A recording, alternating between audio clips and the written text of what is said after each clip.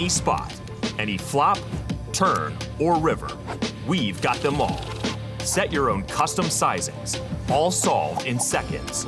Practice against GTO with instant feedback, powered by GTO Wizard AI. Early bird pricing is live. Try it free at gtowizard.com. This could be the last card of the 2003 World Series of Poker. What you see is plain luck. What you don't see is the complex calculation behind every read, the cost of every call, and the weight of every fold. You see them moving with conviction. He's doing his Umberto. You don't see the math behind every move. The position, the pot odds, the expected value, the edge. You see the numbers on the cards. You don't see the numbers behind every decision. And the nerve to make the right one. He's all in. You see them going all in. You don't see everything they held back. The doubt, the fear, the noise. The real play is never just the move. It's the mind behind it. Go all in. The World Series of Poker, now presented by Solana.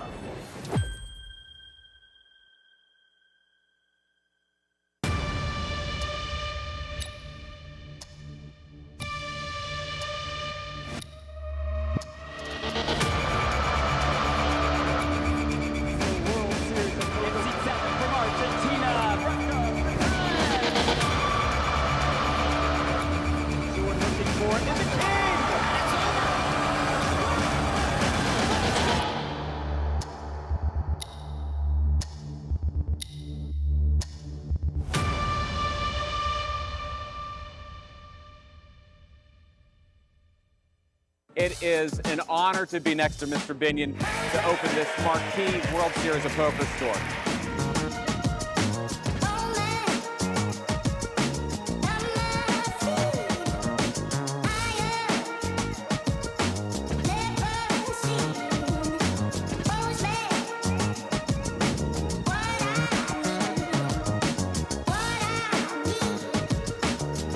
I can't fathom. Basically, it's filled up with poker. I was just too tempted to play these. All right, that was strong. Never poke the bear. On.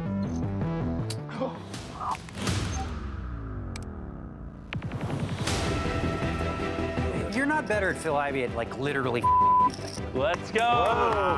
The course of 4 rounds of competition, U16 will be whittled down to just one. To be very successful, you have to have real discipline. You have to do what you know has to be done. Daisy, did he maybe fall? Oh! Oh my God! Oh! If Sergio's bluffing here, oh my God! All I do is win, win, win, no matter what. Poker is my life. I'm Vibhu Norby, and I'm the Chief Product Officer of the Solana Foundation. Yeah, so international payments is a huge problem. If you come to go play a tournament in the Bahamas, but you're a citizen somewhere else, how do you get money from one country to the other? How do you get money out when you win a tournament? How do you get paid out? Today, the old system is really inefficient. There are a lot of fees. The money can get locked up. Solana makes it easy and instantaneous and free. This is really the power of digital money. I can send someone $1 million or $1, pay a fee under 1/10 of a cent, and it shows up in your wallet instantly, no matter where you are in the world, it doesn't matter. So we're really excited to work with World Series on not just this brand partnership, but how do we enable the poker economy with digital finance and digital money? That's really the next step, and you'll see a whole bunch of stuff come to life later this year.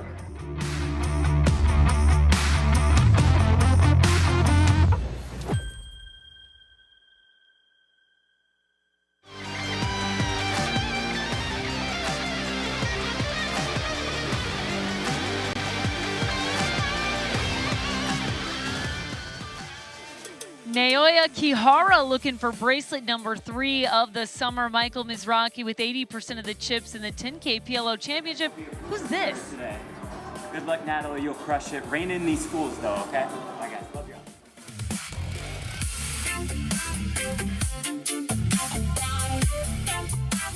And with that, we welcome you back to the 2026 World Series of Poker from the Horseshoe in Paris here in Las Vegas, Nevada. This is WSOP Countdown, coming to you almost live from the Paris Ballroom. Pleasure to be here with you. Hey, everybody, I'm Natalie Bodie alongside Norman Chad, David Williams, and Joe Stapleton. And we all saw that Jeff's playing hooky, so I get to warm his seat a little bit. Oh, thank you so much. So tired of looking at Platt day in and day out. If only they had told you to give room for my hello, my babies. I'm already not liking this. Did I already skip that, Stapes? Yeah, we can't run it back. Sorry about that. By the way, Jeff is sitting right there. Like, he could not be any closer to his usual seat. He was waving, and it did make me a little uncomfortable. If you're going to be in the room, just work, but that's okay. I mean, that's Jeff for you if you're at home and you don't know. But we do have a quick little tease here because later in the show, I'm going to have an update on the winner of our WSOP YouTube channel subscribers 10K main event seat giveaway. But now let's talk some poker because it's time to get caught up on the action from last night. We did crown one more bracelet winner in that race to give out 100 this summer. And Stapes, you were on the call. Buckle up, buckaroos, because it's time for the tight laydown. Day 2 of the 10K PLO brought out all the same bracelet-chasing jackals as any other 10K, but my pot has reached its limit, and I'm sick of looking at them. Anyway, Jesse Lone has flopped a wheel draw with this junk, which wouldn't even be great in high-low, but he's still 36% against aces because Omaha. A dirty river makes Matakis the second nuts, while Lonis is, you guessed it, nutrific. After a long time in the Matankas, Ian eventually makes the tight laydown. The ladies' event started six-handed, but didn't really ramp up until this happened. You've just got to hit a 4. That was advice you received. Caitlin Kameski all in against Lisa Tabaji, 4s versus aces.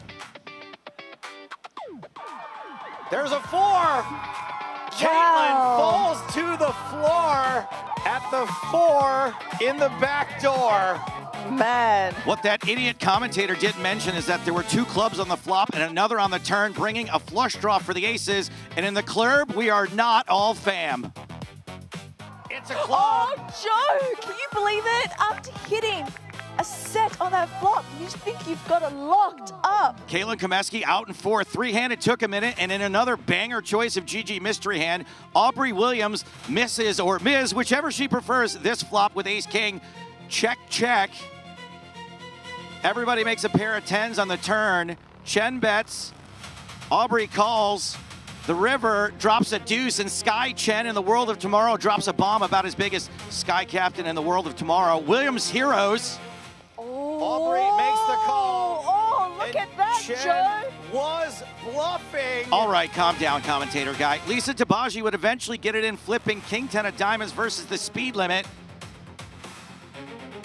Tabaji flops 17 outs, but comes to a screeching halt on the turn. Always awkward when you go broke during a massage. 55 saves lives, but not Lisa Tabaji's in this case as she exits this freeway at mile marker number 3. Only 2 players and 1 hug still remaining. You know how your lady says she's going to be ready in 5 minutes, but it's actually 2 hours? That's what this heads-up match would become. And much like me when I was in 8th grade, this GTO Wizard optimal play hand is going to break the computer. By betting on the come and clicking the mouse a little too hard, computer says fold, but Chen heroes, and Williams is forced to start booting up in safe mode. Later, she would double 3 times, but not quite have the chip lead when this happened. Williams commits the chips. 4s are holding on this flop, but Chen has got StubHub levels of counterfeits to fade. Somehow her tickets clear the scanners. She makes it into the Coldplay concert, and it's a sky full of stars as Sky Chen wins the 2026 ladies event and one last hug for the road. And that was the tight laydown. In many ways, Sky Chen is Chris Moneymaker 2.0. She got into poker after watching Moneymaker win it all in 2003. He was an accountant. She is a software engineer. He was in Las Vegas to play the World Series for the first time. She was only in Las Vegas because friends were in a mahjong tournament, and she decided to play the ladies' event for the first time. And like Chris Moneymaker, Sky Chen proved an amateur still can and probably win, in this case against the largest field in ladies' championship history. And I was there at the end of that event. Here is what Sky had to say. I don't know how many people can say that their first World Series of Poker cash is also a win that gets them their first bracelet. Could you have imagined that your first cash would come like this? No, I mean, it's always been a dream of mine as a poker player to get a bracelet, but I absolutely did not expect this on the second try ever, so it's a dream come true, really. Now, the bracelet is right here. It is a special one with those pink diamonds. How would you describe what this World Series of Poker bracelet means to you? It really does mean a lot. Like, this has been a game that I played on and off for, you know, many years, but I've mostly just played in like local cash games, you know, started with 1-3, I now kind of do 2-5 and 5-10 sometimes, but I could never have imagined I would have gotten a bracelet. Well, you did, and now I'm going to present you with that very bracelet. It is my honor, on behalf of the World Series of Poker, to give you your very first World Series of Poker bracelet. Go ahead and hold it up to that camera. That is Sky Chin, the winner of the Ladies Championship. I think my favorite part of the whole thing is she said, well, I'm going to ditch my friends. I'm going to spend 400 more bucks and go play poker instead of mahjong. Good move. It really is a great story, and I wish I could be as happy for Sky as I should be, but unfortunately, because of idiots, I have to do an ill-advised soapbox pit right now. This was by far the toughest day I have ever had in the commentary booth, and it was because of all the toxicity. Now, look, I actually think it's pretty reasonable for folks to be confused or uncomfortable over stuff that they don't understand, but it's how you choose to react to those things that was really, really disappointing last night in the booth. Poker's a mental game, and acting like someone else doesn't belong isn't standing up for women. It's actually insulting to them, and it's showing your mental weakness, and this opinion brought me a ton of hate last night online. My inbox was full of hateful messages, but I did get one DM from someone named Paul that I would like to share right now. Paul said, last night, you all became heroes in our home. The poker community showed my transgender daughter what I've been telling her for years. The real poker community welcomes all. I'm 55 years old, married to my wife for 29 years, and mostly conservative. When our daughter Luna, now 20, became Luna 5 years ago, it was a world I knew nothing about. But Jenny and I know about love. And Luna is one of the most loving people on the planet. I also have a passion for poker.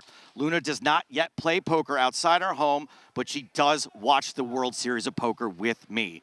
Last night, we watched every hand, and more importantly, at least in our family, we watched the reactions of those at the event. We heard the support for Aubrey. We witnessed that support, not only in the room, but also in the broadcast booth.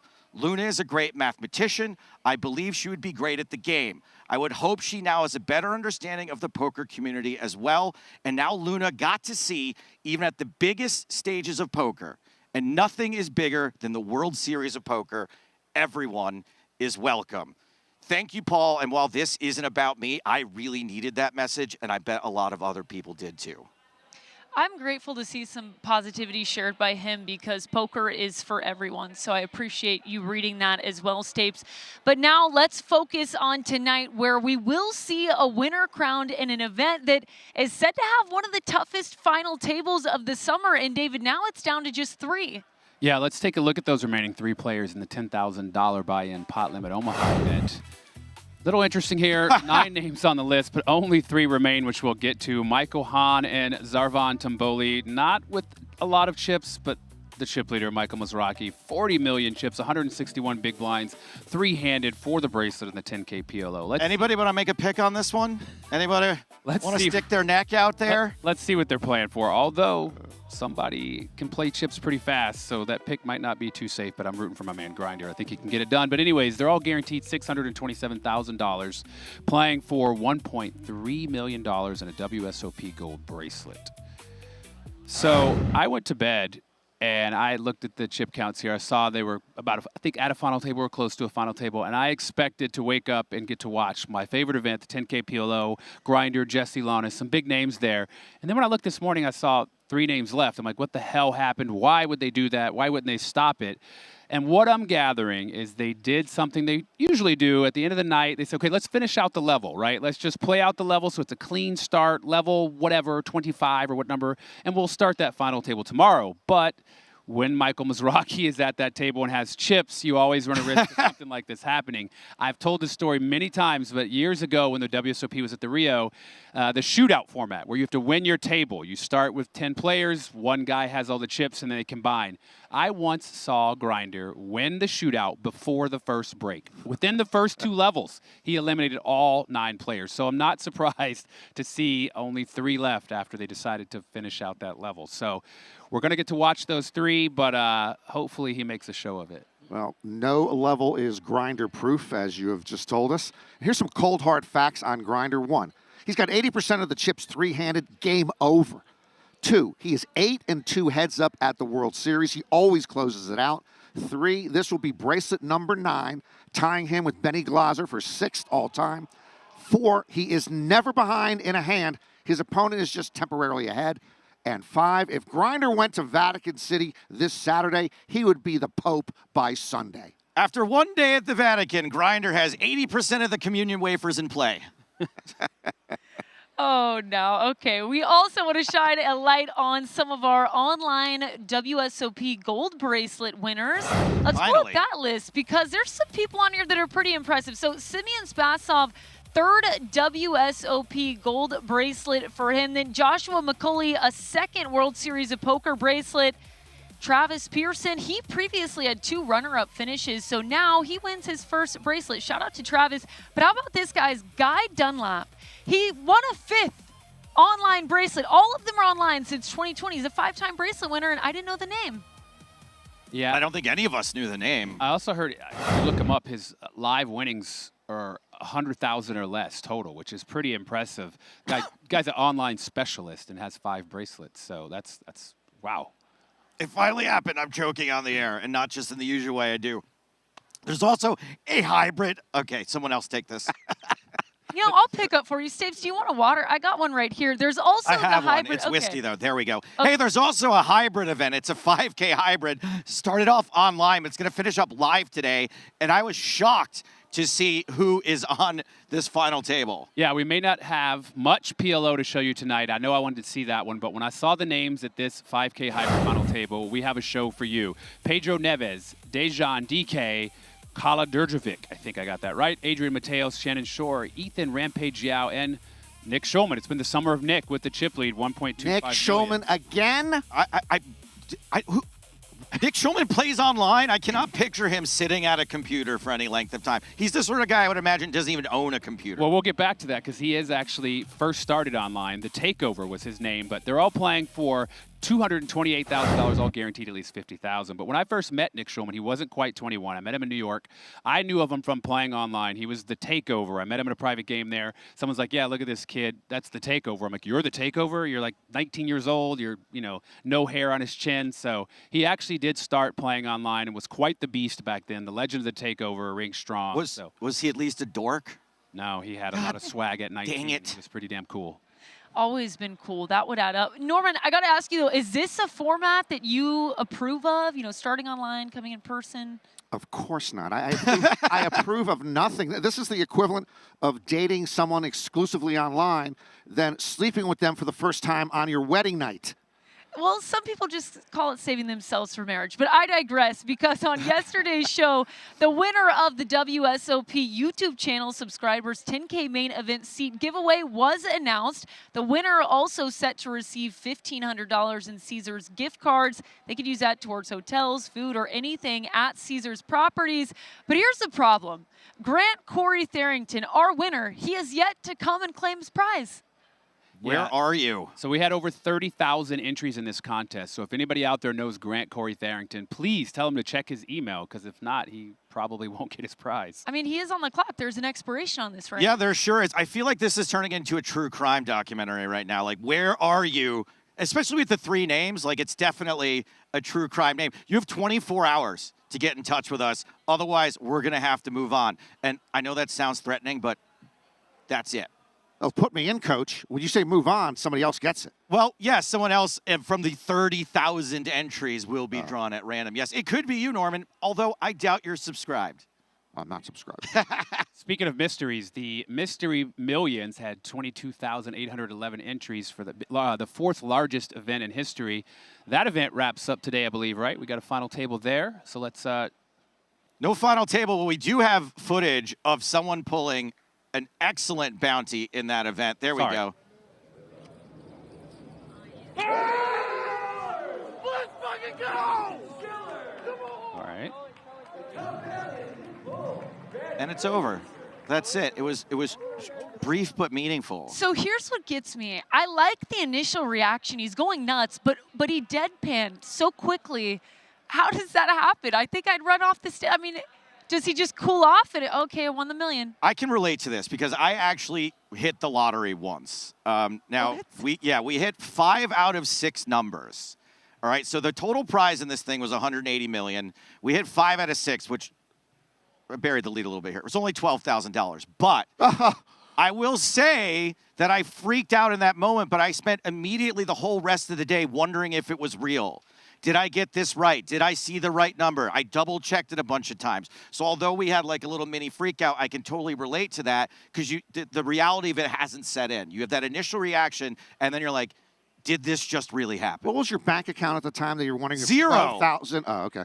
Zero, Norman. Okay. See, but that still was $12,000 versus $1 million. I mean, I can kind of see your point, I guess. Yeah, just take whatever my reaction was and multiply that by whatever it takes to get to $1 million. As someone who had a windfall of 7 figures happen to me 26 years ago or whatever it was, I think it doesn't actually hit you until it's either in your hands or it hits your bank account. Because like mine wasn't like a lotto pull like that. You know, you knew you were getting at least second place money when I got heads up. But even still, I didn't feel that until I went to the bank and deposited and then logged in and I was like, oh, wow. And then I couldn't stop. 0.0000. So I imagine he'll, once he gets if he gets cash and takes it back with him in a briefcase, or if he gets a check, once he has it in his hands, then I think he won't be able to stop smiling.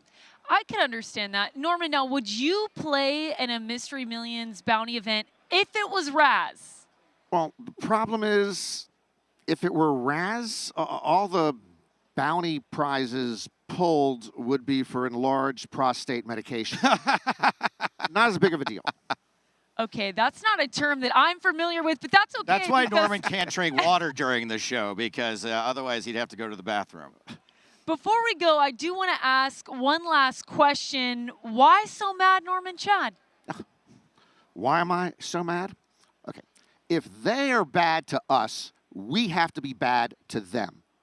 Martin Cabral or Will Kassouf often abuse the public space we all share. When the rules are enforced, players can receive one-round penalties or more.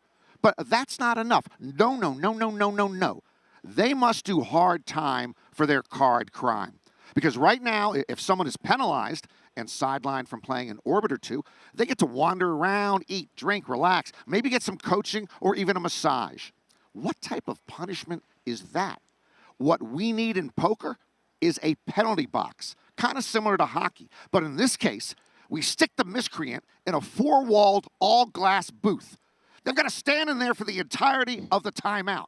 Spectators can come by and stare at them or heckle them or even tap the glass like at the zoo. Maybe they have to listen to an endless loop of my commentary from the 2012 main event.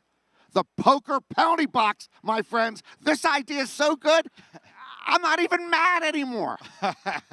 It is quite an idea, I will say. Well, tonight on the live stream, we are going to be featuring the final table of the 10K PLO Championship and some of that all-star hybrid table, too. It's Ali Nejad and Jesse Sylvia on the call. I'll be around as well. And, folks, that sound means that the blinds are going up, and it's time for us to make our move and pray. So, until next time, we leave you with these sweet, sweet moments from right here at the World Series of Poker.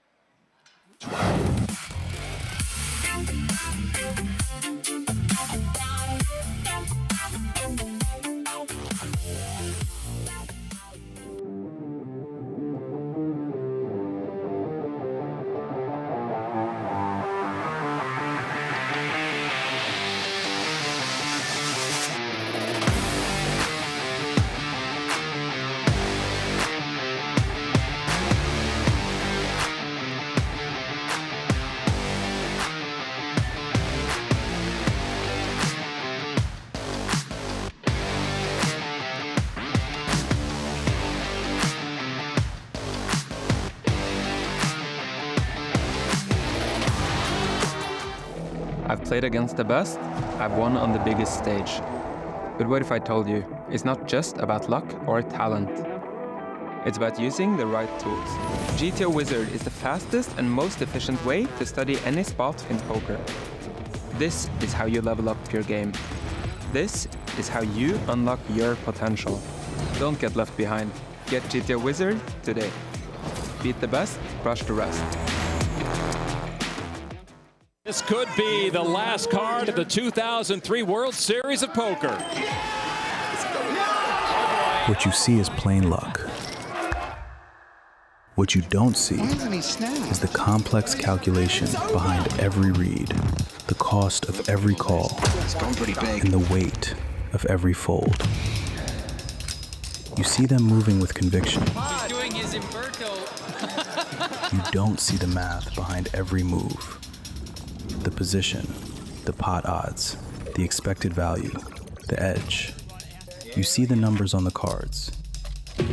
You don't see the numbers behind every decision.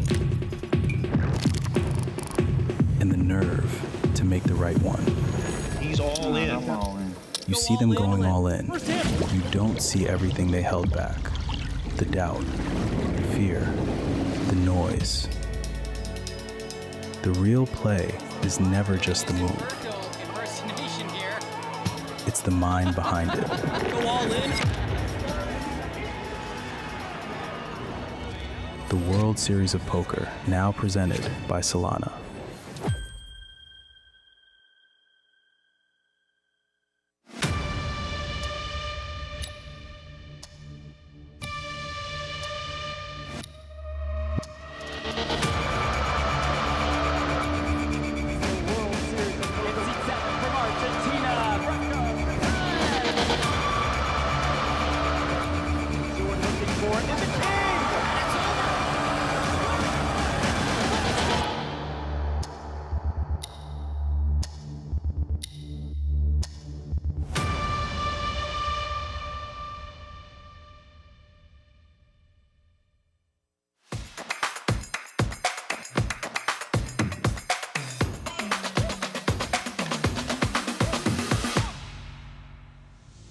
We'll be packing a little something extra.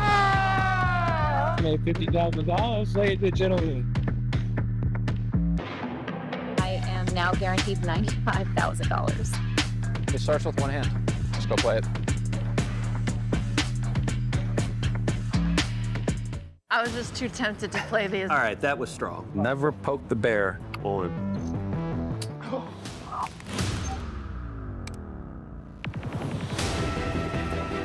You're not better at Phil Ivey at like literally.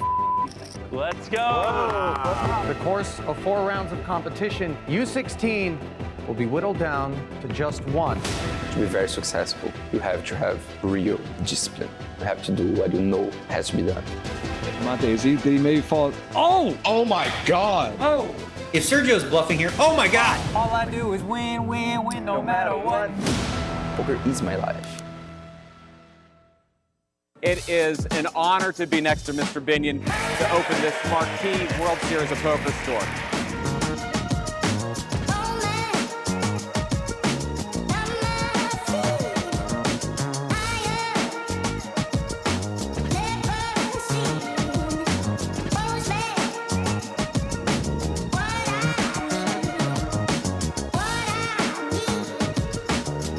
I can't fathom. Basically, it's filled up with poker.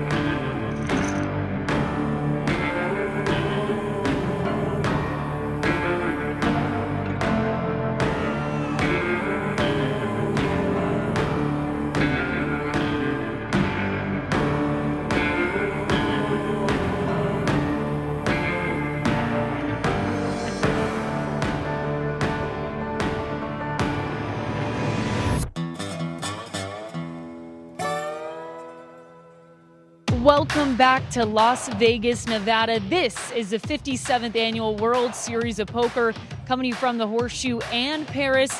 We complete our coverage today of the 10K PLO Championship, and out of 836 entries, only 3 remain. Each has locked up at least $627,000. The winner will take home over $1.3 million and a WSOP gold bracelet.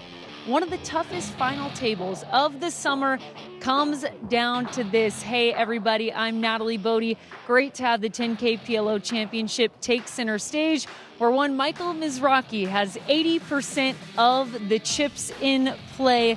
With a win today, Mizrachi would acquire his 9th World Series of Poker bracelet. This would be his very first in the PLO format. Trying to stand in his way, though, Zarvan Tumboli making his deepest run yet in a World Series of Poker event in the hunt for his very first bracelet. Along with Michael Hahn, who has amassed over $1.7 million in career earnings, he's now beat his previous best WSOP finish of 15th and trying to see just how far he can take it. And with that, the stage is set. 3 remain, but only 1 can take home the bracelet. Who will it be? Let's find out as we shuffle up and deal. Thank you so much, Natalie, and a warm welcome to all of you who are here to find out whether or not the summer of the grinder is one that continues into 2026. Ali Nejad alongside Jesse, the man himself. Am I going to call you Jesse James or Jesse Sylvia?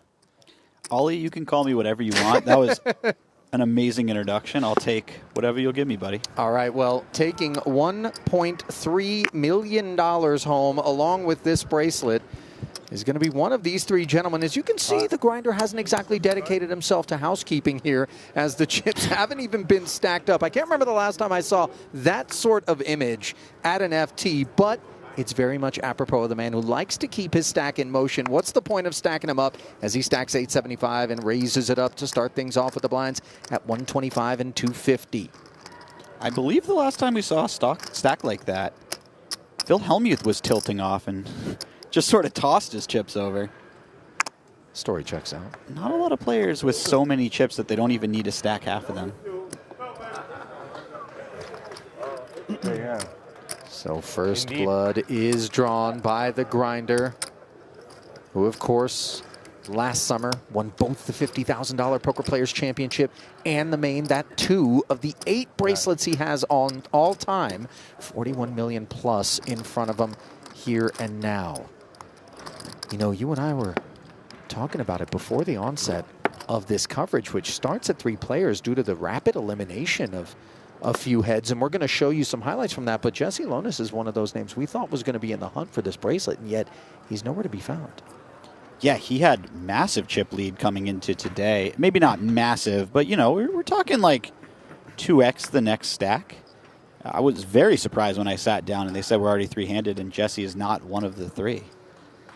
Well, you may also be surprised to hear a name other than that of Santosh Suvarna when you see the Indian banner flying proudly here with a podium finish for Zarvan Tumboli, just 34 years of age. 1.1 million plus in career tournament earnings for him. Largest score to date, $187,000. He has eclipsed that by a wide margin, as we see Mizrachi go 2 for 2. Getting a walk.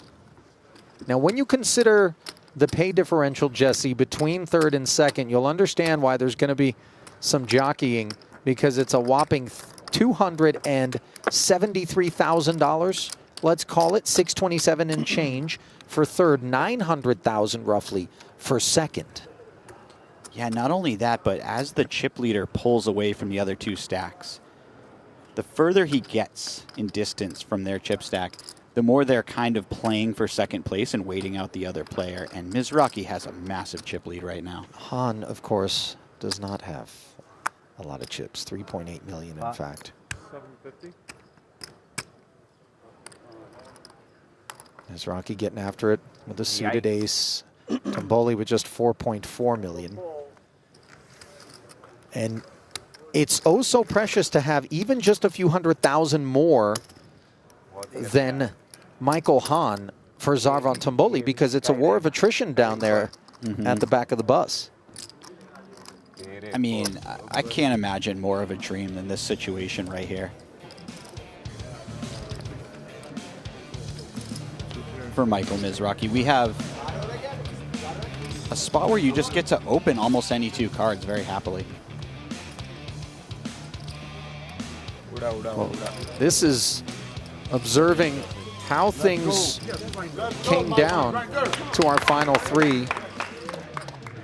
Jesse Lonis eliminated in 7th place for $175,000 at the hands of Mizrachi, ultimately with 6s and 4s, 2 pair. That sounds like a Mizrachi sort of spot.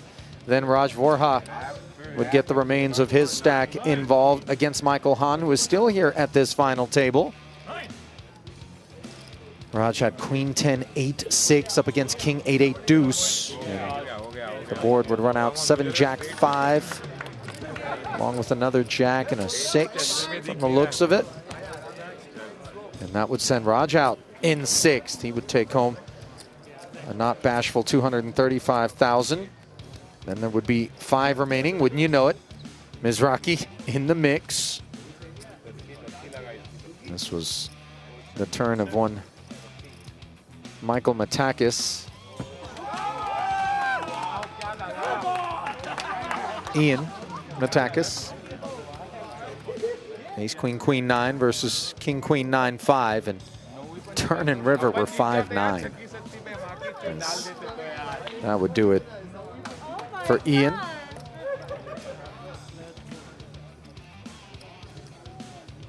Tell you what, we've seen some real runouts go Mike's way over the years.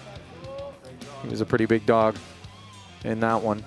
Did have a gutter, but one that was matched by Matakis. In there again with 4 remaining, and then he would claim another victim in Martin Zamani.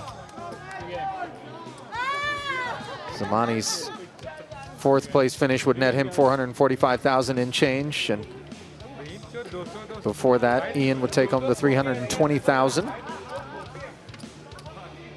And that's how the final 3 were arrived upon with this $627,000 lockup.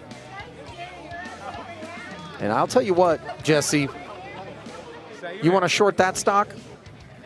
You want to bet against this man winning bracelet number 9 here today with all the chips that he has in front of him and so few elsewhere? I mean, after what we saw last summer, I don't think I'll ever want to bet against that man again. Not that I ever did bet against that man in the first place, but... But I think there are plenty of newer school players who would look at a guy like Grinder and observe some of his procedures and very resolutely come to the conclusion that this is not a man who is abiding by, you know, the architecture of poker in the modern day, and as such he shouldn't be producing these results, and so I would bet against him, but that would have been a very painful exercise, as we've come to learn.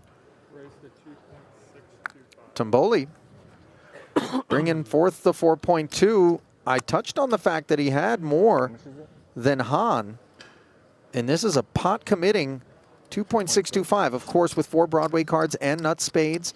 We understand it, and he's in good shape against Mizrachi here. There will be a lot of Mizrachi abusing this chip situation and the other 2 players throughout tonight. However, this is kind of the spot where the short stacks get to get back at Mizrachi. He's going to be opening quite wide, and they get to find jams over his open, force some folds out of some of his weaker hands, and he will be opening very weak in these situations.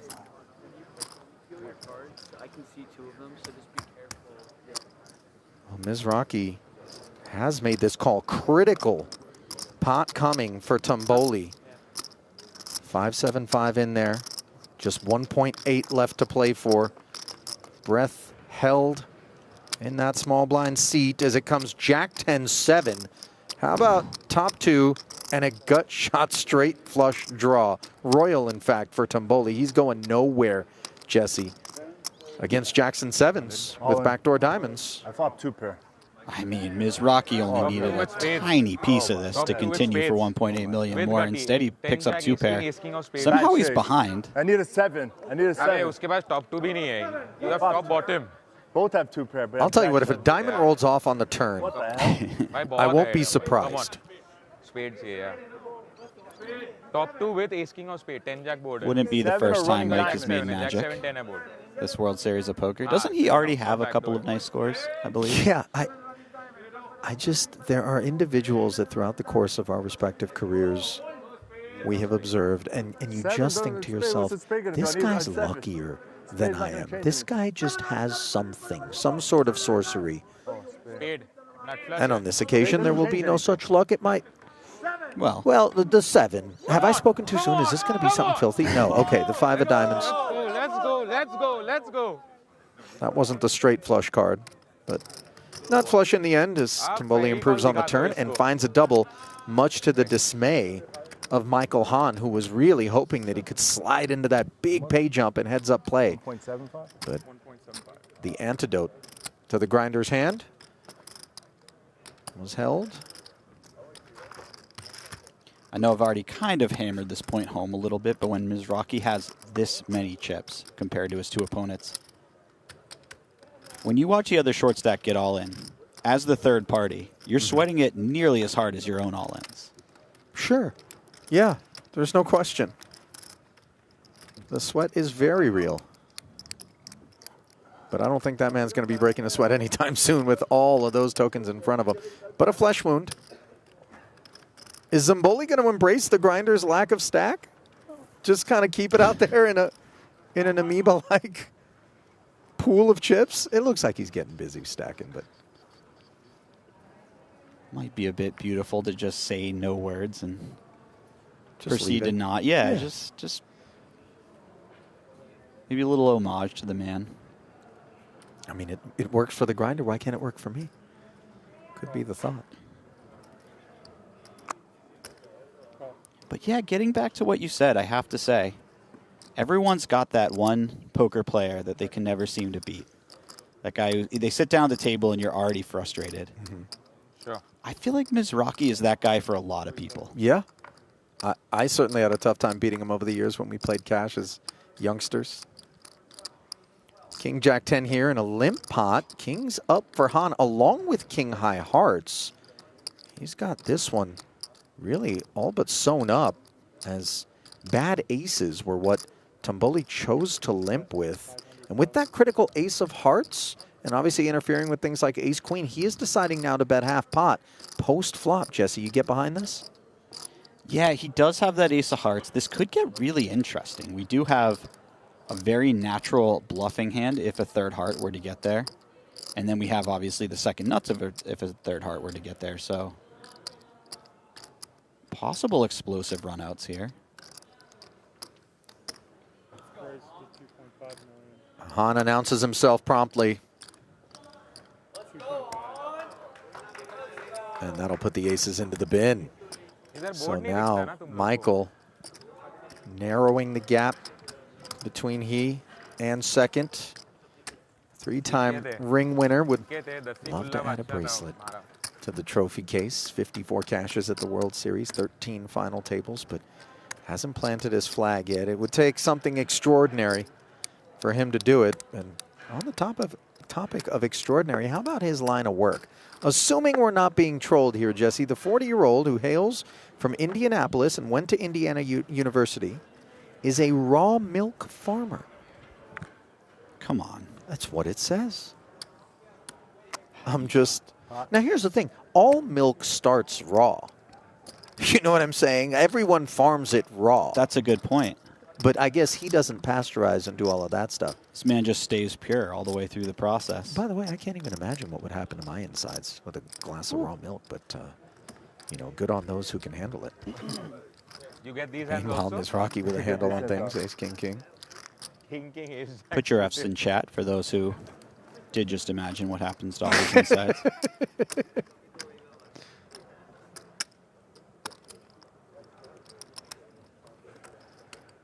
Raw and brute force, very much a part of the process for the grinder. Just such an exciting and dynamic player to watch. And I think it's, you know, maybe the nostalgic part of me is kind of getting up there in the years and bridging the gap between the modern game and kind of the gunslingy game that I fell in love with back when I was young is his style. I mean, it's a, dare I call it a dying breed? Absolutely. I mean, I'm remembering moments of a young Jesse playing poker in his friends' basements and watching the World Poker Tour on TV, and Mizrachi was winning every third tournament that they aired. It was wild times. And now he's here winning every third tournament that they air. I cannot imagine two better tournaments to win than the main event in the PPC. Well, this 10K PLO is nothing to scoff at, that's for sure. That's the sickest thing, is this might be in my top 10 as well. You scoffing at tri-suit ace-jack 8-5 versus a grinder open? Yes, sir. Apparently Tumboli is. Small Tumboli, blind, rather. yeah, we're out of there in the small blind. Big blind, it gets a little closer.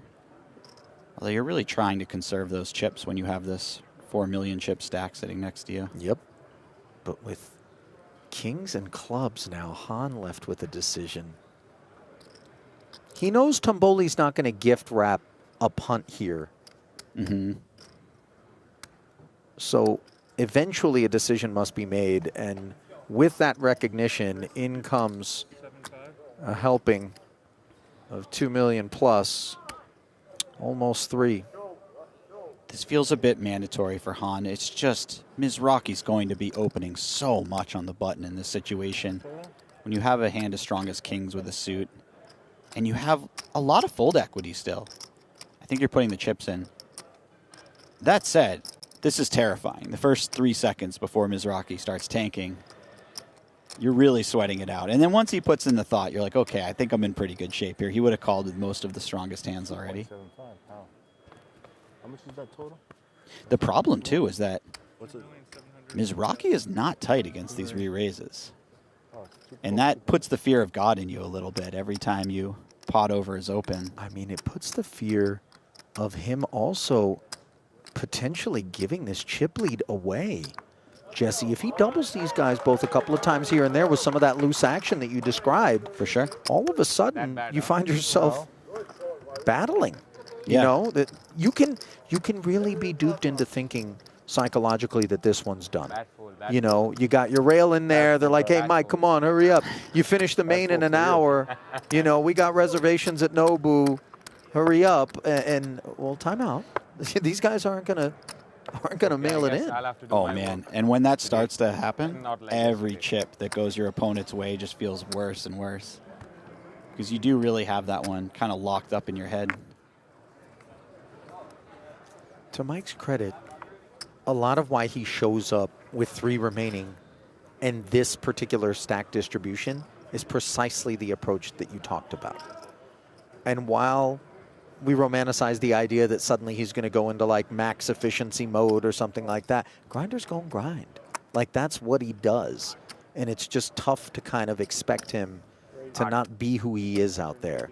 You know, it's a go for broke sort of approach. Look, if it's worked for the first 40-something years. That's a good point. I'm not sure if it's working in the machines, though. I don't think that flies on the old Huff and Puff in the same way that it does out here on the felt. You know, you looked at me a little weird. You don't know the machines, do you? Like Buffalo, Huff and Puff, stuff like this. I don't know Huff and Puff. Buffalo, everybody gave me a little insight to what you were talking about. Yeah. Well, a little open-ender plus jacks, which are important for Hahn. Better than 4s, which are what Mizrachi is barreling with. In position. Note that Hahn had to limp and then call a raise against this particular hand, which is one that wasn't obligated to shoot it up pre, obviously. Definitely not, Ollie, but now that he's done it, look at this. He just gets it done for 1 big blind. I mean, it's sort of God mode, isn't it? So he just shovels more chips into the pile. I think you have to call it that at this point.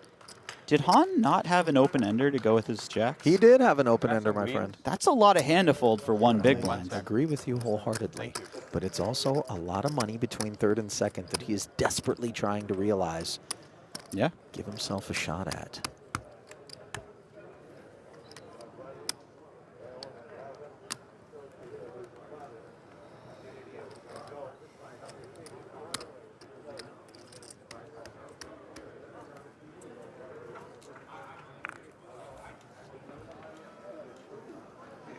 You still see him or no? What a message to send your opponents. On my right is the stack that I need to play with. This here is just, you know, spares. Yeah. Don't worry about those chips. I don't think I've ever seen it. I'm dead serious. All my years at a final table covering, I've never seen this before. 7, 8, 9 rainbow. Pretty tasty for Mizrachi to have 2 10s in his hand. Fires 300. This against what is 9s and a gutter. Backdoor spades. One big blind, we're in position. We get to keep the pot small. That's the most important part of this. We get to keep the pot small. See a turn. And that turn brings backdoor diamonds and a pair of 7s. Not our favorite turn. For either player? Not a great turn for Mizrachi, but I have a feeling he continues here because, well, he does have a hand that can just win at showdown, but he does have an 8, so he blocks some of the stronger hands his opponent could have. And the 10s, of course, do the same thing. Exactly.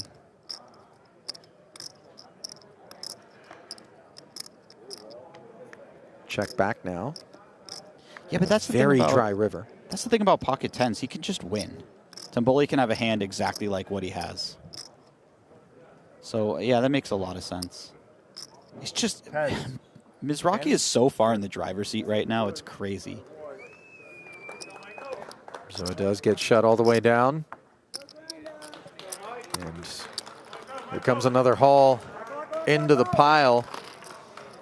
As we take a look back at Mizrachi's journey to this point. I'm Mike Mizrachi. Follow me while I'm playing the 10K Pot-Limit Omaha Championship. Well, it was pretty sick. I was up to like 24 million, then I just shot out to like 40 million. I had one big suck out, but it was a hand that, you know, there's no way I could fold that hand anyways. When I had like, I think a king, I flushed an ace, I flushed queens, and nobody realized I made runner 9s and 5s. So it was like, we were just playing every pot. I mean, every pot's huge. Just like, I think that key point was when with the Jesse Lonis when I took the shot with aces and you know, I disguised my hand. I just flat him behind him, and I know he's gonna pot. And I had a key card, or like I had a 3 in my hand, so I was like, there's no way he has like under the gun he's gonna raise with a deuce 3, 7, 9, and those ranges. So I had him like on kings with a hard draw, and I just took the shot. You know, I don't play to ladder up, I play to win. And that's why Jesse plays too. That's why Jesse and I had probably the best chance of winning this tournament. But unfortunately, he finished 7. But fortunately, I'm still here. Yeah, you mentioned like most people in your position with that chip deck you had probably would have played a lot more passively. You're not afraid out there. I'm not afraid. I take gambles. I'll take risks. If you ain't first, you're last. We know that.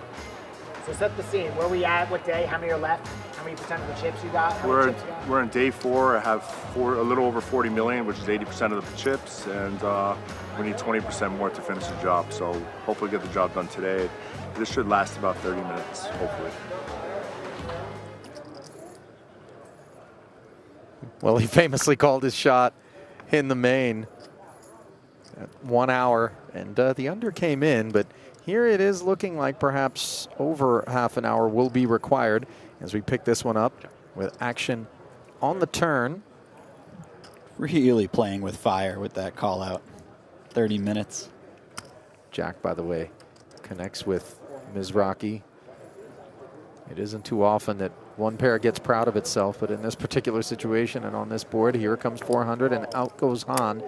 His gut shot won't be permitted to continue. God, it's so enviable. You know, even in a cash game, you know, when someone just catches absolute fire and you're sat there on the struggle bus, you look over and you're like, I just want 15 minutes of whatever you're enjoying right now. As we get our first look at the 5K High Roller 6-Max Championship, which started online and then moved into the live arena. And boy, you wouldn't be faulted for thinking these gentlemen didn't start with mouse in hand. This is a typical kind of Crushers collection here, as you see Adrian Mateos, Nick Schulman, Shannon Shore, Dejan Kala-Djurdjevic, and then, of course, Ethan Yao. This man here, Rampage, a content creator who also plays in the massive cash games, and here he is, not playing any games with Ace-King against a Schulman Ace-9 open from under the gun.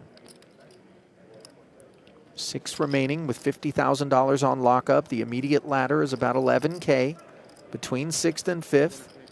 And now another rung on the ladder being explored, understandably, as 45 becomes 225. And down goes the ace-9 without fanfare. Yao, just 28 years of age. Went to UMass Amherst, originally from Boston.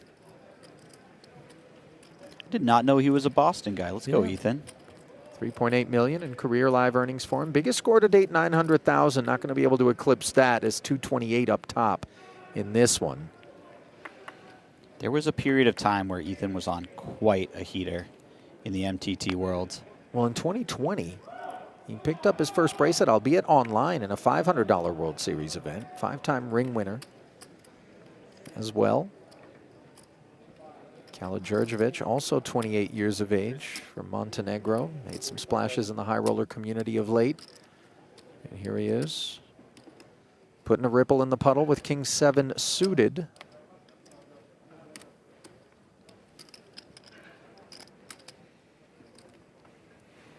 Ace 4 on the puck, inadequate.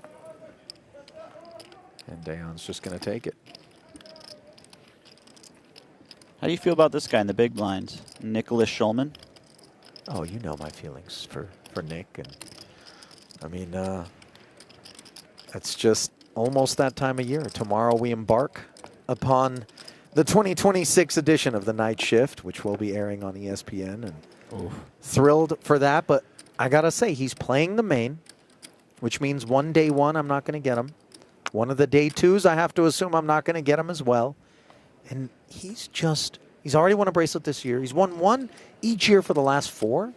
Is that if real? I'm not mistaken. Wow. And I mean, it's just he's kind of a favorite to make a deep run in any given event that he enters, which could deny me some of the time in the booth that I so desperately love to have.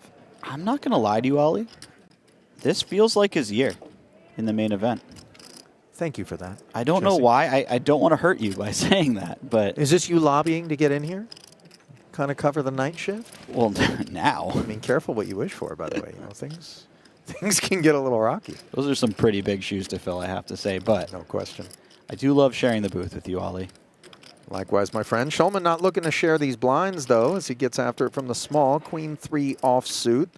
And the King 3 off is chewing on things. This hand composition, one that we have seen very much become an idea for 3 bets pre-flop.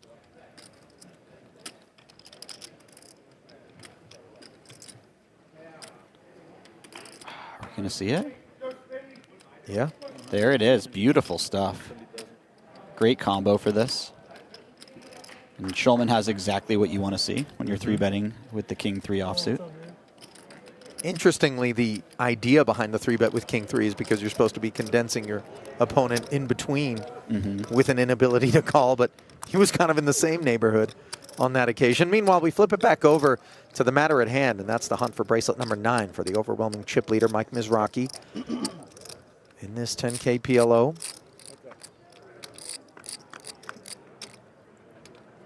Queens, raising it up for Tumboli pre-flop. We hate to see an ace, but we don't mind connecting with the 8 and having queen high clubs, let alone position.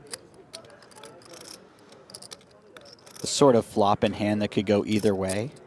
Would probably imagine Tumboli finds some checks here, just considering the situation that he's in. Yeah, he does check. Pot control, a very serious idea for him to be exploring with the Reaper involved. Backdoor heart's not a thing now for Mizrachi, who does pair the 5. Had the wrong side of an open ender, and now he leans right in to Tumboli.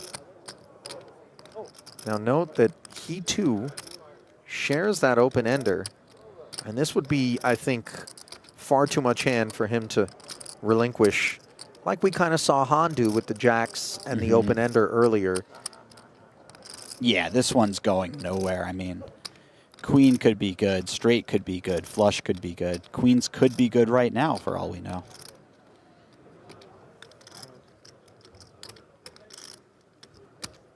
Do love the way Tumboli is just keeping the pots as small as possible. That's a great river card for him. Unfortunately for him, Mizrachi doesn't have a single club in hand. I think if he did, he might give this one another shot. But you never know. That's the beauty of Michael Mizrachi. He might just take a shot anyways. 2 million? 2 million. Flush is good. 2 million was the effort, but Tumboli, of course, can't fold. And this is all of a sudden a threshold being breached by Zarvan, 5-6, where some real comfort is going to be associated with his stack. 12 million in the aftermath. Yeah, if you're Mizrachi, this is starting to get very real. Dare I even say very annoying. This 30 minutes not looking like it's going to happen. What is going to happen is the lion's share of this 7.8 million nearly will be awarded along with the bracelet. 627 on tap, 900 if you make the hop, and then 1.35 to the eventual victor. In an event that seems like it just is getting bigger and bigger each year. 4 full days of play required to crown a champ. I mean, other than the main event, that is the maximum number of days that an event runs. We don't have any 5-day events, do we? Can't think of any. I mean, unless a special circumstance. Like I was about to say maybe like the PPC, I think, is 5 days, or is it not even? I'm not 100%. Okay, you may be right. I feel like I've had years of sweating it many, many days in a row. Jack 4 deuce. Mizrachi here with an open ender and a pair. He comes right out at Tumboli, who's got nothing more than deuces. Into the bin they go.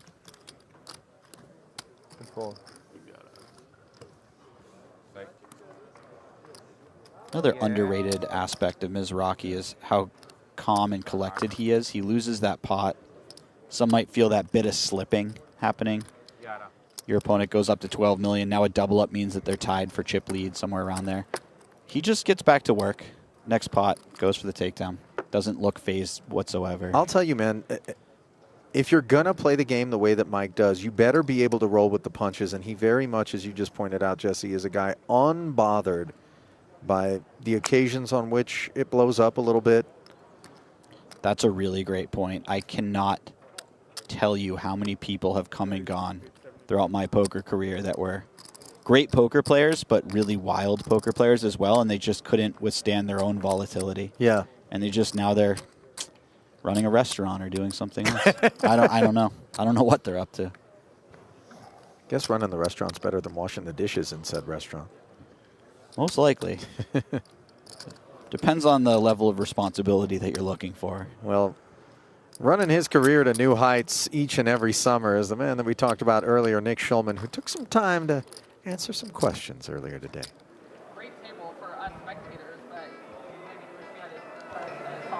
You know what? When I saw the names, I was a little surprised. I think we all were, because some of these guys, like, I know their names on other sites, but WSOP is a little bit more rare for them to play because they have to be in the States. So it's exciting. Yeah, I mean, it'll be fun. Player of the year for me is going to be really tough because I missed so many events during the main. I'm doing coverage, so I would have to find a way to win it with, probably 20 less events than somebody like Fox. We'll see. It's one of those things that if I was, I'm going to go to Bahamas and stuff, so we'll see, but it's going to be tough. Yeah, I'm excited to see who gets into the Hall of Fame. I thought Osmus deserved a nomination, but, it is what it is. And people have mentioned Ted Forrest, too. I agree with that one, but for me this year, it's, the front runners are Seaver, Kuhn, and Deeb. But, it's a pretty fair system. People vote, and we'll see. Am I surprised by the success I'm having? You know what? I try not to look at it that way. I try to be really, in the moment, process oriented, and I definitely don't think about it too much during the summer. I'm locked in, I'm focused, I'm grateful to be here. So maybe after the summer I'll reflect, but I'm never too shocked, to be honest. But at the same time, like, yeah, things have to fall into place. But you know, I'm happy to be here.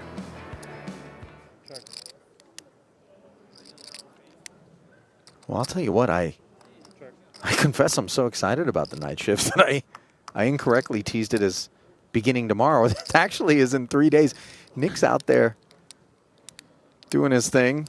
Probably going to panic when he when he hears me say that. It's like, wait, what? We got work tomorrow? No.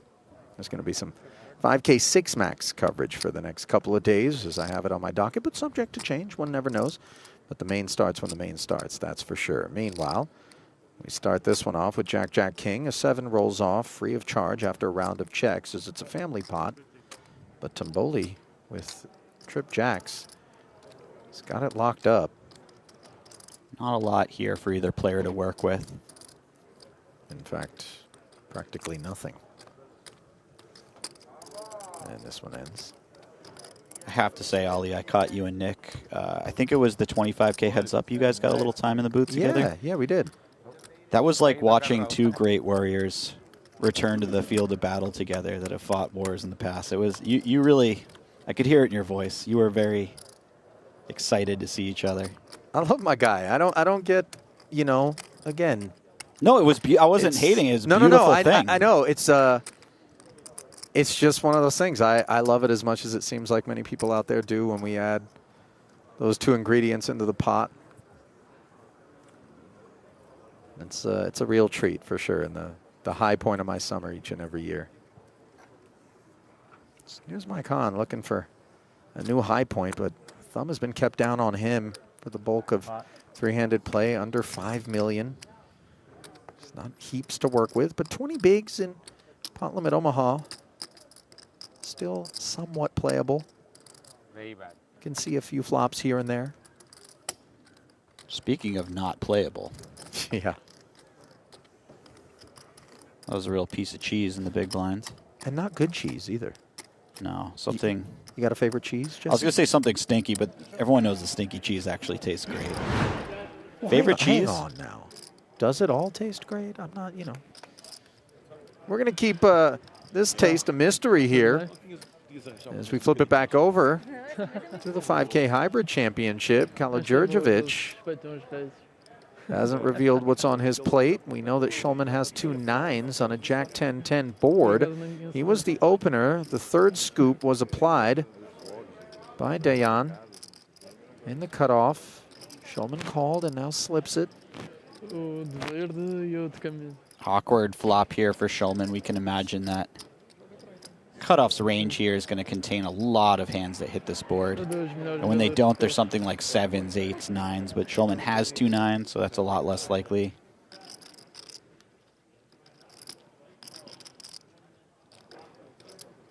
It's a really small size, though.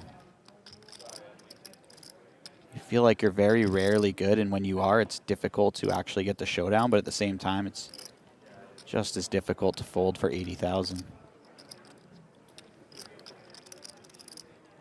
6 on the turn shouldn't be bothersome. But of course, Shulman in a very defensive posture here. Checks it once more. A lot of that 3-betting range for Kalajurjevic is going to include those Broadway combos. Could be semi-bluffing at this with hearts, with gutters. Could, of course, be the overpair plus as well. Sure. Yeah, I mean, if we're Shulman, we're hoping he has obviously ace-king, ace-queen. But also those sort of ace-5 suited type hands, ace-4 suited, can be in the mix. And then, like you said, a bunch of Broadways that just smash this board quite a bit. Sure.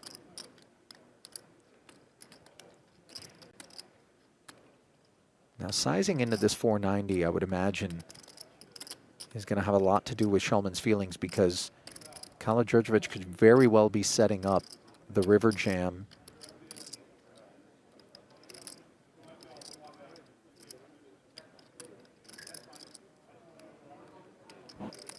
Chips are being cut out. And what do we have here? 190.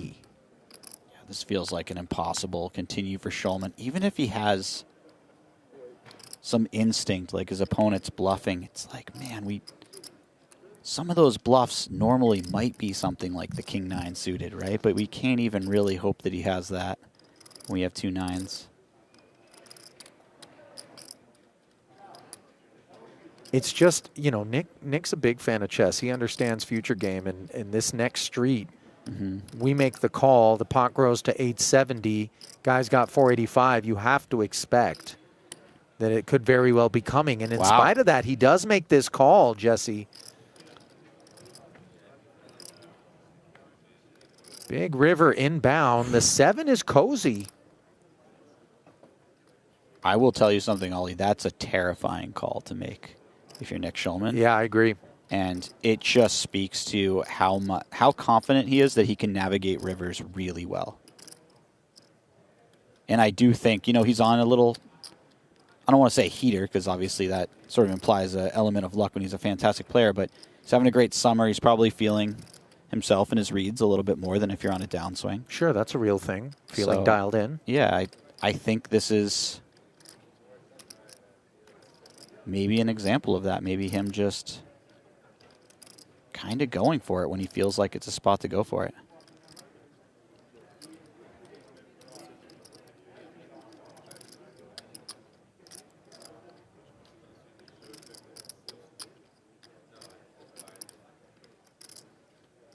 You see Mateos and the rest of the field also taking keen interest in this exchange. As the third and final check now, presenting Kala-Djurdjevic with the opportunity. And in comes the rest of it, Jesse. The man 3-bet pre and now 3-barreled off his entire stack. Is this queens plus? Do we take queens out of the equation?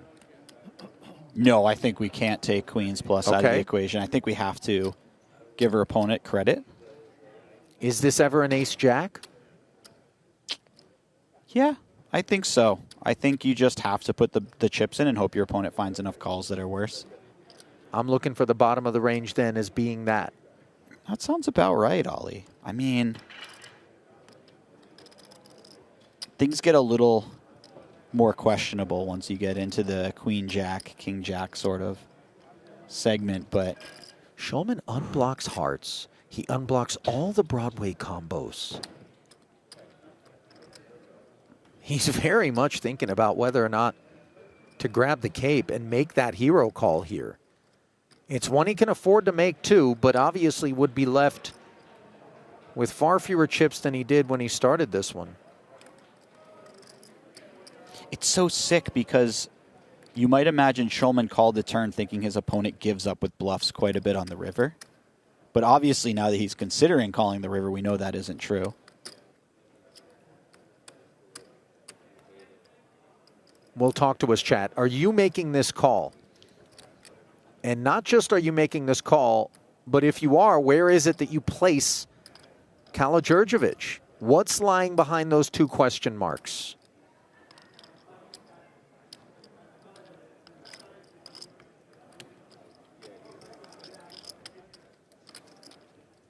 Is the reason that the bluffs give up is because they would come from things like the 2 overcards and hearts, and that's the kind of stuff you'd rather give Schulman? Yeah, and I think there's some element of, you know, if we have ace-queen here, we go for it quite a bit. If we have ace-king, it feels like the type of hand that just checks back because it has that little bit of showdown value. So there are some bluffs. You know, you might just go for it with the bare ace-5 of clubs or something like that some amount of the time. Ace-4 of clubs, those types of hands. I mean, that would be remarkable. Yeah.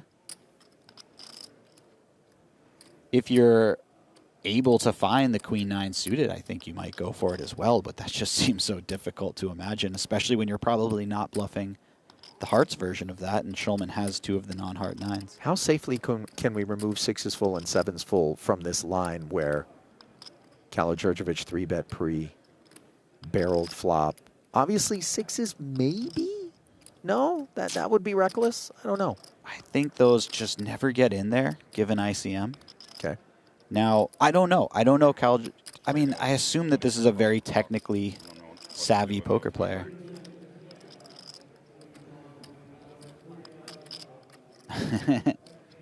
Nick advising that if players would like the clock called, that he would be okay with it at this point. Very sporting offer, of course. recognizing that this is becoming an egregiously deep tank, but you can understand. I mean, he's made the call here, Jesse. And is he right? No, it's queen 10 for trips. Kala-Djurdjevic had it. Well, that's certainly not a thin value bet. No, Ollie. No, a very easy one, in fact. And the queen 10 suited 3-bet pre. Standard or discretionary? I think you can take it either way, for sure. Sounds like the latter. And that is a rough blow to Nick Schulman's stack. One that's not going to buff out easily. Kala-Djurdjevic surging as we train our eyes back upon this PLO final table where 3 remain, and Mizrachi's got himself middle set on a rainbow board, head up. And now he's got 2 pair the hard way up against these kings, which have picked up backdoor spades. Tumboli keeping a lid on things here. Oh, and he's made the nut flush on the river. He raised it up pre, Mike just defended, checked both flop and turn. Boy, he did his best to keep this pot small, and the dealer just would not bail him out of the situation. He's made nut flush. Quads. Oh, man. Wow. I'll tell you what, that's one of those where Tumboli's getting the L hung on him, but it could have been a lot worse. And Mike only went for 800 on the end. Yeah, you're leaving that hand feeling good, Ollie. You count the 800? Did you count it? You didn't count the 800? Oh, you counted? just you know slide it into the pile. Don't worry about it. He counts it or doesn't count it. You're just going to rip it into that swimming pool of chips. Gotta tell you, that that post-flop play there from the Kings Thank you. was sort of an exercise in how to deal with the spot that Tumboli is in here, preciously hanging on to the chip lead over Michael Hahn in third as he hunts that tremendous pay ladder of $273,000. Hahn been largely card dead, continues to spectate, hoping for something catastrophic to ensue. Would have been so easy to put a bet in on the flop or turn. Oh, for sure. In that hand, yeah. Just, I mean, the situation calls for a lot of checks back that you would not normally have gone for. I think I missed that twice. So here we go. Mizrachi, ace, queen, 10-6, finds the gutter 500. and a pair of 10s. Tumboli, open-ender and top pair. You have kings again? Facing a $500,000 follow-through. Good. What do you have? Good hand. So do I. This is why I love PLO, Ollie. The table talk? Yeah, I mean, you just don't get this at a no-limit final table. Reminds me of mixed games a little bit, but you're right. PLO animals are built different than their no-limit hold'em counterparts, no question about that, as the 6 now gives Mizrachi 10s and 6s. And it looks relatively innocent. Obviously, we can see backdoor spades are a possible thing. 1.5, and let's see whether or not Tumboli has the appetite here. Max pressure, huh?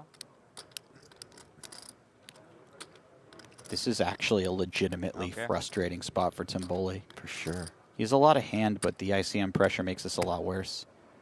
He does have that queen of spades, so maybe on spade runouts he actually gets to find some bluffs. On the river, I think. Well, that's not a very suck-out looking card. Got it. 2 pairs good. Tumboli pays. 300,000 was just too inexpensive for him to resist the temptation. You feel so abused in those spots, man. You really do. Throughout the course of the summer, I've talked about it. Over our poker careers, we just think, one of these days, when I'm being laid 15, 20 to 1, you know, it's going to come in, and it just feels like it never, ever does. No one's ever bluffing at that price. It never does, Ollie. Well, let's send it over for some thoughts from Mike's brother, Robert. What is it about the Mizrachi name, whether it's your bracelets, his bracelets, just exudes winning?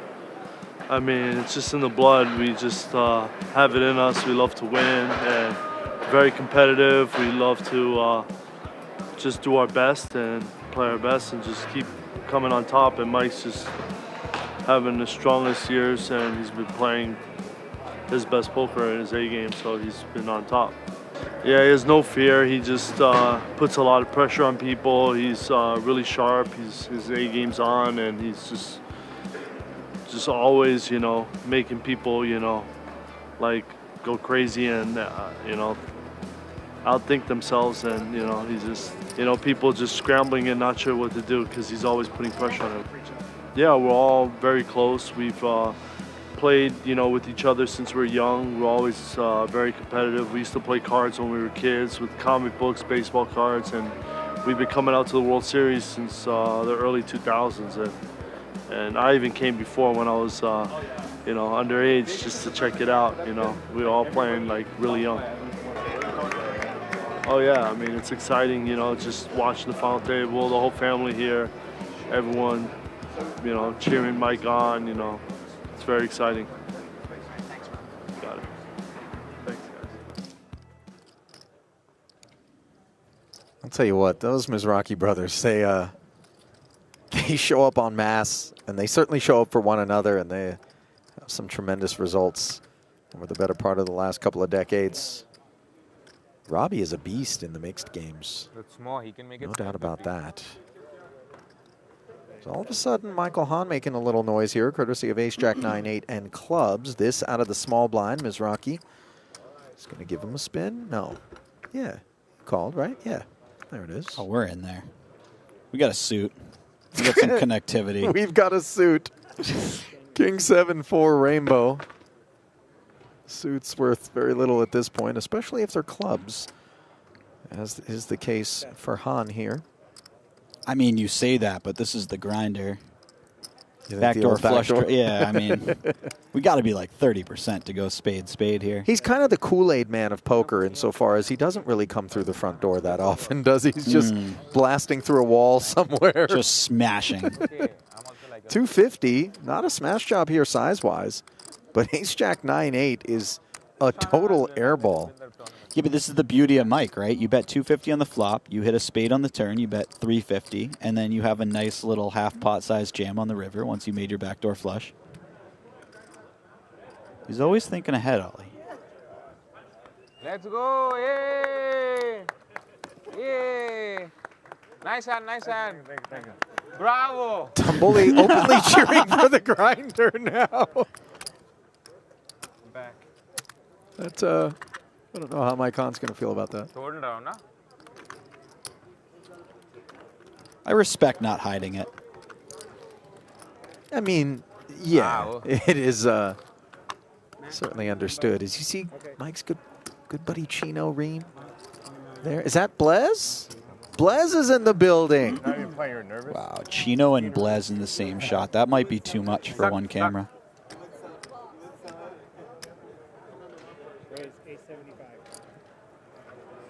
Those are what, 250Ks, that chip? Hahn's going for it with the Jack-Jack 9-5. What denomination is that chip? Feels really maybe. He doesn't have much. 500. Yeah.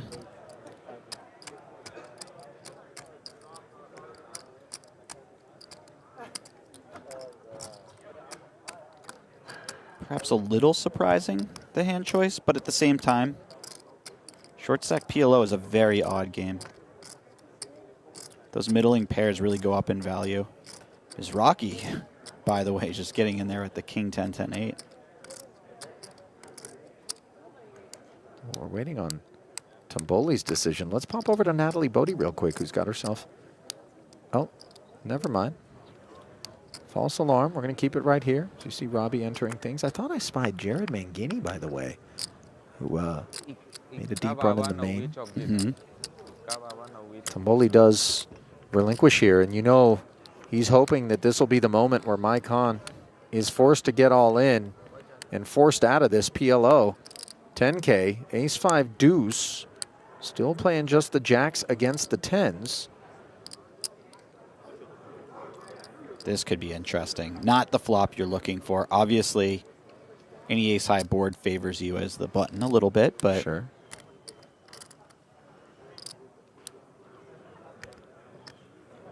He's just going to pot it in there. And that is not the outcome that Tumboli and his rail were hoping for, as Mike showing some resilience and signs of life here, working his way back toward 4 million, where he's been for most of this three-handed play. As we send it down to Natalie Bodie for an update from the 5K 6 Max. The $5,000 Six Max online event is down to its final 6, and it will crown its champion in person. One note about this event, it does not count towards Player of the Year points, but a star-studded final table it is. Nick Schulman, Adrian Mateos, Ethan, a.k.a. Rampage, all a part of this group. It will crown a winner today that will take home a World Series of Poker gold bracelet and $228,000. More updates to come here from the floor as we get closer to a winner.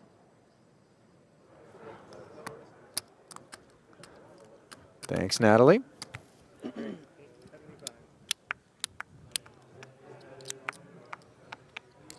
Mizrachi tens again. This time an opener. Boy, that's just raggy for Hahn. It's just so brutal to get $500,000 lopped right off. Yeah, especially when you work so hard to get it last hand. Mm-hmm.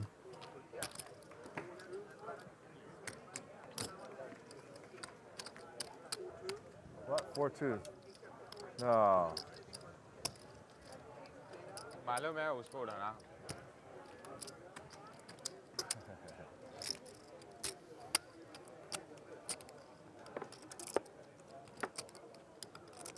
How's your summer been going? Jesse, you've been playing a lot of events, been playing some cash. What's the story? I have played very little poker this summer, Ollie. Really? It's been What's going on? quite different. Are you a new dad? I am a new dad. Is that the reason why? That's exactly the reason why. I figured as much. I have carved out just enough time to come into the booth a couple times, and then it's right back to the house. Are you feeling that weird, like your body's not used to this time of year, not being in the grind, and it's foreign territory, or you don't miss it? I definitely miss it, but I'm also surprised how natural this feels to not play for a little while. Well, that's a good sign. It's not something I expected, but I do miss it, of course, especially when I watch these guys just show up and rip off like 3 or 4 final tables. Yeah. You know? I'm really comforted to hear that, because as I understand it, if those bundles don't end up joyous, there is no real refund policy. The Stork doesn't have any backseas. You just kind of stuck. Yeah. I mean, I suppose you could put the kid up for adoption, but that's not really... People don't smile on that. They wouldn't I don't think. They wouldn't be. Well, Ashley certainly wouldn't smile on that. Let's put it that way. Only kidding, of course. I mean, somewhere I don't know if she's listening, but she felt that, and she's like, "Ollie, please don't put ideas in this guy's head." I'm not concerned about any of that stuff. Meanwhile, the sixes are obviously a little bit concerned to be staring up at all red ace queen 8.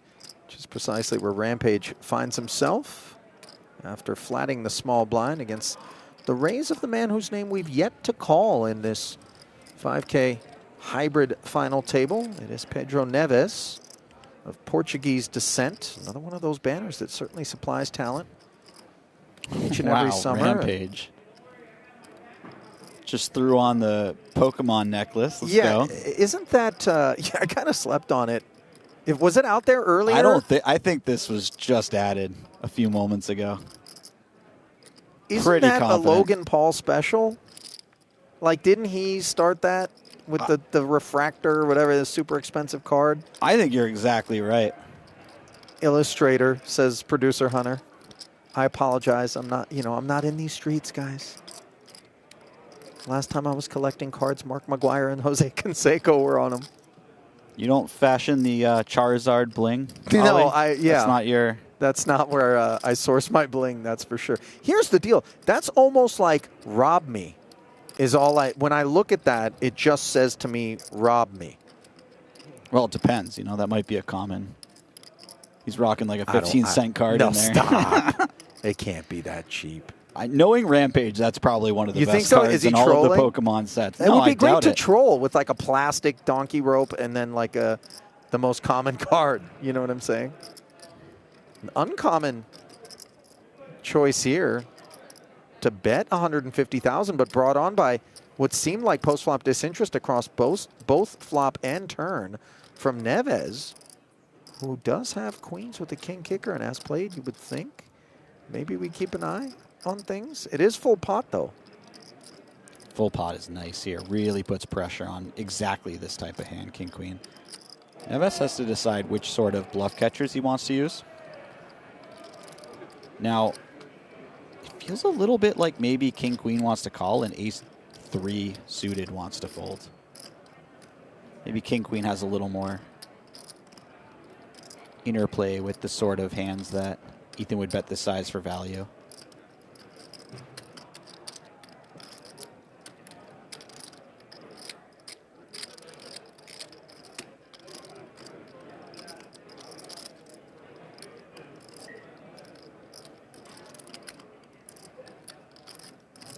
Really tricky spot if you're Neves. You know that Ethan has to bluff a pair here. He doesn't really have many unpaired hands on this exact run out, if any. So he really does have to take something like pocket sixes, pocket fives, and turn it into a bluff.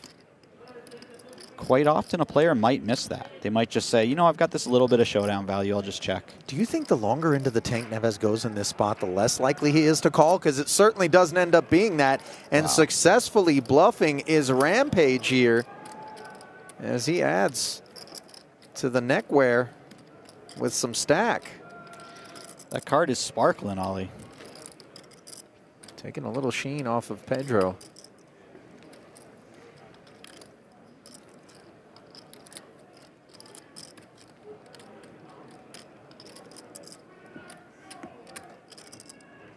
Boy, he really didn't have any designs on follow through after being the aggressor pre-Neves. And that's what opened the door for Rampage. You know, that flat out of the small blind, of course, something that maybe he assumed had some shy aces, ace X's rather. You know, I don't know. I don't know about that one. Meanwhile, we do know that Nick Schulman needed to find a spot, and it looks like ace-6 is the one, as his back is now up against the wall, courtesy of Mateos, who demanded a spin. Pocket threes, 2 unders, just an 8% favorite. I mean, I was about to say, we've seen maybe 5 hands at this final table, and none of them have involved Mateos. This is a very odd situation. Yeah, he tends to have some VPIP, doesn't he? Say that again. He comes in here, though, with a bang. First hand he plays is an all-in. I'll tell you what, the deuce is kind of a rough card to go with these 8s because you can't counterfeit the 3s if it pairs. So Schulman still on the hunt for an ace or a 6. Now he could pair a 10 to counterfeit as the outs grow to 9 in total, all of them live. Can Nick Schulman fight on here? No, he can't. Oof. 7 on the end, keeping it classy as always. GG's issued, along with a check for just north of $50,000, but you know he had higher hopes as that Kala-Djurdjevic exchange certainly did most of the work. And Mateos, boy, he's been putting in work. That's led him to #1 on Spain's all-time money list. Already with the bracelet here this summer in the 250K, the youngest player ever to win 3 bracelets, 6 in total now, and north of $67 million in earnings as he hunts #7. Back over, though, to the 3-handed action at the 10K PLO, where Michael Hahn, the infrequent participant in pots, understands he can't sit back forever, tries to slip in there. Mizrachi wags a finger in his face as he takes it up to 750.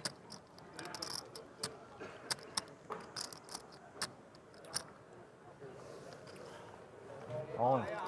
Come on, Grace. Whoa, Hahn. Little limp shove here. Huh? I don't know. I didn't really expect it, but I mean, okay, you wanted to yeah, call? they have arrived at an all-in, yeah? Or what? Is there some issue?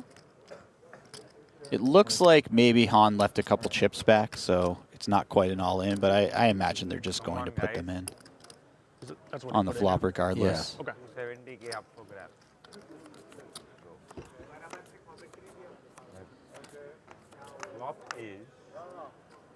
This was not what I expected, but Hahn said enough is enough. Wow, that's a flop. Yeah, queen 9-5. How about a set in the nut flush draw here? Versus top 2, though. Mizrachi tabled those cards like he had the nuts. Yeah.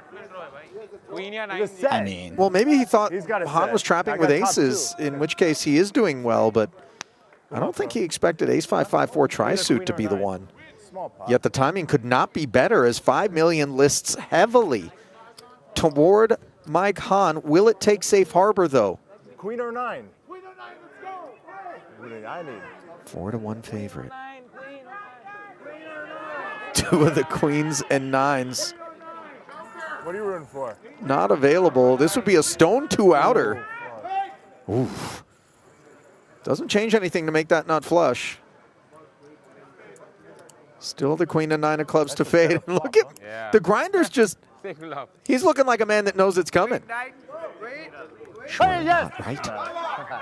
Let's go, He bluffed his rail. I mean, you got to appreciate he's willing to troll his own rail there.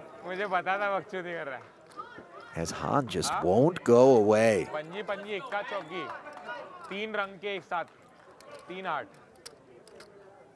I mean, Mizrachi is a guy.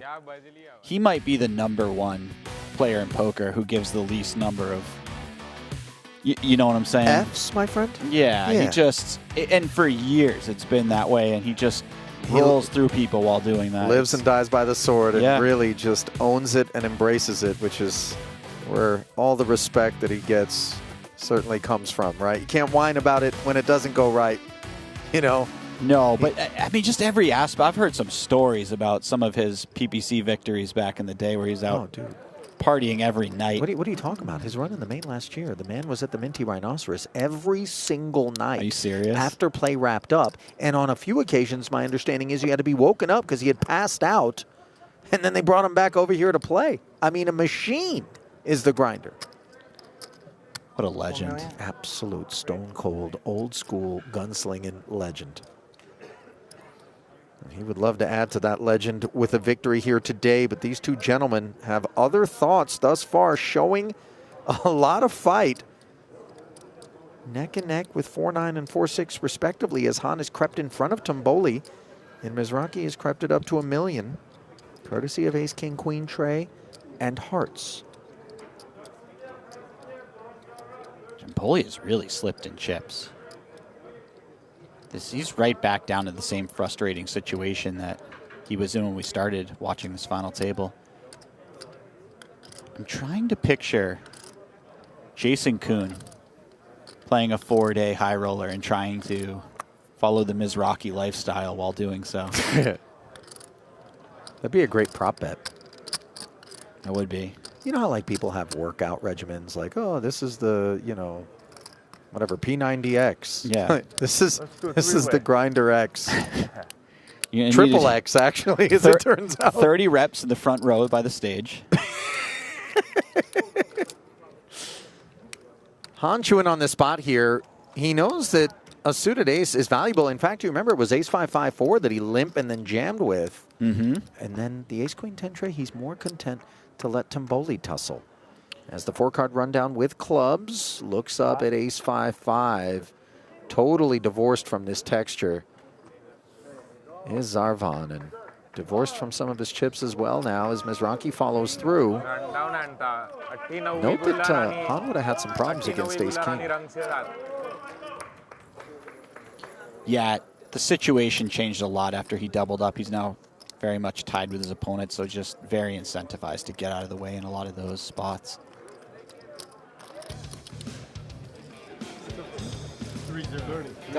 What have we here?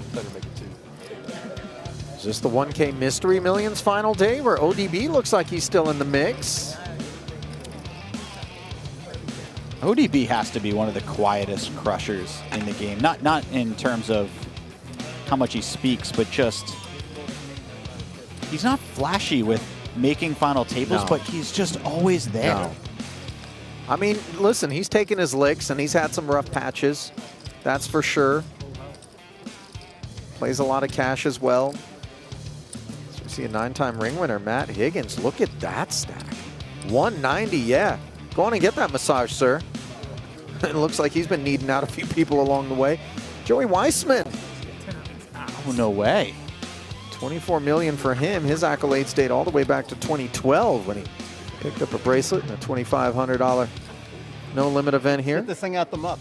Also, fun fact, Joey's wife final tabled this very event a few years ago. Really? Yeah. The 1K Mystery Millions. Yes. Good on her. There's Tom Hall. Different kind of Mouse in hand action back in 23. Yielded jewelry, 54 million rather, in front of him. Dominic, dare I say, Pinka, as opposed to Panka. Very E2, nice. Mouse in hand, 185K.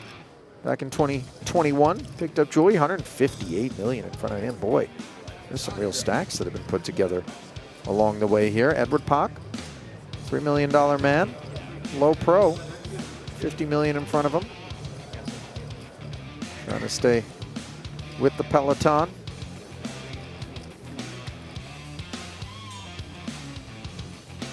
I see your fluted bezel Jubilee bracelet.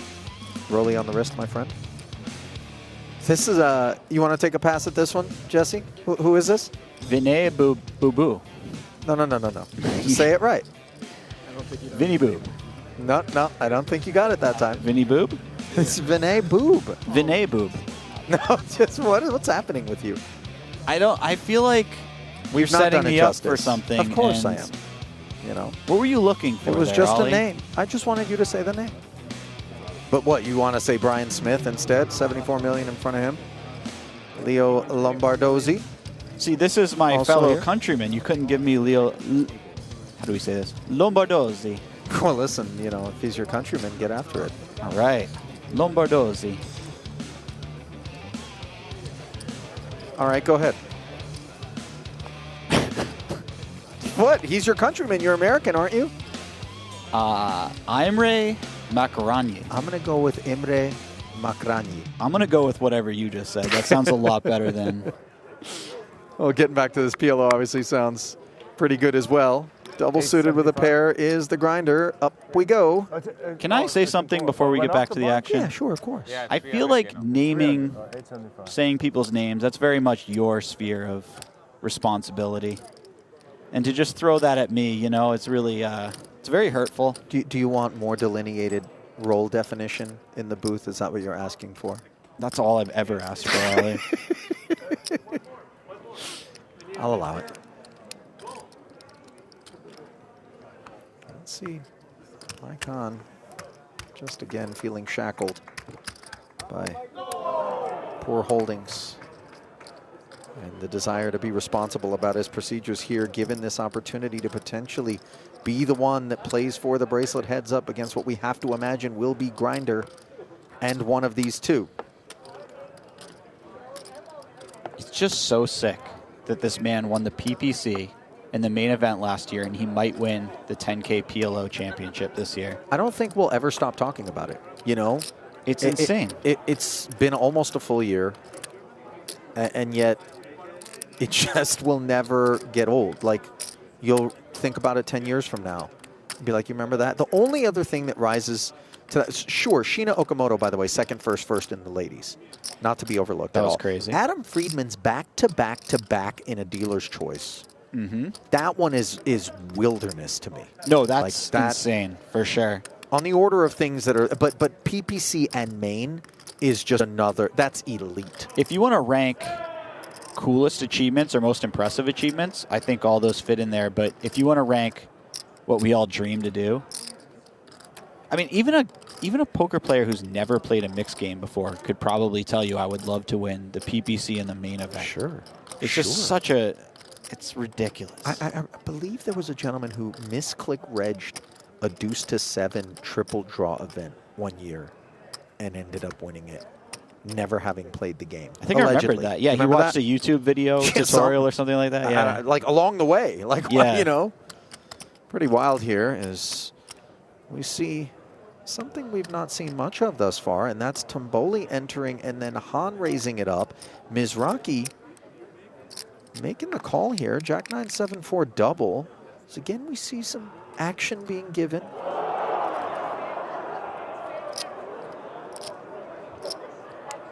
Something is happening in the background. I think there's World Cup coverage on the screens in the room. Don't want to spoil any of that for those like myself who have somewhere in the neighborhood of 50 matches on the DVR that they will be watching in total before it's all said and done. Somehow. That's really sick, by the way. I'm extremely sick. I don't even bet sports. And somehow I'm not going to remember the results. 10-8-6. The results looking pretty good here for Mizrachi as he's flopped the nuts against top and bottom pair rather for Tumboli. And a double gutter. Yeah.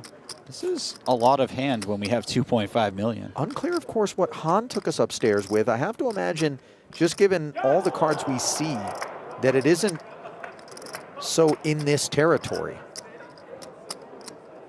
He looks very interested, though. I believe it's still on him.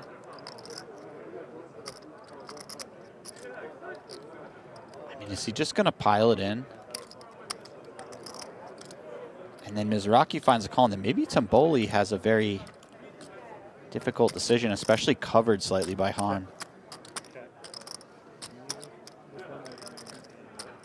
Hahn eventually checks. This could be a crazy hand, Ollie.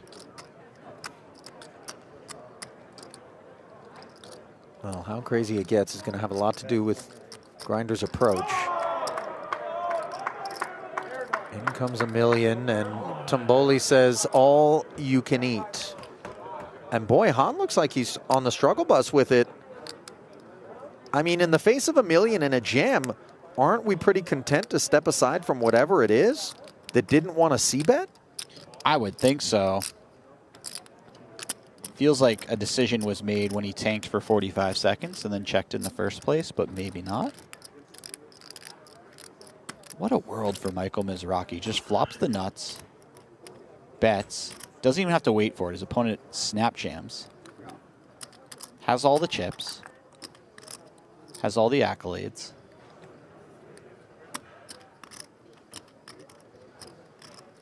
Has the Rhino on speed dial.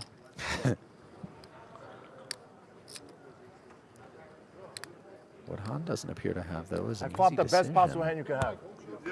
And with the backdoor flush. Yeah, well, that's AKA the nuts, bigger my draw friend. and the two flush backdoor. दो पैर है यार. He needs a 10 or a 6. 7. I got the nuts. Nuts है. अपने 10 और 6. He needs a 10 or a 6. Rails getting the updates. के backdoor भी है.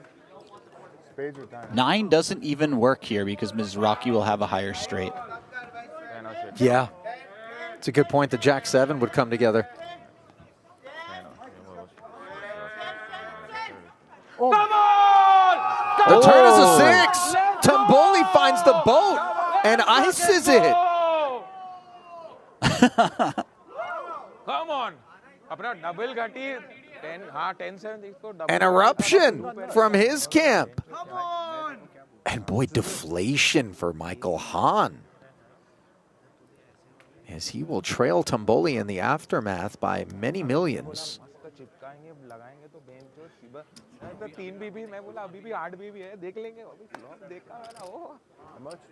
I think he felt that worse than Mizrachi did. Yeah. 2.47.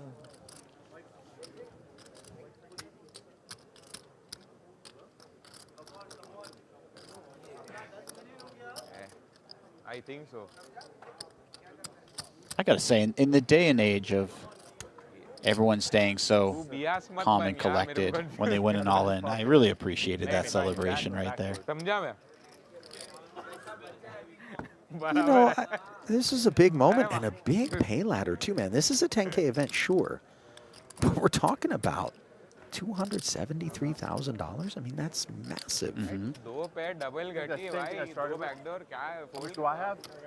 Like, I mean, the ladder between third and second alone eclipses Tumboli's largest ever score, which was 188,000 roughly.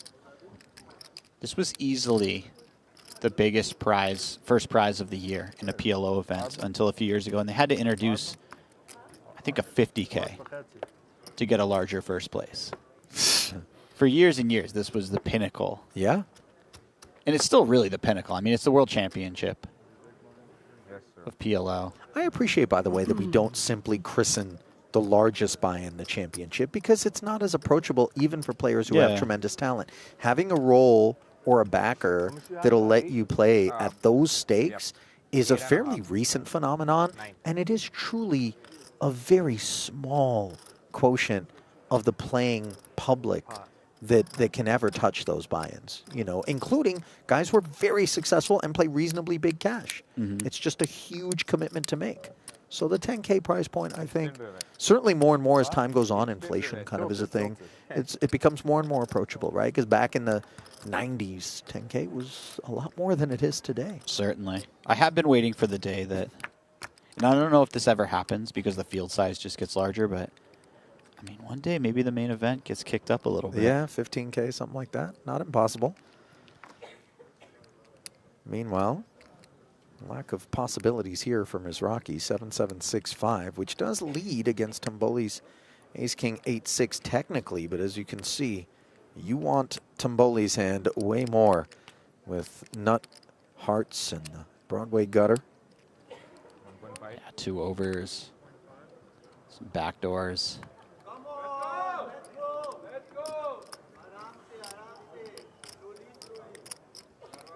Mizrachi maybe looks slightly deflated over there.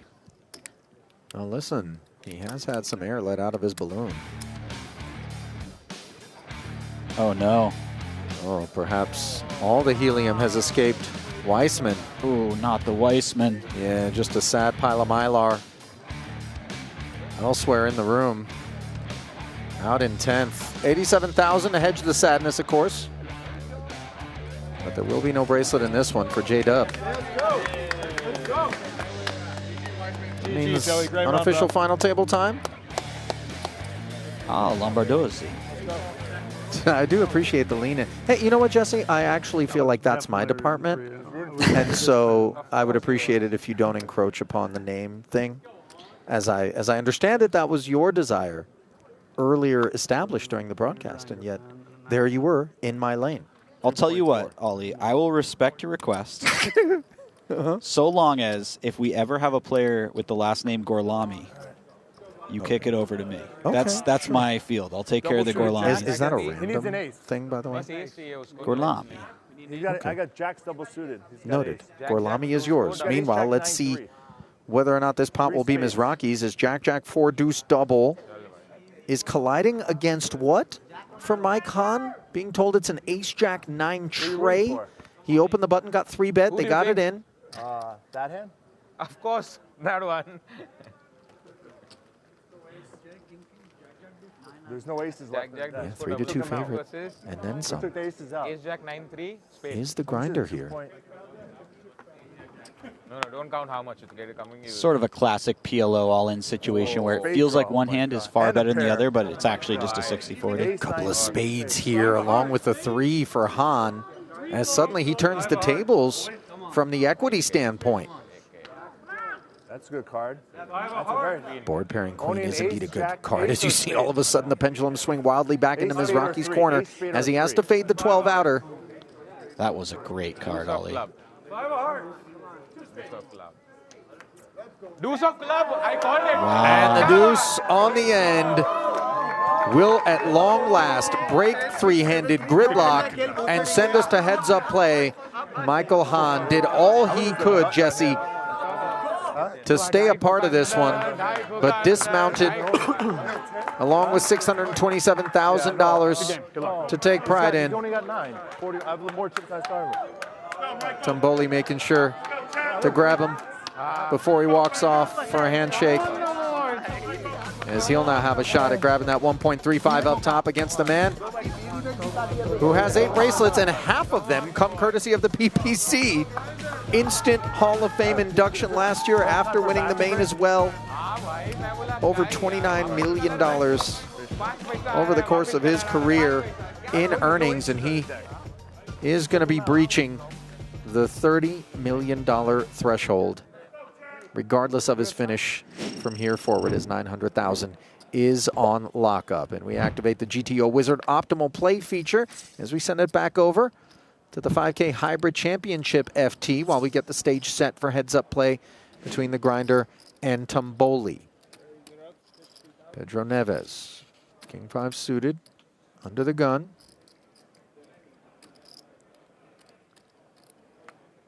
Min raises. Rampage, who we're being told the card, by the way, $340,000. Yeah. Somewhere in that territory, what he paid for it. Is that more or less than first place in this tournament? It is more. 228 up top in this one. That's a real flex. I'm trying to think. That's a very legit flex. Dude, the things I would do with 340. I think buying a card would be kind of dead last. But these are investments, as I understand it. You know, I mean, people make a lot of money in this world. Meanwhile, Rampage going to try to make some money with a wheel draw and a pair of deuces. More than we can say for Neves, who looks up at this diamond-free board, but obviously with the betting lead and position, could lean into the ace, and the Wizard likes a small bet more often than a check back.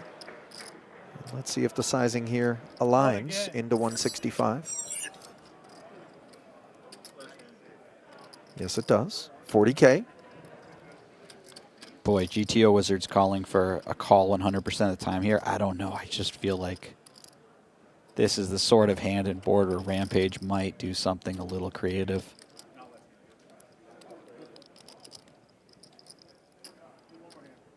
No, he does just call, though. And good choice.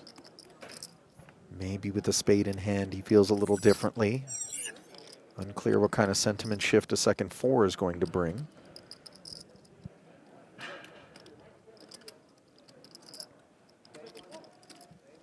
Feels like a better card for Rampage in general. Obviously, he has more 4s once he's called the flop, but also just pre-flop. He's going to show up with more 4s than his opponent.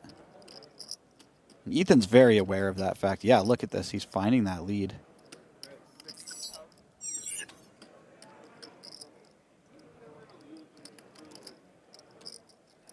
$60K. And for Neves, this is a little awkward. He understands that Yao is communicating that the 4s belong to him in this spot. But whether or not that communication syncs up with the actual hand, that's for him to determine.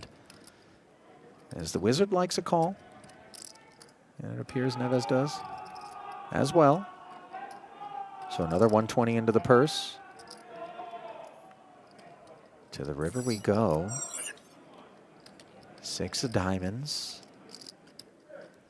And now the Wizard likes the check, but when we check, we certainly open the door to the hammer being put down. Do you like a block ever in this spot? Continuing to kind of keep cuffs on the ace-X? Yeah, I mean, you could certainly throw out maybe one big blind. If you go any larger, it's a big ask to, you know, hope that your opponent puts it in with king high enough for that bet to be good. Maybe one big blind does entice your opponent to make some pretty big hero calls. After that, any size above that really feels like you're going to start to filter out those hands, and then you're only getting called by better. However,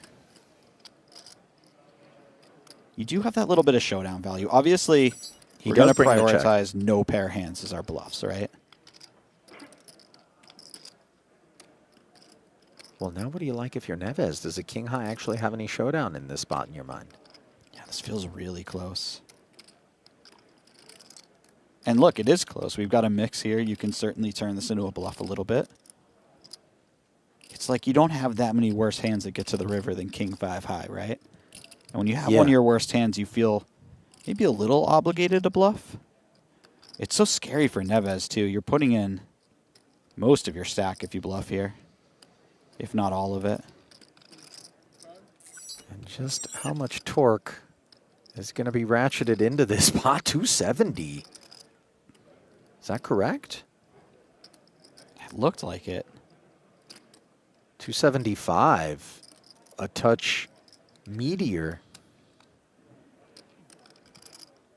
Boy, that's a lot to ask of a deuce here. We know in Rampage's seat what Neves is saying. I've got the ace. If not better, which would seem challenging to produce in this spot. He can have a lot of aces. Can he have busted spades, Jesse? That's the thing. He can certainly have some busted spades, but if he has something like king high spades or queen high spades even, I think he just checks back. He takes the showdown value.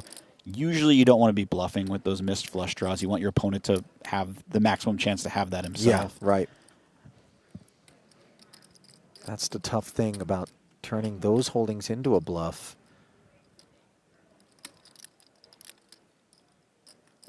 All of this adds up to king 5 of diamonds. Nice looking hand to bluff with.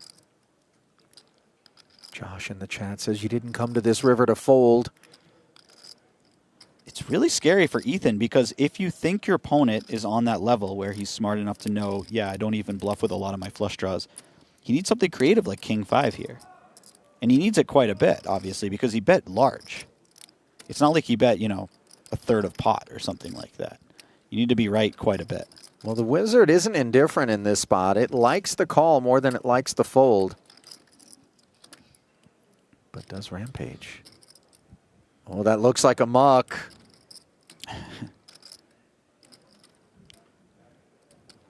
Brief funeral. Imagine the feeling his opponent will have. Oof. If he now flicks the chips in. Oh, man.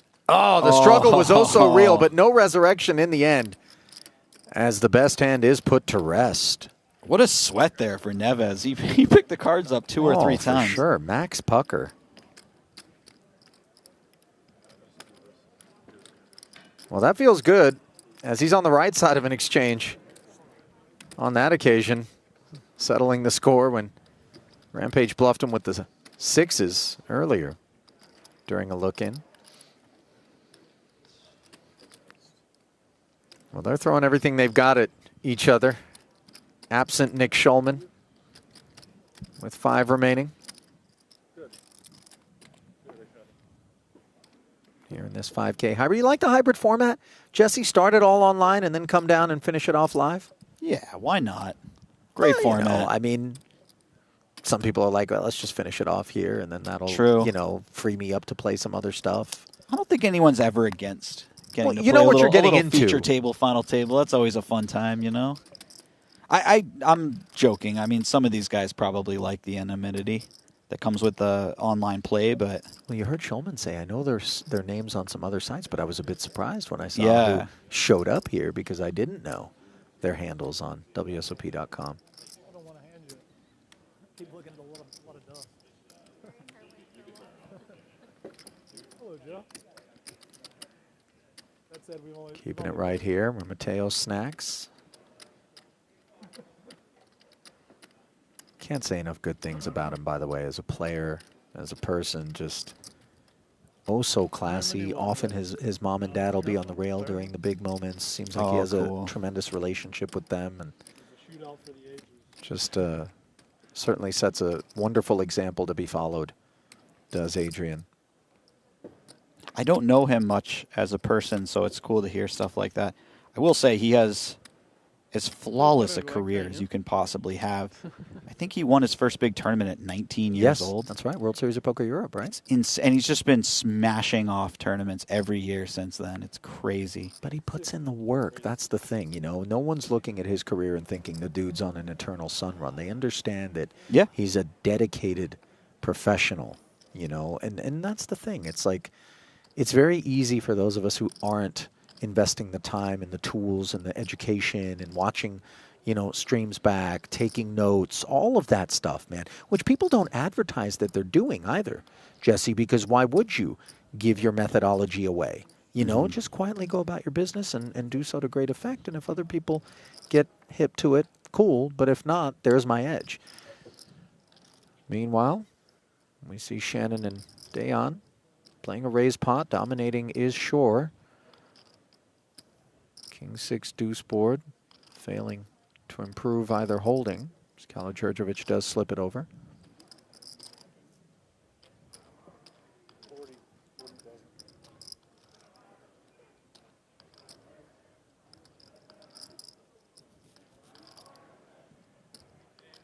Would imagine hand goes into the muck here, but could be a creative check raise. No.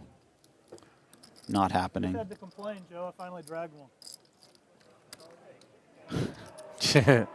Yeah, sure. I overheard very lightly over at his rail saying, I've been so card dead, and then all of a sudden manages to take one. So then, we get back over to this 10K PLO championship where a better than 4-1 chip lead is what the grinder is going to be taking up against Zarvan Tumboli.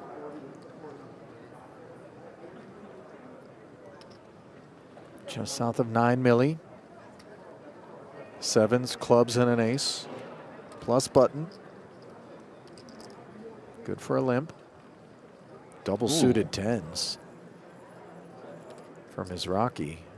Not sure that this is going to be the ticket price, but he does check it back. Jesse, you think strategically this is grinder making a little bit of a shift to playing small pots until the flop hits? I think it has to be. I mean, his MO has not been to check back a hand like this. That's this for stands sure. in contrast to what we've observed thus far, as he does wind up checking the King 8-3 board, where Tumboli has pipped himself up to 8s. And I mean, let's be clear. This is far more than enough hand to find a raise pre-flop. That's a very pretty hand, heads up.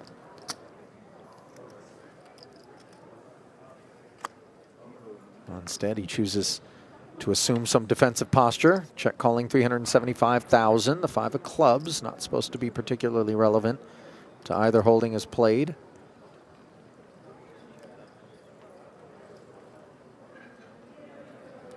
Tumboli would not need to put many chips in this pot to take this one down. But he has that little bit of showdown value.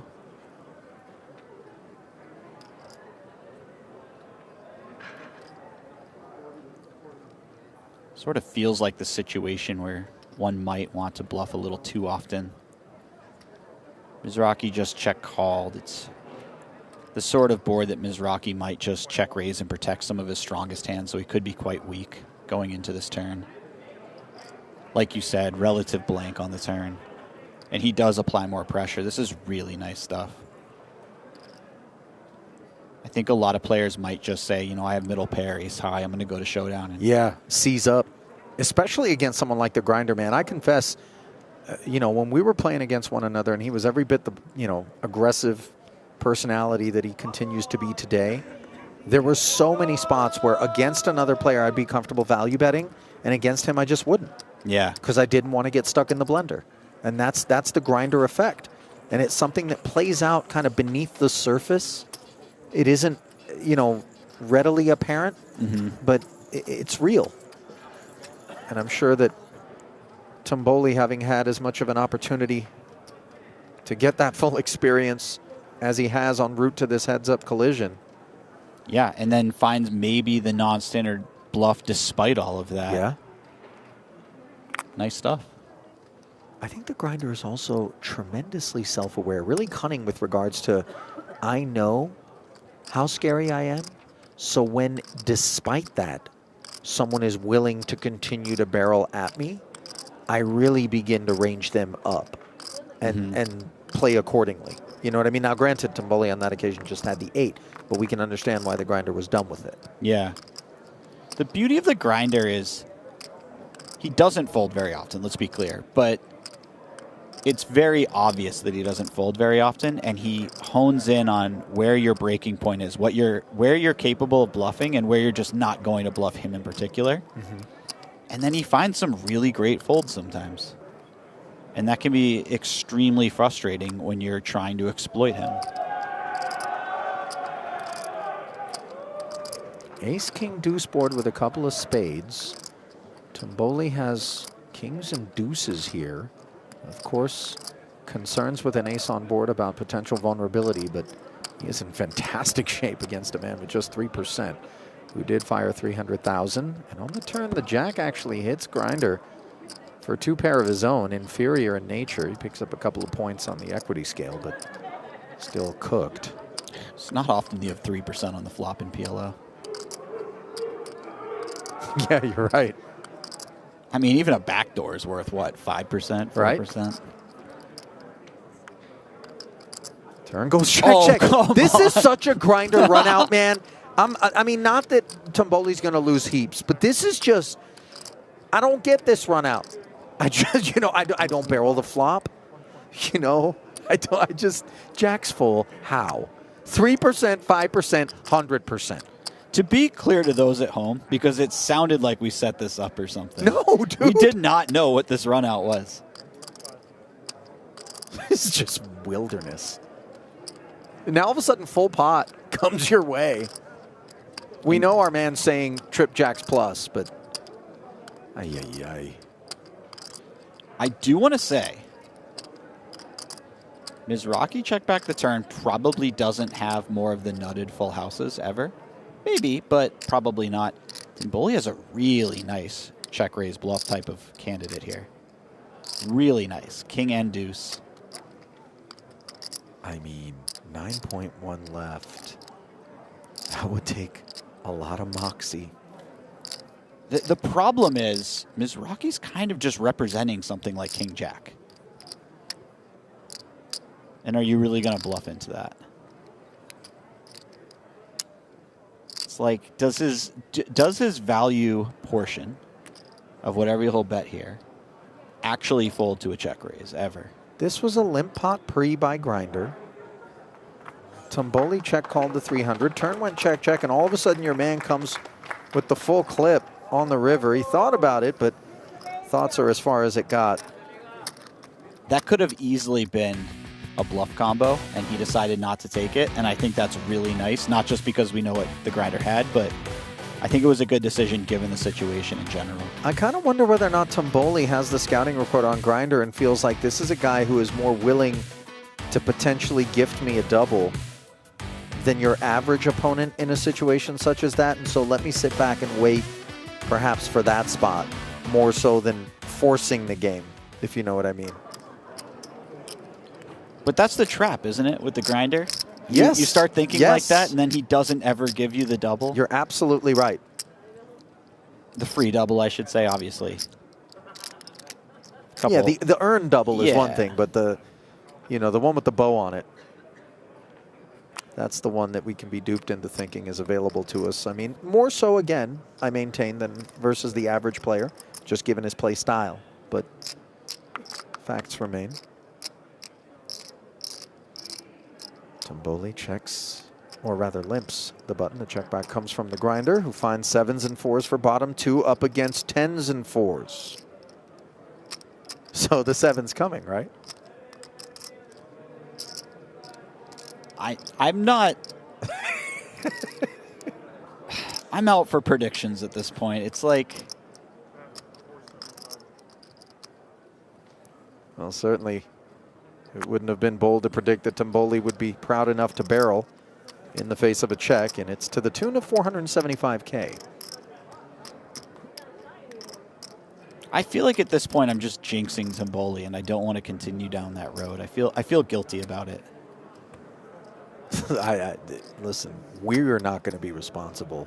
It's a well-established deal with the Grinder. Yeah, and also they're 2.5 hours in the future, so it'd be pretty hard to jinx them. Not the 7, but the 4 on the turn here. Pardon the interruption, Jesse, but this could be that all-important double for Tumboli. Grinder not drawing dead.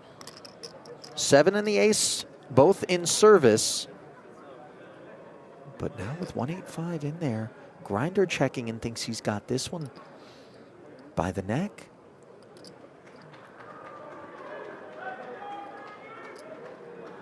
I mean, we know he's at least paying off 2 more streets. The question really is, does he put all the chips in? His opponent could go pot and nearly get his entire stack in. It just doesn't seem like this is the turn where pot is called for. I think we're very happy with half pot with a whole number of hands that we can have in our range. 1.1 million. Definitely on the chunkier side. Shades of mild greed, but far from extreme levels. Now for the Grinder, is it chunky enough that we feel as though raising would be irresponsible, Jesse? Not so I don't know if friendly, it'd be irresponsible, but I also think you just want to keep some of those weaker semi-bluffs in there because most of them are drawing dead, right? So I'm thinking of stuff like Jack 9-8. And he's doing a lot of thinking right now. giving this a legitimate chew. I don't think any of this is posturing from the grinder. He's got really solid sniff, and he does wind up just flatting it. Yeah, I don't know if he's trying to look weak to set his opponent up for a third bluff, or it does feel like maybe this is legit. And the 5 is of zero concern to Tumboli. And into the 4 million now. Larger amounts become available.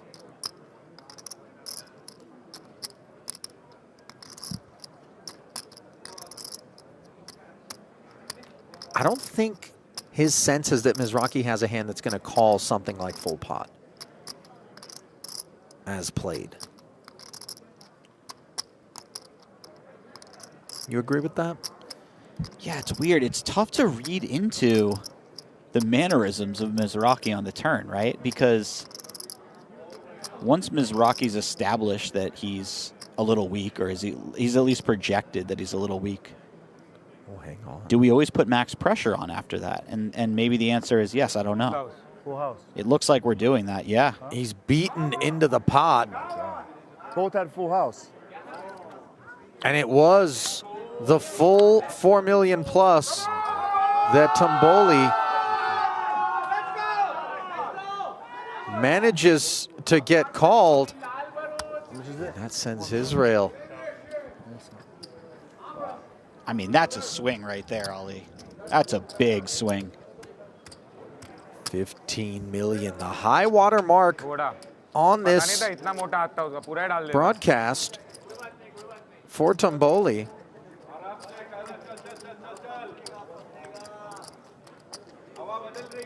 And hey, in Mizrachi's defense, saved some chips. Yeah. Kept it clean on the turn, but something dirty was always likely to happen, as it looks like soiled is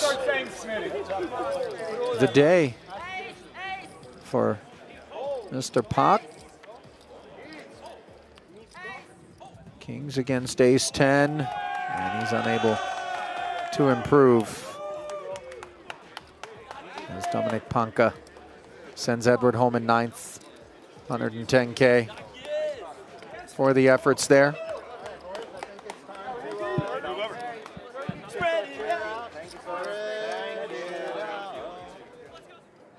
Yeah, the 9-handed to 8-handed is a definite, you know, get your elbows off your ribs, pull a chair. Nothing like being eliminated in 9th place from a tournament and your whole table's singing, spread it out as you walk away. Biggest moment of your life. Well, I suppose it's better than if they broke out into a chorus of na na na na goodbye. That would be brutal. That has happened, I think. Well, when a particularly distasteful player's departure or demise, I think happens, yeah. When everybody's like, this guy's a class 1 a-hole. Like, yeah. I feel like you have a particular player in mind as you're telling the story. No? No, it's when I got busted out. No, it's neither. I wasn't a part of anything. No awareness. Meanwhile, Tumboli aware that he has 7s. All right. clubs. Keep your secrets, Ollie. I don't mind. No, come on. I've got a lot of secrets, Jesse. Those would be the mildest of them. Deuces for Mizrachi here. And perhaps deuces in the face of a barrel.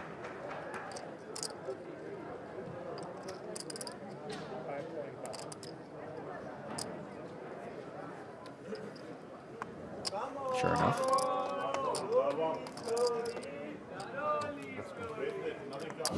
Thank you, brother. This feels like a relatively pivotal stage of this battle for the grinder. Is all of a sudden the tide going to shift, and is Tumboli going to continue to find green candles? Or is the grinder, as we've so often observed him do, find a big pot to put his thumb right back on his opponent and, you know, feel as though things are as they should be, so to speak, in his universe, right? With all the expectations coming in.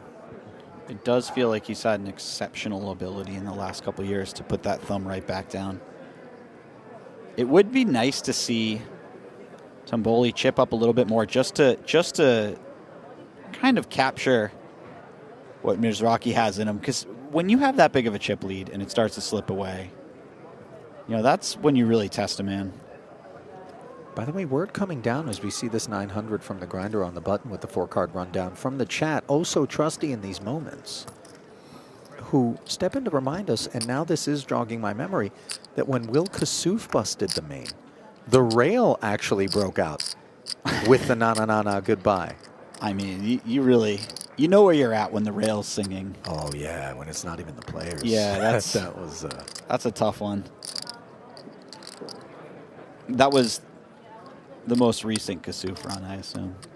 Well, will there ever be another? Isn't he on the 86 list? Well, I meant he had the first one. Oh, yeah, but the I most think, recent one, correct. Yeah. Is he on the 86 list? Have you seen him? No, but I mean, that could be any number of reasons. Yeah. Ace on the turn here. Nice developments for Tumboli, who makes aces up.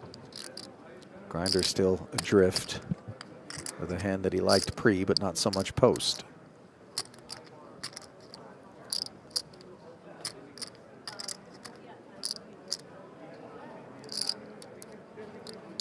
Maybe a bit interesting because generally when the ace turns and we've checked the flop, we almost always check the turn as well.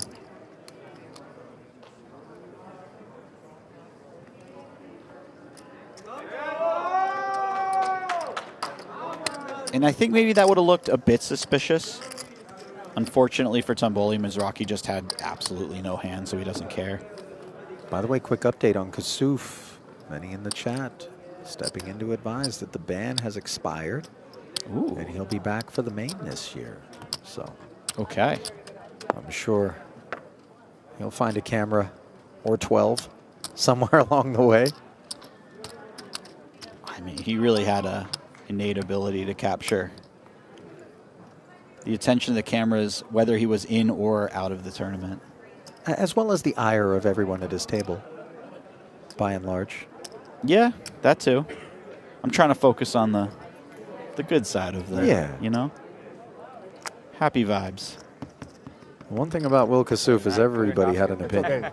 That's for sure. Sort of like Martin Cabral.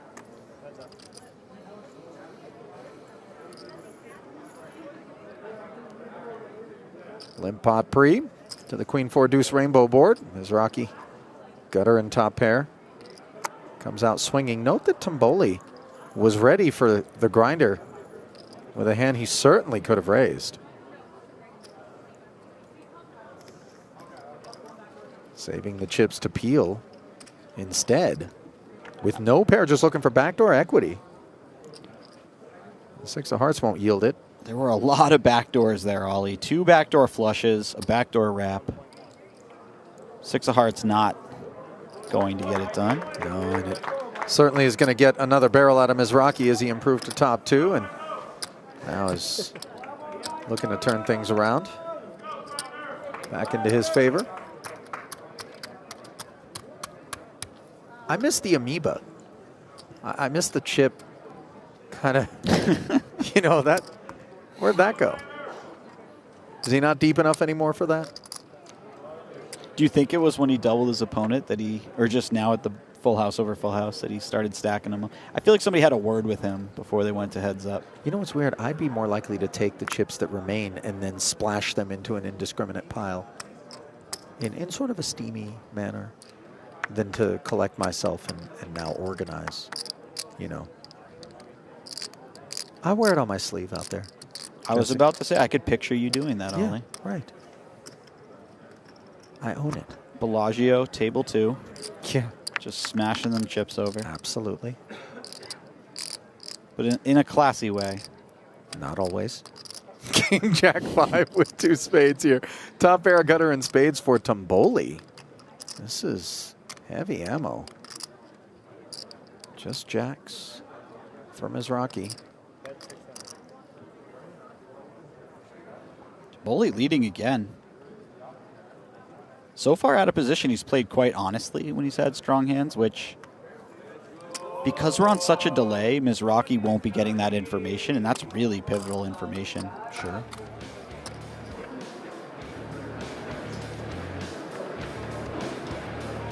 What have we here?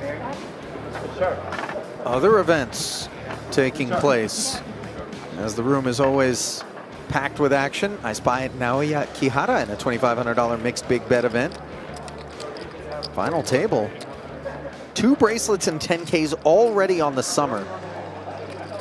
I gotta tell you, this dude is a handful. I've had to rumble with him in the cash game streets plenty, mostly across the past 2 years. This year, the tourneys are going too well for him to bother. And I, for one, am quite all right with that. 2 bracelets is pretty sick, man. No, but back-to-back 10K events. I mean, which Calvin Anderson pulled off as well this summer. Did he? Didn't he? I don't, you know, Ollie? Am I tripping? No, I think you could be right. I mean, I watched one of them with my very own eyes. I just don't. Maybe I've lost my mind. I don't know.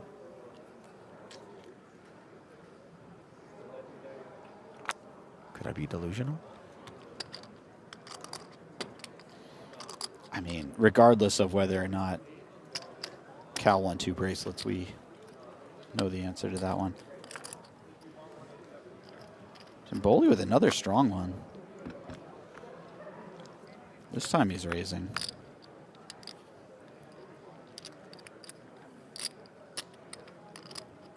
And that is a very strong flop as well. Yeah, he's got the Broadway wrap along with top pair. Mizrachi cup empty with ace-8-5 deuce.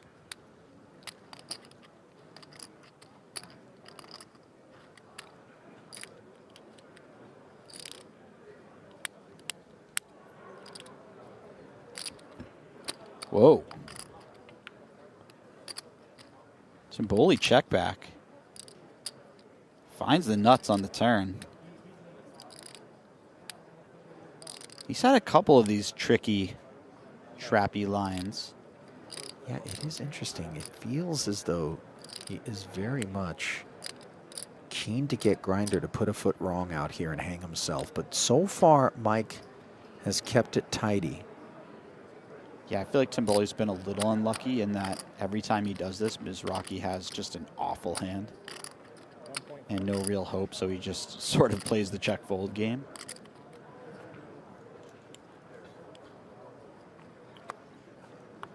Normally this would get frustrating if you're Tumboli, that you're not getting paid off at all with your big hands, but he's on a heater anyway, so I think this just feels like, okay, I'm still chipping up. This is great. There it is. Good eye. Tough to be too frustrated when you consider that at one point he was third in chips with less than $4 million in front of him. It was Grinders. All right. That came out of that pot. Thank you.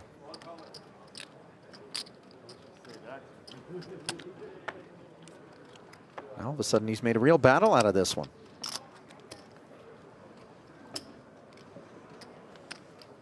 Well, I was hoping for a little more PLO than what it looked like it was going to be at the beginning of this broadcast.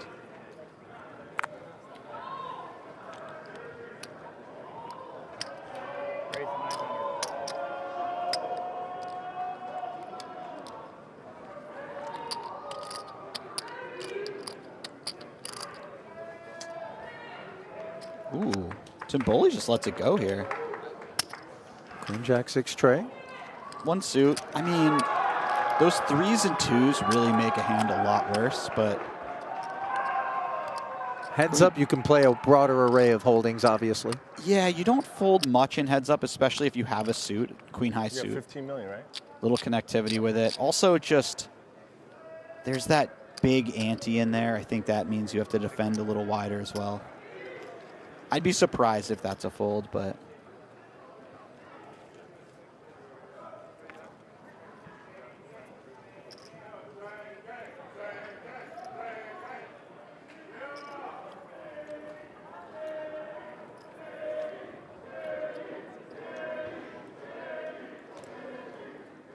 other rails appear to be willing their horses on. As clubs could be an issue here for Tumboli. Limping in here, try suit. disjointed rundown. Mizrachi taxing. And the tariffs are paid. So to the flop we go, 2.1 in the middle. King 10-6. Broadway wrap for the grinder. Pair of sixes and a gutter for Tumboli.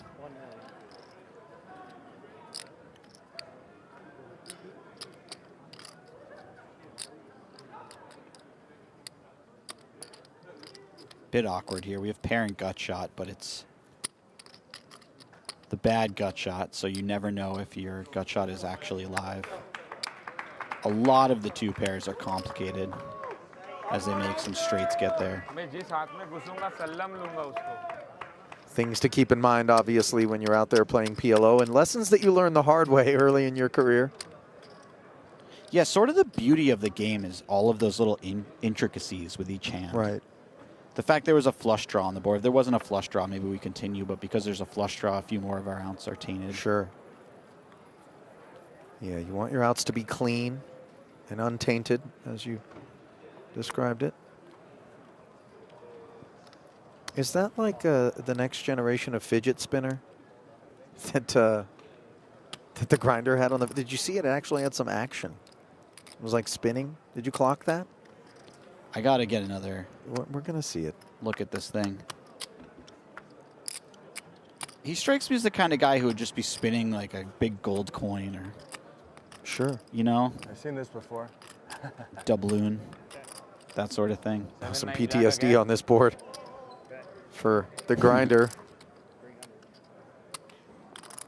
This is the one where he thought he had Tumboli out of here, but the 6 on the turn gave Tumboli a boat versus the nut straight. Meanwhile, 300 ahead will take us to a turn where the third diamond presents itself and gives Tumboli the nut flush. Grinder with just 10s. Not going to be losing piles. That did not take long for Tumboli. Once again, though, just not a lot of hand for grinder. Tumboli probably not getting paid, like you said.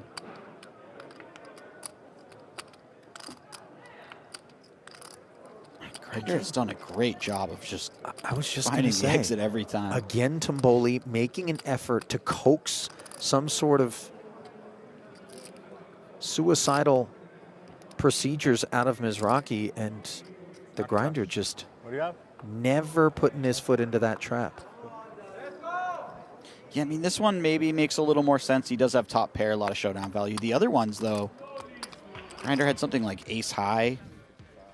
Probably a weak enough hand that we can occasionally bluff, even without the proper blockers. This looks like 1K Mystery Millions FT action here. Those 9s for Higgins and Macrani with 8s. All in and at risk. Needs to find some snowmen. Not happening on the flop. 2 outs twice, make that once. And it's a wrap on Imre Macrani. $140,000 go your way, sir, as he presents the bounty to Mr. Higgins, along with the remains of his stack as well. Matthew happily taking custody as Macrani's rail will take custody of him and try to ensure that he's not too dispirited. Like, I guess he got the memo on the uniform. He just did the purple version. Do you think there's a guy on the rail for each color? That would be strong. Hanging out. It's like almost a Teletubby thing going on. Strong pull. They each have a color and a shape. Yep. I do think the shape is probably consistent with that rail, though. I think we're looking at, you know, some corn-fed individuals lurking. Some yoked up fellows. Yes, all right. Right. Bench press or 2 in the morning. Meanwhile, Mizrachi not pressing on the button here. Limps, Tumboli. content to check back, and we look up at an ace-7-4 rainbow board. Wheel gutter and top pair versus just the 8-high straight gutter. Round of knuckles. Board pairing 4, neither player with hearts. It's just almost uncanny how few chips Mizrachi puts in the pot when he's behind. Like right here, ace-high board, you could very easily see bet you have a nut gut shot. Somehow finds the check back when his opponent's never folding. It's really, really something. It's allowed him to maintain what is still a better than 2-1 chip lead over Tumboli, and that is, of course, all important. Forgive the obvious.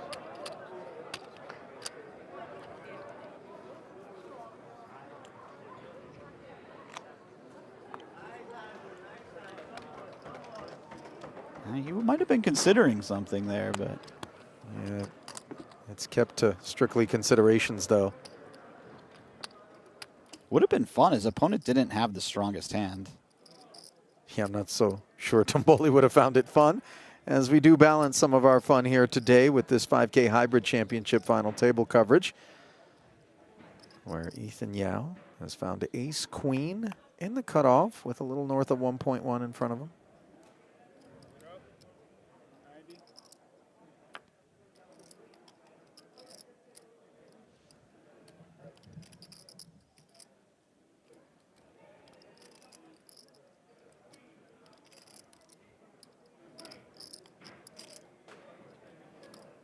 Queen Jack suited small blind, presumably chip leader now. Yeah, Kyle Djurdjevic with 1.8, neck and neck with Mateos, who also has 1.8. Yao third in chips, Shore fourth with 610. And Neves trails in fifth with 385. Feels like it has all the makings of a 3-bet. It is a hand that could, you don't do a lot of flatting out of the small blind. Maybe this one is a reasonable one. It plays very well post flop.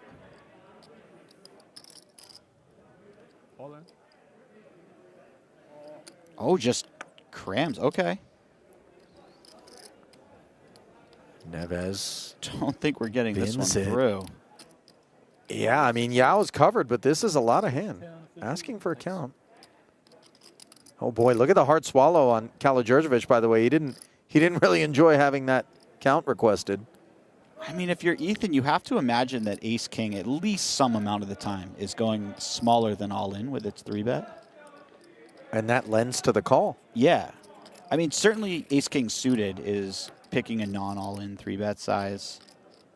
Even ace-king offsuit might, in which case you're really just not behind ever. I mean, queens plus, certainly, picking that smaller than all-in 3-bet size.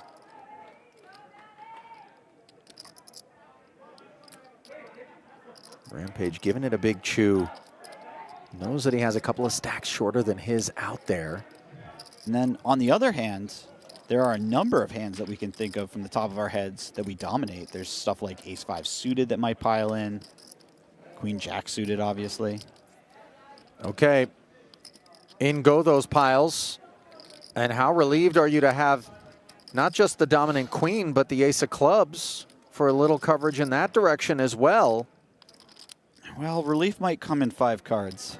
Yeah, that's a good point. Stranger things have happened. 62,000 the on-tap payout, by the way. The ladder, 34K between 5th and 4th, and one that Shannon Shore, Pedro Neves, with shorter stacks, would love to realize, but this board is not going to help that dream come true. 7-3 deuce, no clubs on board. Just fading Jacob is Rampage. And sewing it up on the turn with the ace of diamonds and finding a big double through the former chip leader is Rampage, and he will emerge in the aftermath as the new boss stack. Turn check mark, Ollie. You don't see that very often these days. It feels a lot harder to get a turn check mark than it used to be. It's never easy, is it?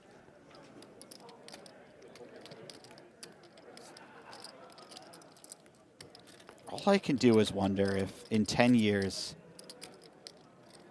Are non-Pokemon-based accessories going to be phased out? Is this the standard quo? You know, I'd like to bet against this becoming a mainstay sort of deal. I think this isn't, you're not going to be walking around seeing kids everywhere rocking cards around their neck. Yeah, but on the other hand, maybe we're just old, Ollie. I don't know. I'll book it. Maybe we're not with it anymore.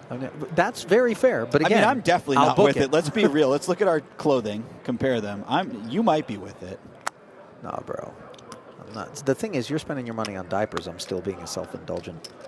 Yeah, I guess I'm buying clothing Psycho. to some extent. It's just not for me anymore. Yeah, exactly. And then it's being outgrown every 3 weeks. Oh, it's so brutal.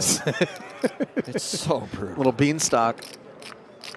Meanwhile, brutal has kind of been one way to describe what I would imagine emotionally Mizrachi is feeling about his inability to close this PLO FT out, despite having both of his opponents down to sub 5 million chip stacks. Now, a real fight as Tumboli has worked his stack up to this 15 million mark. Has himself queen high heart draw on this king 7-7 board. 8s are the best hand. Grinder sprinkles 300 into 9.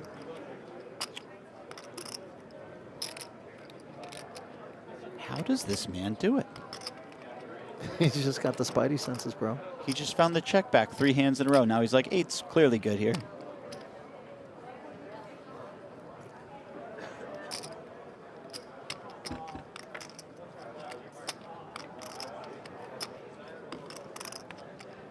Queen on the end to give Tumboli the best hand. Kind of a weird way to arrive.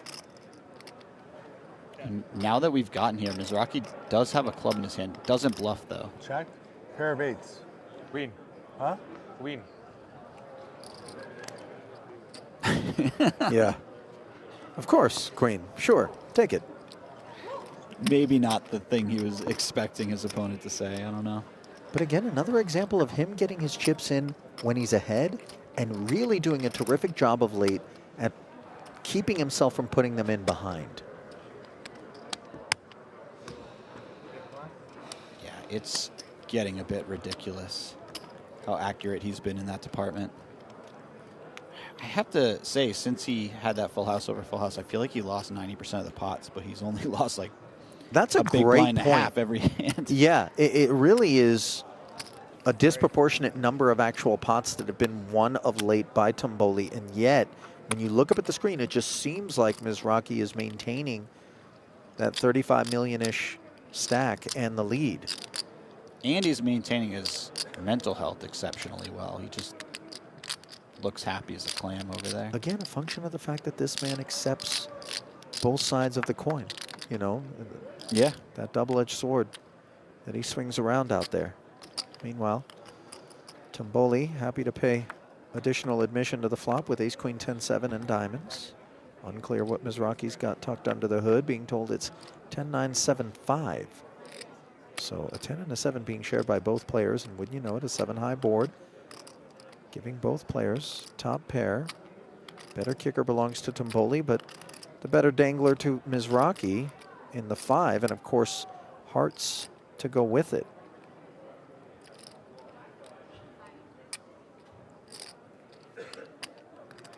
Yeah, you'd certainly prefer Mizrachi's hand here from a playability perspective, from an equity perspective.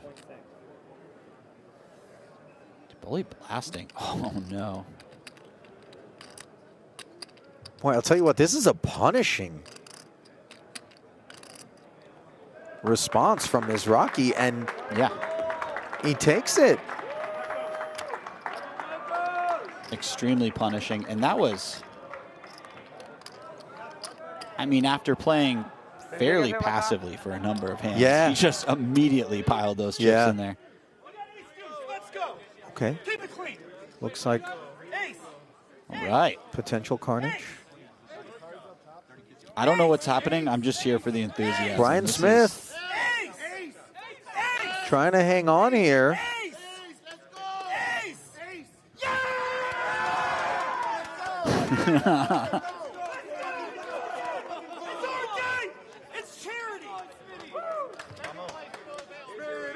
He had ace deuce against 10 Trey.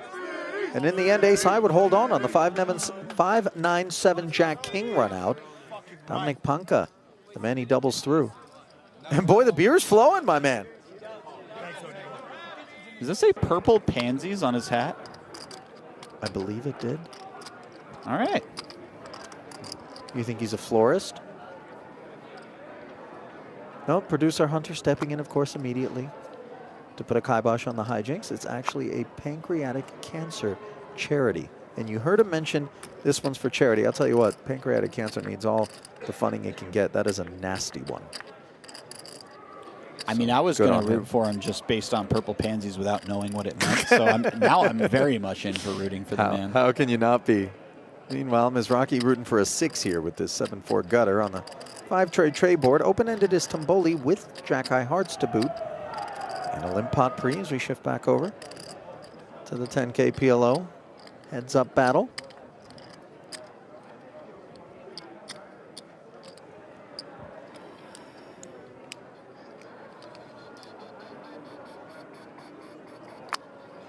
Do you remember the show Legends of the Hidden Temple, Ollie? I don't, but I'll look it up while we send it down to Natalie Bodie, who's standing by with Lily Mizrachi. Here on Michael Mizrachi's rail. And we just caught up with Michael's mom, who told us to find Lily Mizrachi here. She said you've been there for the entire journey. How did it all start? Well, Mike and I met while we were poker dealers at the Hollywood Classic Casino in Hollywood, Florida, around 2003. And our relationship has been very close. Even today, even though we're divorced, we have 3 children together, but his poker career took off shortly after us meeting each other when I told him, after watching him on several heads-up poker tournaments on PokerStars.com, I told him that he would be the greatest player in the whole entire world, and I would see him on TV one day.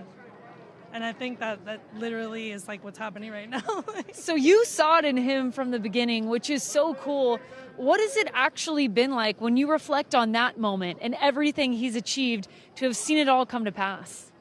I think that Mike only needed to believe in himself, and I gave him the push that he needed in the beginning. Now he just knows he's the best. He walks into a room and people are like literally hiding from even hoping they don't see the guy sitting in his table. So Mike knows that he is feared in the poker world, and that to him is an accomplishment in itself, alongside with him being Hall of Famer, multi bracelet winner in both World Poker Tour and WSOP. He is just mind-blowing in the poker world. Like, I'm super proud of him and his children as well. Now he's on the brink of bracelet number 9. Lily, thank you for taking the time. Thank you, guys. Huh? Yeah, right. On Paraguay? Thanks, Natalie. Always working hard out there to bring us the stories. All the stuff in between the lines.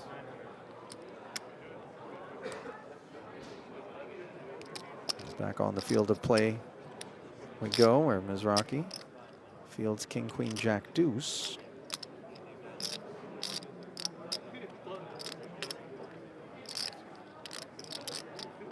Spades, 3 wheel cards. Tumboli pays the toll.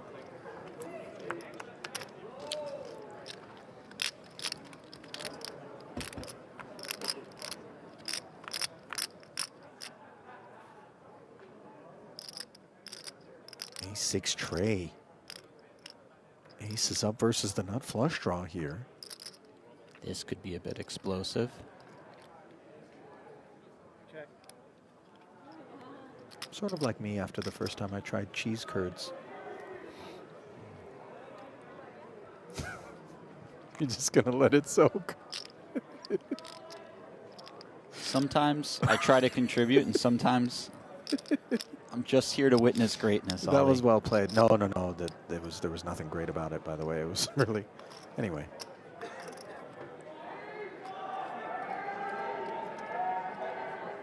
I mean, if Mizrachi finds the check here, I might. Oh my God. So This strong. guy. This and guy. not only does he find the check, but he finds the club. And with that check back, might be under-repping this particular holding in the eyes of Tumboli.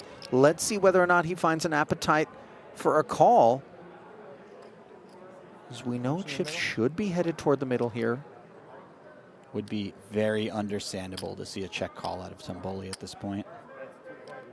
Obviously, Mizrachi has a number of flushes that he's happy to check back. Ooh, full pot, though. That could change things. Tumboli does have small club. That factors into it, but boy, this is just a hand that's a bluff catcher, and bluff catching feels a lot worse when your opponent's clicking pot. I mean, aces and threes also. He has one club in his hand. I will say this, when your opponent pots here, they're representing a flush, a strong flush, right? So it doesn't even really matter what your two pair is or your pair. It kind of matters what your side cards are. For instance, if you had a king or queen of clubs in your hand, maybe you don't even want the king because you want them to have the bare king. But if you have like a queen of clubs in your hand, for instance, it might be better to just have a one pair hand with the queen of clubs and call down than something like this with the four of clubs. Interesting. The utility of that hand composition being better than this. And Tumboli, to his credit, finding the big fold. Not quite as big once the third club comes out, but again, in the face of a check back on the flop. Break. 15-minute break right now.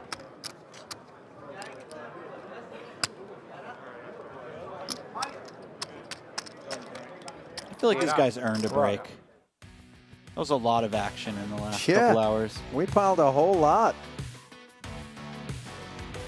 So there's a look at two final tables that we're bringing you side by side here, and we'll continue to do so, but we're going to take about 15 minutes before we pick up the coverage. Who's going to win the bracelet in that 10K PLO? Will it be Mizrachi or will it be Tumboli? And for that matter, who's going to hoist the hardware in that 5K hybrid where Nick Schulman has already been eliminated in sixth? Find out in about 15 minutes time as Jesse and I step aside.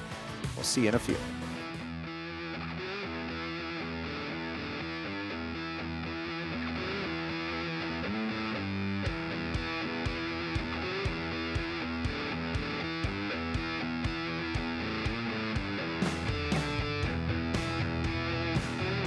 For centuries, poker was a game of instinct, bold bets, and leaving the rest to fate.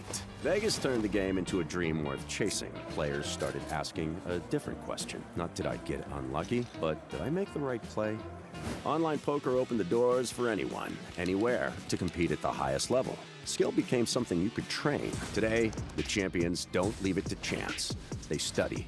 They train. GTO Wizard, official poker training partner of the World Series of Poker. This could be the last card of the 2003 World Series of Poker. What you see is plain luck. What you don't see is the complex calculation behind every read, the cost of every call, and the weight of every fold. You see them moving with conviction. You don't see the math behind every move. The position, the pot odds, the expected value, the edge. You see the numbers on the cards. You don't see the numbers behind every decision.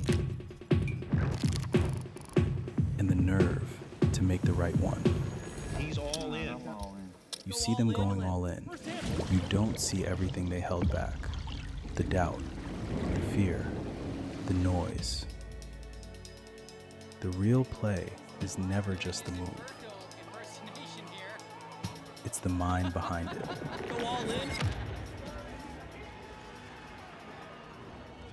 The World Series of Poker, now presented by Solana.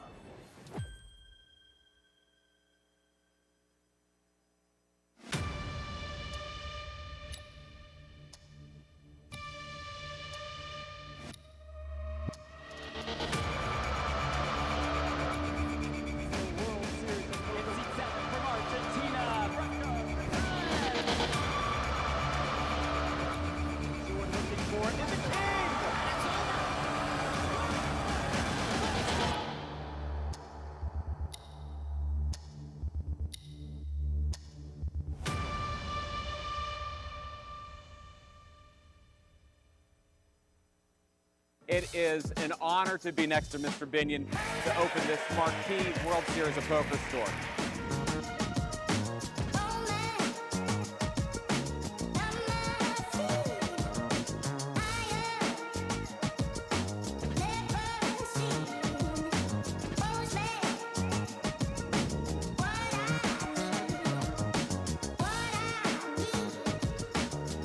I can't fathom. Basically, it's filled up with poker.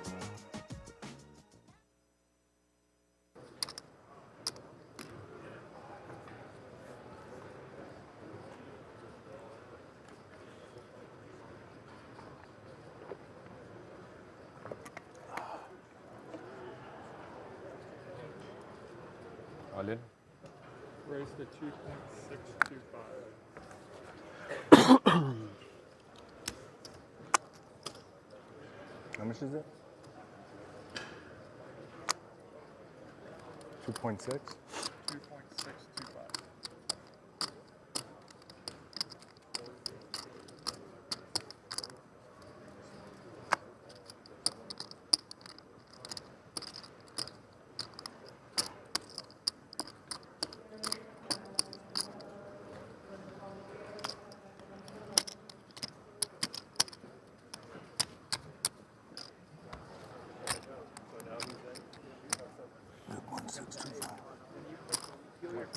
I can see two of them, so just be careful.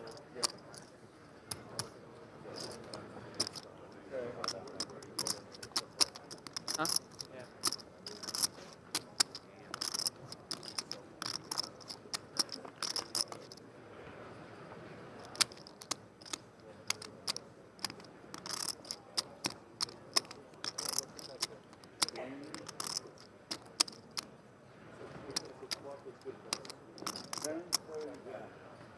All in. I flopped 2 pair. Oh, Top good. 2 with spades. Oh, my Top bad. 2 with spades. Oh my God. With gutty. 10 jack, ace king of spades. Bad shape. I need a 7. I need a 7. अरे उसके पास top 2 भी नहीं है. You have top bottom. Both have 2 pair, but I have jack 7. Yeah. What the hell? भाई बहुत ahead है अपन. Come on. Spades चाहिए यार. Top 2 with ace king of spade. 10 jack board है. 7 or running उसका diamonds? Jack 7 है. Jack 7 10 है board. हाँ 7 out और back door है.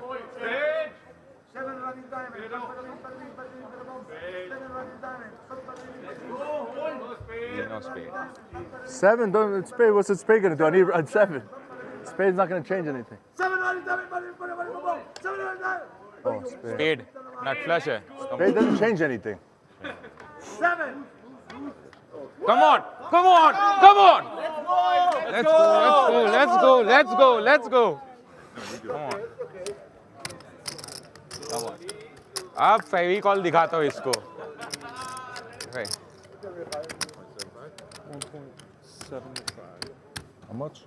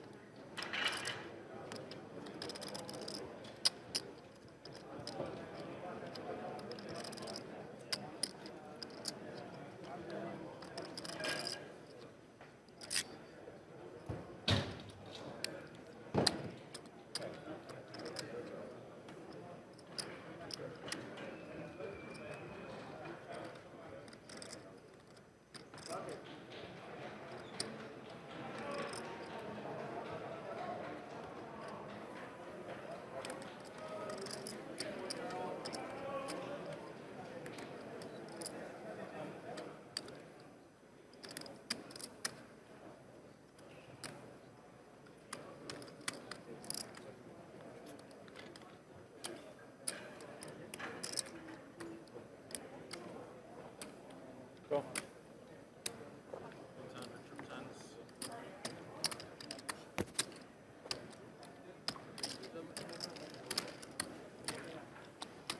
For centuries, poker was a game of instinct, bold bets, and leaving the rest to fate. Vegas turned the game into a dream worth chasing. Players started asking a different question. Not did I get unlucky, but did I make the right play? Online poker opened the doors for anyone, anywhere, to compete at the highest level. Skill became something you could train. Today, the champions don't leave it to chance. They study. They train. GTO Wizard, official poker training partner of the World Series of Poker. This could be the last card of the 2003 World Series of Poker. What you see is plain luck. What you don't see is the complex calculation behind every read, the cost of every call, and the weight of every fold. You see them moving with conviction. You don't see the math behind every move, the position, the pot odds, the expected value, the edge. You see the numbers on the cards. You don't see the numbers behind every decision, and the nerve to make the right one. He's all in. You see them going all in. You don't see everything they held back. The doubt, the fear, the noise. The real play is never just the move. It's the mind behind it.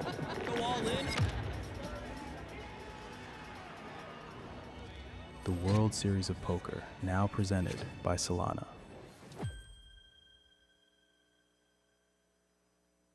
I was just too tempted to play these. All right, that was strong. Never poke the bear. All in.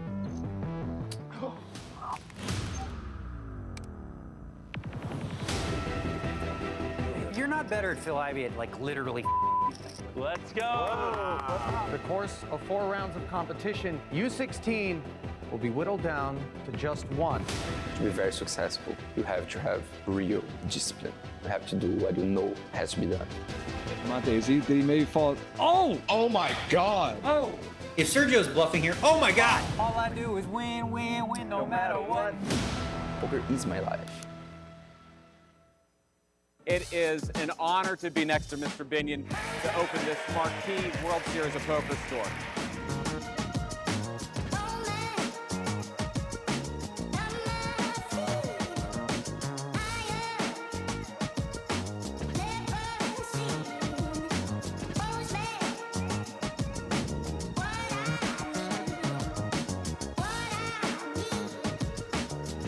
I can't fathom.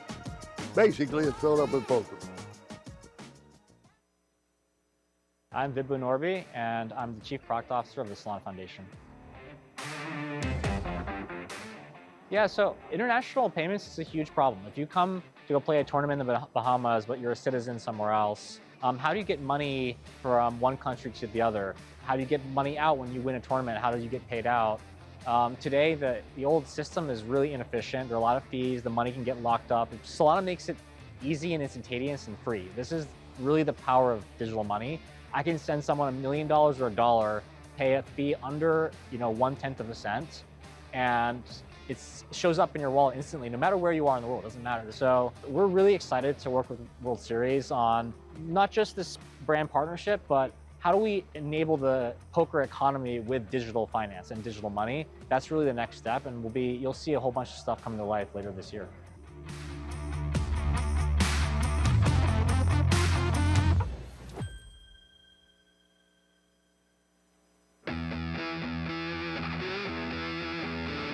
Welcome back to Paris, Las Vegas, and the 2026 World Series of Poker, where plenty is going down under the roof, including a possible bracelet for Michael the Grinder Mizrachi, who is squaring off heads up against Zarvan Tumboli in the 10K Pot-Limit Omaha Championship. But also we've got 5K hybrid action that we'll be bringing you intermittently. By we, I mean yours truly, Ali Nejad, alongside Sylvia, who have been treated to another one of those grinder-like performances, but of late he has shown tremendous levels of discipline and not gotten out in front of his skis, so to speak, and as such He wields a better than 3-1 chip lead as he seeks to close this one out with the blinds at 2, 4, and 4. Grinder-like performance is right, Ollie. It's been really something special so far. The special has taken various shapes, and the one that I go back to that you really touched on is this disciplined iteration. He's just shown patience, you know, he's shown restraint, and I would imagine that Tumboli's been a little bit surprised because he's tried to trap his man on multiple occasions and it has not worked once.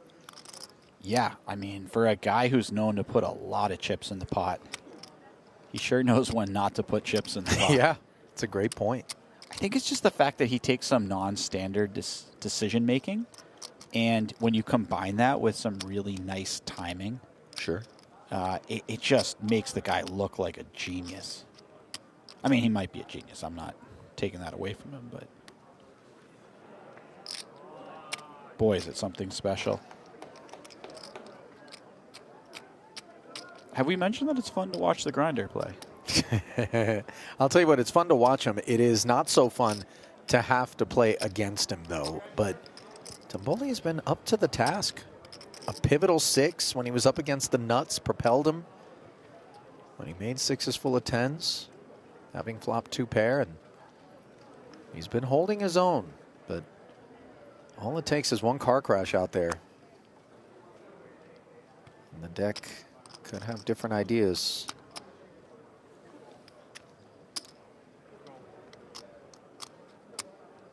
Five's a suit and a 9 and 4 for Mizrachi, worthy of a limp.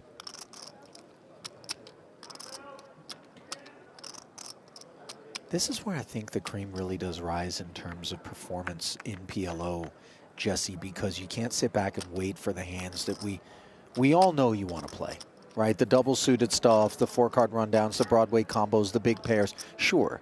But heads up, you've got to explore parts of the deck and situations that you don't find yourself in en route to that point. Yeah, completely agreed. And as much as people talk about how there's nowhere to hide when your head's up in no limit hold'em and you have to play a lot more hands than you're used to and you have to navigate post-flop with these very weak hands, it's just that much more intricate for all of those reasons in PLO. Well, the intricacy here favors Tumboli, who's got a jack kicker to go with the case 4 that has presented itself to the turn. Limp pot pre, check, check, flop. Mizrachi flings $500,000 out there. Tumboli might be feeling like, finally, this guy is putting chips in there when I'm loaded for bear. I mean, after check, check on the flop, Tumboli has to feel like he has the best hand a huge percentage of the time. Yeah, and he's going for it. He's feeling really good here. Probably the strongest hand that he's going to see out of Mizrachi is a 4. Obviously, he beats most of the 4s. Maybe occasionally Mizrachi checks something like ace 4 or 10-4 back, but it won't be too often.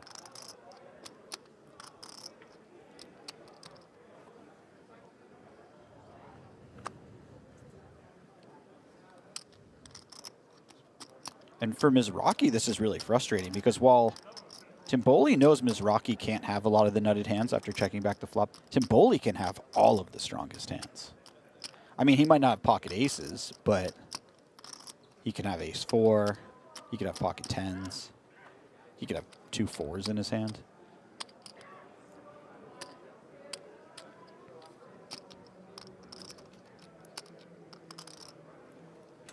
So the raise to 2 million gets called by Mizrachi. A lot of draws possible here. The 9 on the end now fills up the grinder. He was beaten and he didn't have many paths to victory here, but that is the one. And for Tumboli, it's an innocent enough looking card here, Jesse, where he could potentially barrel again. Yeah, it feels like it's coming too.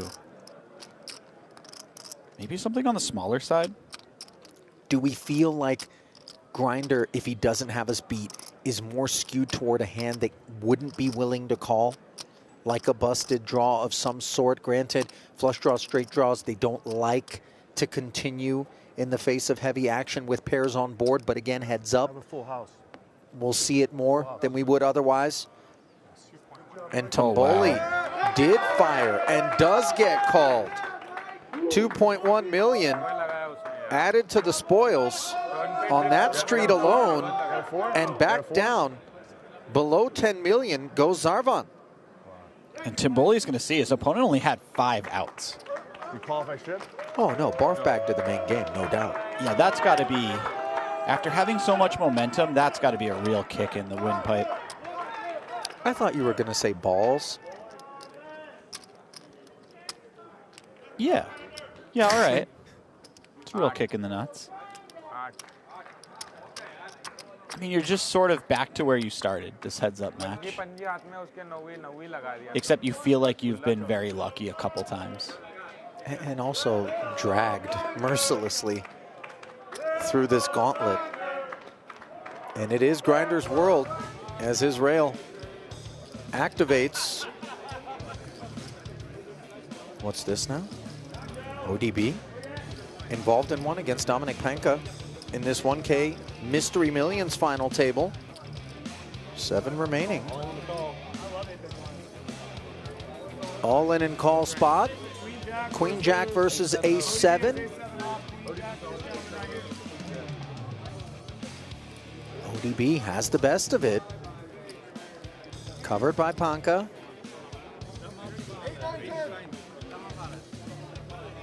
Breath held. 1 over, 1 under, and he finds middle pair against top pair. Panka out in front. Clubs are a problem, as is the lack of improvement on the end, as you see ODB wrap the rail and exhale as his journey ends. In 7th place, not before collecting $176,000. Still so much more left to play for. And Panka very much eyeing the top prize in this one. 183 million now in front of him, as we'll keep tabs on that situation. But back over to the Grinder, who has flopped a flush here on a king high board. Tumboli, gutter, queen of clubs, action checked over. That queen of clubs feels like a very important card here. Yeah, and it feels good enough to see a barrel of 450. Now with 3 clubs in hand and just a 7 high flush, I know it's heads up, but this is the kind of hand that you're just going to take defensively from here forward. Absolutely, yeah, I think so. And it's a really nice one to call down, obviously, because of those 3 clubs. You leave your opponent with more possibilities of a high 1 club hand that wants to bluff. We'll see what Tumboli does here, because he doesn't have the ace of clubs, right? That's the one where he just keeps going for it. But the queen of clubs feels very close to that in this situation.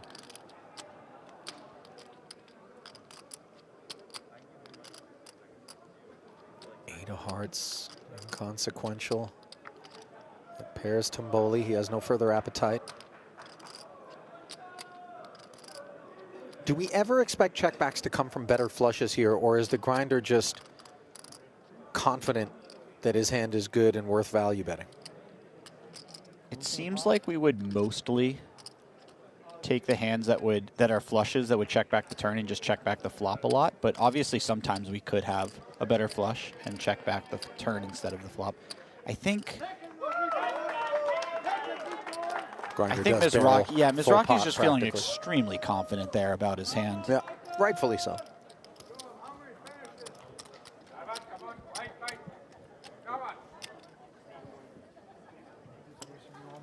Oh, thanks, team. Take care. You are amazing. Thank you, man. Thank you, man. Wow. Gentleman exploring the space. Little main event champ. Yeah. Main event champ love. Jamie Gold, was it? Yeah. I know whenever I'm deep in something, Dave Williams comes out and gives me a hug. Does it tend to go well from there? That's a little second place love. Oh, yeah. It's a beautiful thing. We do some crying together. You're part of the brethren of Yeah. the second place in the mains. Meanwhile, glimpse now at that 5K hybrid FT, which began as an online event and then reconvened live here today. Nick Schulman was a part of the proceedings at one point in time, eliminated in 6th. Neves, the short stack, finds an ace-queen here. Worth a jam over the top of Yao's 10s. Of course, he's not going to go anywhere. Shannon Shore into the bin, and we'll be on our backs. One of those funny spots where both players are a little frustrated that they have a flip. Sure.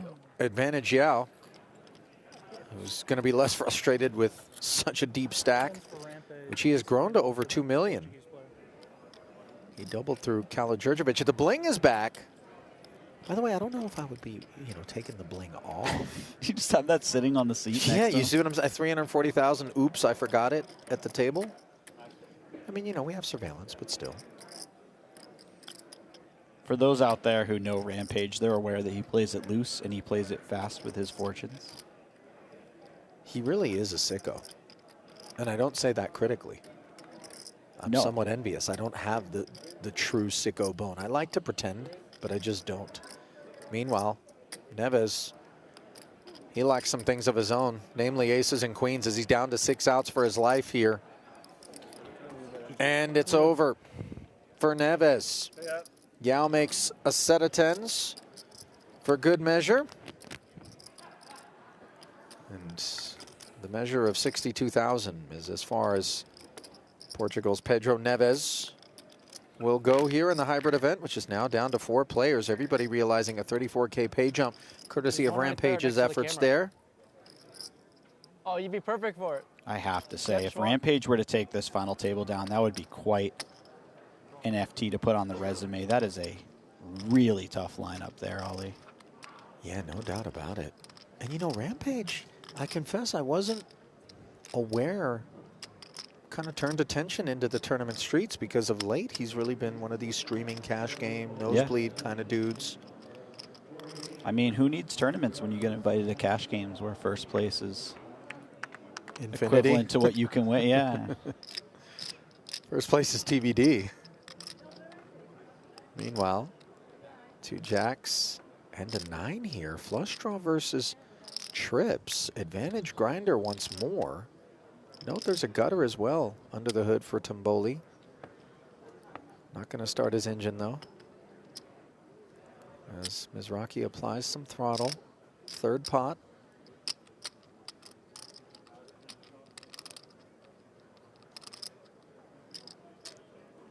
Paired boards, low flush draw. Definitely a bit awkward. We do have the gut shot to go with it, so obviously we're going to proceed here, but you have to be very careful in these situations. Delicate and cautious. Tumboli's flat growing the pot to 2 million. 4 spades, however, not growing his holding.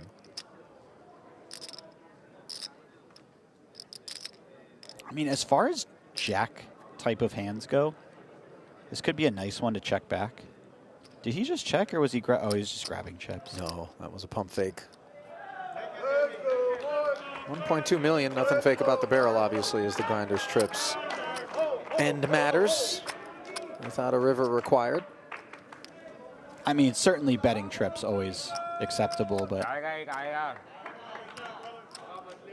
don't know, felt like that one could trap a little bit, and maybe it would have been the right time for it. Hang on. Could this be the wrong time to have ace-king? Yes, indeed. Vinay Boob. Oh, no, Vinay Boob. Out of there. In 6th in the Mystery Millions as they are dropping like flies. Tom Hall claims the rest of his stack. Moves himself up to 245 million in the process. 6s. Getting it done. It's rare that there's a poker player where I just see the names and the chip counts and I know who I'm rooting for, but Vinay Boob is that man. So India loses a prospect in its hopes for a bracelet, but Tumboli fights on. His stack has been eroded down to 6 million plus. King 10-6 board here in a limp pot. He's found a pair of 10s.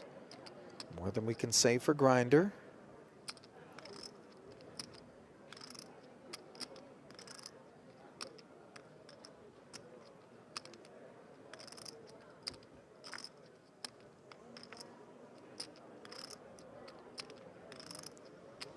Now a pair of 5s for Mizrachi after it goes check, check. And here he comes. Tumboli has picked up clubs. Grinder has shown a proclivity to lead out with these kind of turned, weakish hands. And it is interesting because it's usually when he turns the pair, which makes a lot of sense because it means his opponent is less likely to have turned 2 pair. So I like that. I feel like I'm learning something here from the Grinder. I just like that you employed the word proclivity. Jesse, that was wonderful. I'm learning from the best, Ollie. Stop. Well, one of the best each and every summer, it seems now, is one of these Mizrachi brothers. And could it be another bracelet here for the Grinder? Doesn't have the best hand. The 9 is a bit useful.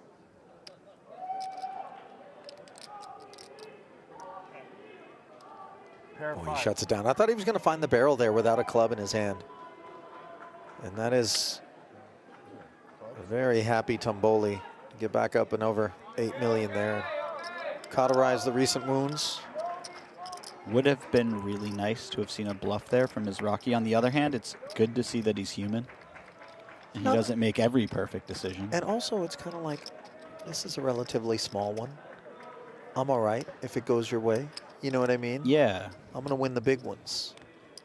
That's a nice deal to make with somebody, I will say. Generally speaking, it's an involuntary one that people are forced into by the Grinder. And it does feel like everything centers around him when he's at the table. You know what I mean? He's the star around which all the other planets are orbiting. Mm-hmm. Dictates pace, establishes sort of precedence with respect to sizings, and just keeps you from feeling comfortable. He's chilled out with this in the last number of years, but there was a time where we used to joke that having him at your table meant that he was playing heads up with every single player. Yeah, okay. Which is sort of pretty tough one.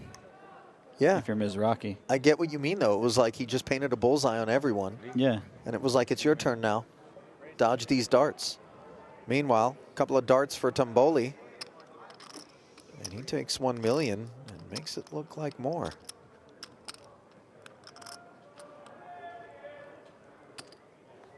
Oh, and Grinder's going to give him a little action with this Jack 10-7-6. And I suspect he knows what type of hand he's up against here. Mm-hmm. And if you can assign aces to Tumboli, that can make your life really easy post-flop. Comes Jack 8-8 with 2 spades. That's actually such a frustrating flop for Mizrachi because you expect your opponent to have an overpair quite a bit here. Sure. You don't have the spades. You do have a gutter and a jack, but against this, I'm not sure. Jesse, don't we have to go away? I don't know. I feel like just because your opponent might have something like ace, king, queen with spades or something, I think you have to flick it in. Against kings or aces, you're going to have 6 outs quite a bit. He's asking for a count. The price is north of 2-1 that's being laid. If his opponent turned their hand over, I think you can fold. Oh, but he's going to make the call. There is a non-zero amount of time that you're just good here. 9 or jack. 9 or jack.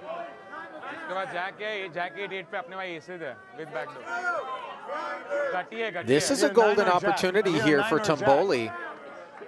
I need a 9 or to a get jack. back into that 15 million zone A jack or a that 9. slipped away from him.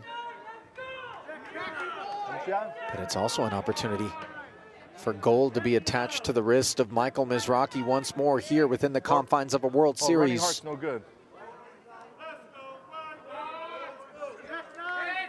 Running hearts confirmed, no good. Or 5. 5-9 jack. Oh, okay.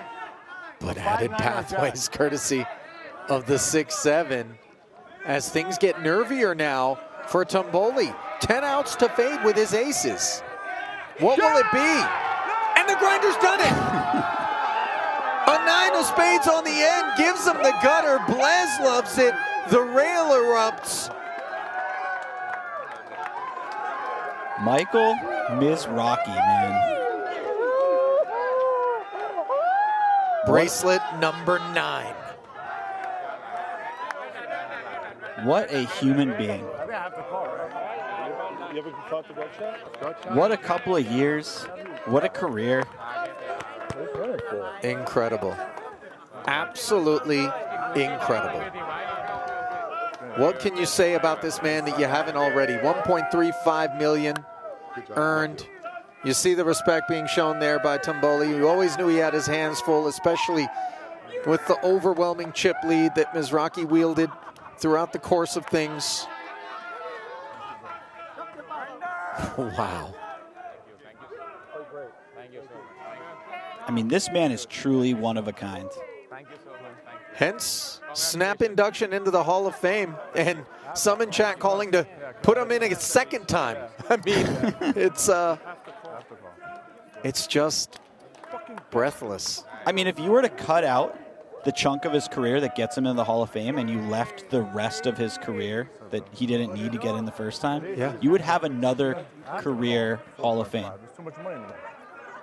That's how much he's done in the poker world. Well, more than a few single word messages flowing through our YouTube chat right now to the tune of one word: goated. I have 10 outs. 5-9, or I still have to call the flop. Looks like Natalie's doing a little wrangling here. Stepping in for Jeff to handle the honors. Thank you, bro. There it is officially. The results in this 10K Pot-Limit Omaha Championship. Just, wow. Let's go, baby. I don't mind spray. He just seems to be getting stronger and certainly getting richer as we send it down to Natalie for thoughts. Michael Mizrachi, bracelet number 9. What made this run special? Well, it's kind of crazy. So last year on June 29th, I won the PPC, and it's June 29th, 2026. So that's pretty cool, actually. Felt a little If aligned? you told me June 29th, I thought I won the PPC again, but now we won something different. I wanted to change it up a little bit, so I'm happy. Yeah. As a Hall of Famer with so many milestones that have already been achieved, what is it that continues to drive you? I mean, I guess just keep winning. I don't know. I just push myself harder and harder. And this year, I got my health back. I feel much better. Lost 40 pounds since last main event. Training twice a day, so I feel good. Physically, I feel great. Poker-wise, I feel amazing. So I never felt any better than this at 45. Amazing to hear. Another incredible achievement. And now it is my honor on behalf of the World Series of Poker to present you with your 9th World Series of Poker bracelet. You know how this goes. Hold it up. That is Michael Mizrachi. He is a winner of the 10K PLO Championship.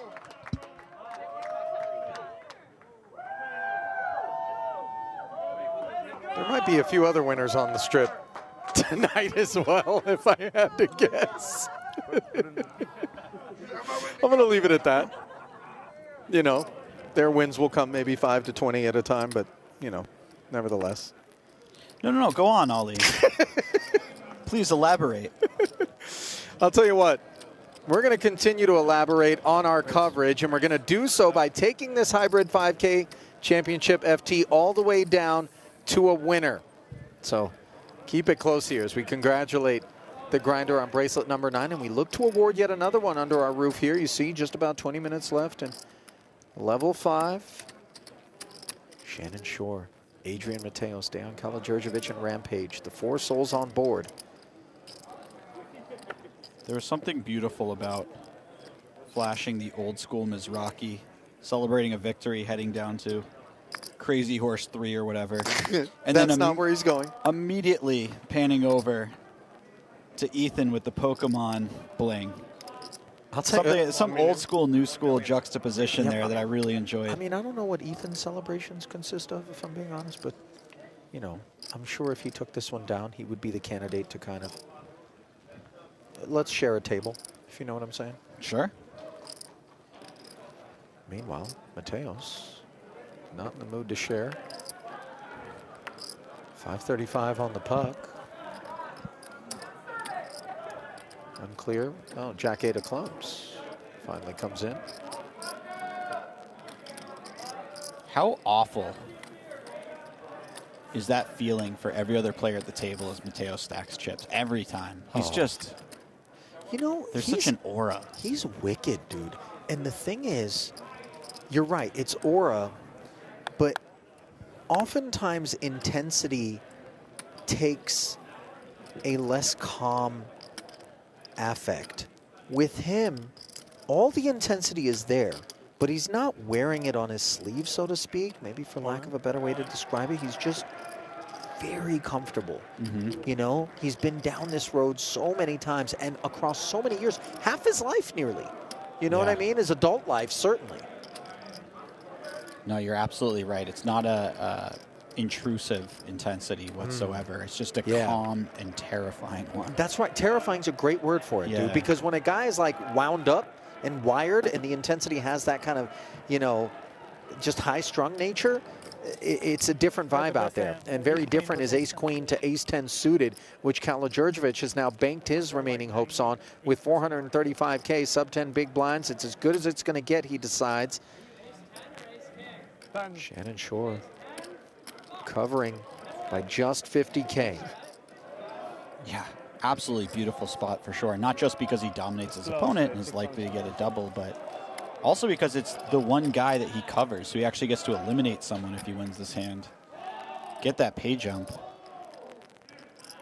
Ace-queen holds, but a paired flop provides outlets to ace-10 to chop it. That jack of spades comes into focus.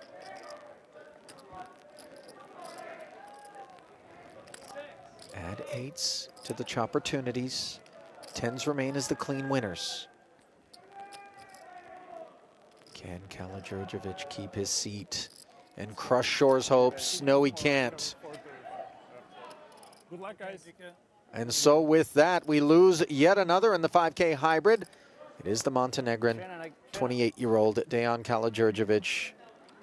Add 96K to his 6.2 million in career earnings as he continues to present himself as a force in any event that he enters. Non-negligible pay ladder of 33,000 as we send it down to Natalie Bodie, I'm told. What do you got, Natalie? So if you've been looking at this final table and seeing Rampage's necklace and wondering, what is he wearing on his neck? Well, I did talk to him on the break, and he said it's a $750,000 Pokemon card. I'll be the first to admit, I don't know a lot about Pokemon, so what did I do? I took a picture of the card, I looked it up, and here's the best of what I got. There's going to be a lot of Pokemon fans out there that know I'm getting a lot of this wrong, but here's what I've gathered. It's not just any Pokemon card. It is a 2005 Rayquaza Gold Star, which is apparently one of the hobby's ultimate grails. I think grail means that it's important.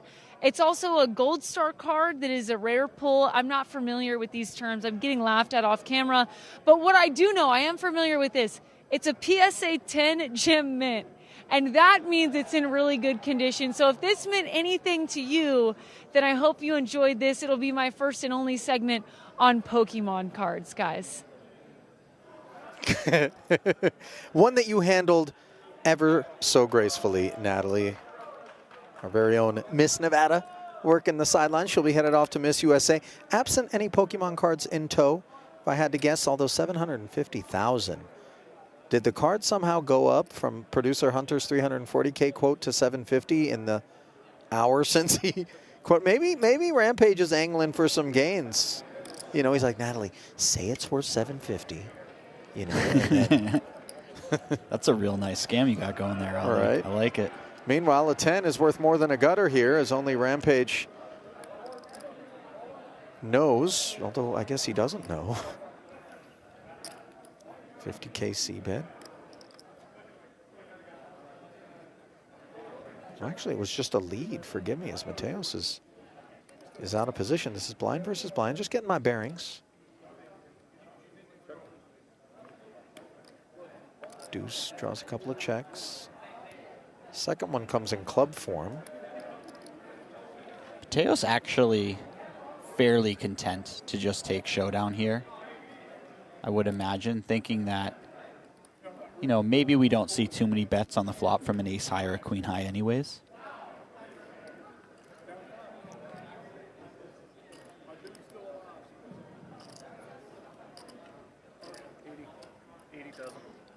Comfy enough with the nut 10 to bet 80 in the face of the check back.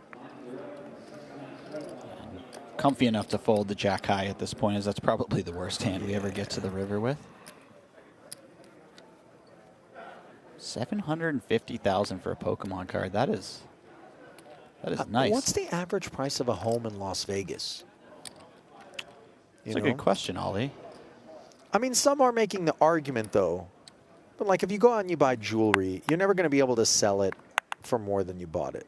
Especially anybody that went and spent tons on natural diamonds now that you can get lab-grown ones, you know. Yeah. But with the card, I guess you might get some ROI. I dump. All the money goes into cars. I'm that guy. And I know it decays. I get it, guys. But, you know, what can I say? We all have our leaks. Well, your car doesn't double in value over the course of one broadcast? No. I get into them good, to be fair. Sometimes I'll sell them for what I bought them for. That's a win, Carland. Yeah, for sure. Jeez. Ace-9-7 is another win potentially on the horizon here for Rampage. Second pair. Doesn't want to barrel up against this open-ender for sure. Limp pot pre. No, forgive me, this one was raised. Looking at the previous hand.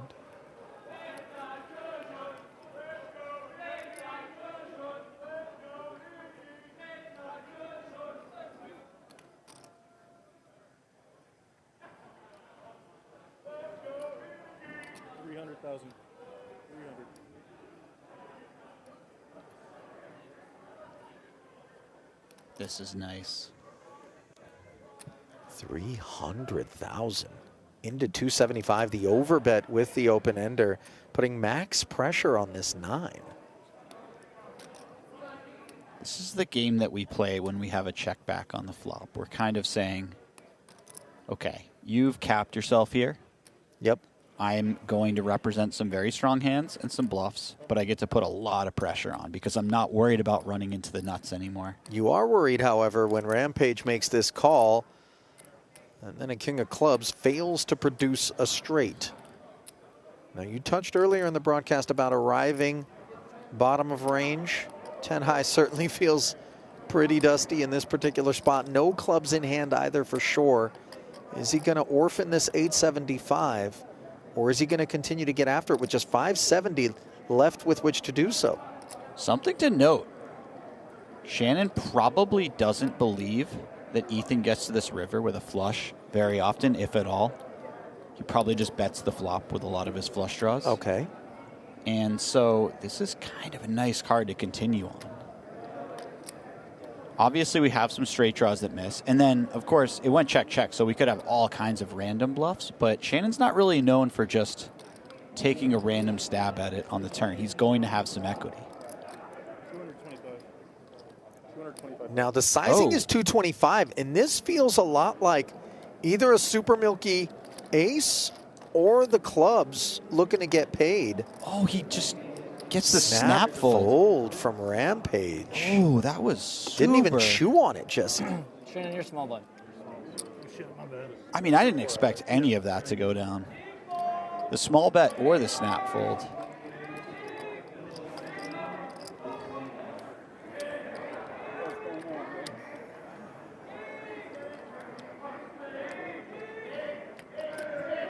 I suppose Rampage just thought, you know, I have one of the worst hands I get to the river with, I'll just fold, but it's always nice to take some time and just put the pieces of the puzzle together. Man, Shannon is lethal.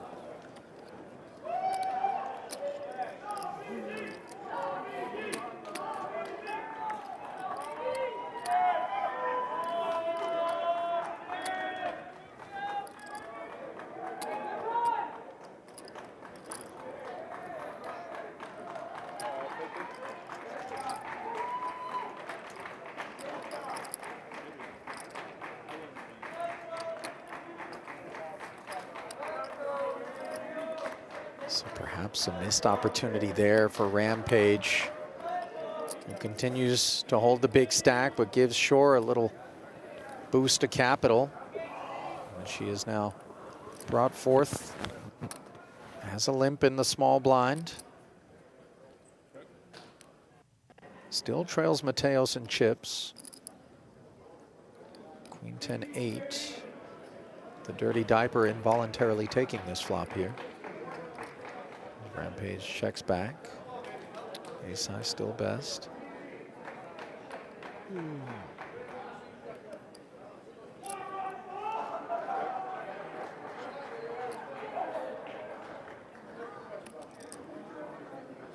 Always blown away by how capably Shore is able to navigate a shorter stack. That last hand, just a great example of it.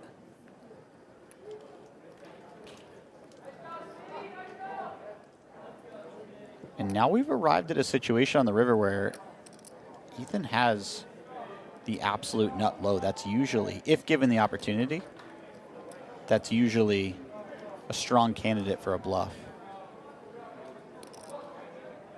That is if Shannon doesn't turn his hand into a bluff, which he very well could.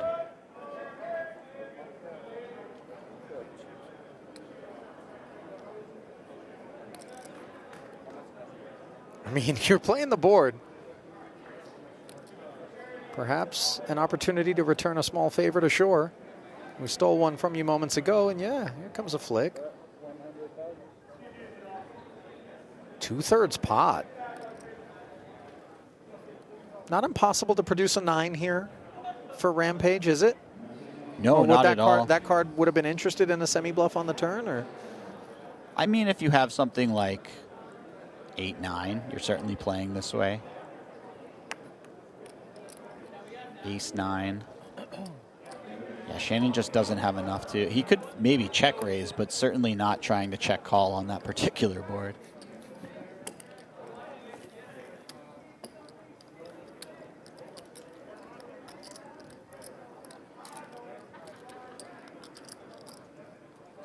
I got a very small glimpse, but is that Schwan behind that sign? I'm not sure.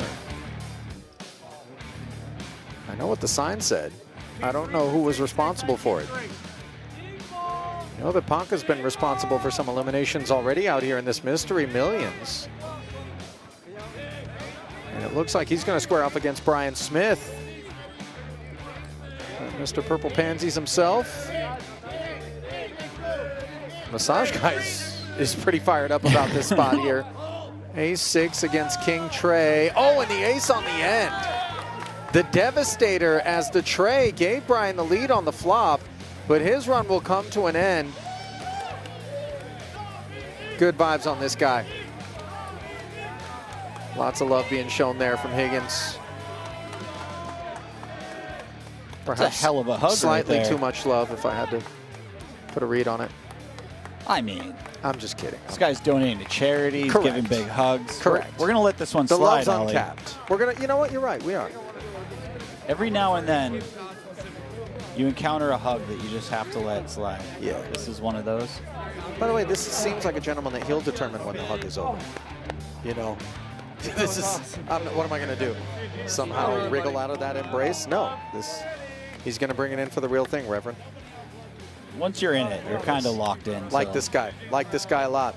Brian Smith out in 5th.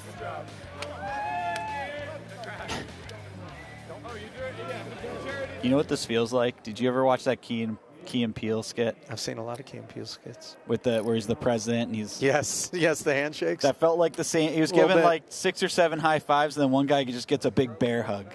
A little bit. I like that.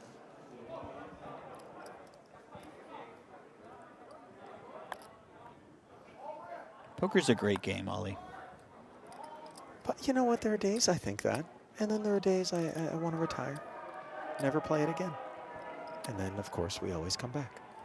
Meanwhile, back now at the hybrid table. You look like you're struggling. Mateos will be heard from. And let's see how much pressure Shore's Nichols can endure as 260K has been slathered onto this cupcake. I mean, this could get really interesting, Ollie. Shore just fully aware that Mateos is capable of finding a number of bluffs, even on this lower stack size out of the big blinds. Could very well pile in the 5s. Yeah. Finds a flip. That he does, but I'm not so sure he's going to be thrilled with it. Yeah, exactly. I mean, once you're called, you're obviously loving having the flip here, but you'd prefer a fold. I mean, it's better to be up against the 2 overs than the over pair. That's the good news. Bad news is he's just a 9% favorite for, as he described it himself, a lot of equity. Most likely won't. Third pays 129, second pays 175, queen 5-4 could be paying dividends. It's a set against a nut flush draw. Mateos withers to 29% now, but all it takes is a little love. 9 outs twice for El Conquistador. And there's the heart. A breaker for Shore, who now needs the board to pair. Can he fill up and empty Mateos's cup of all but 400,000?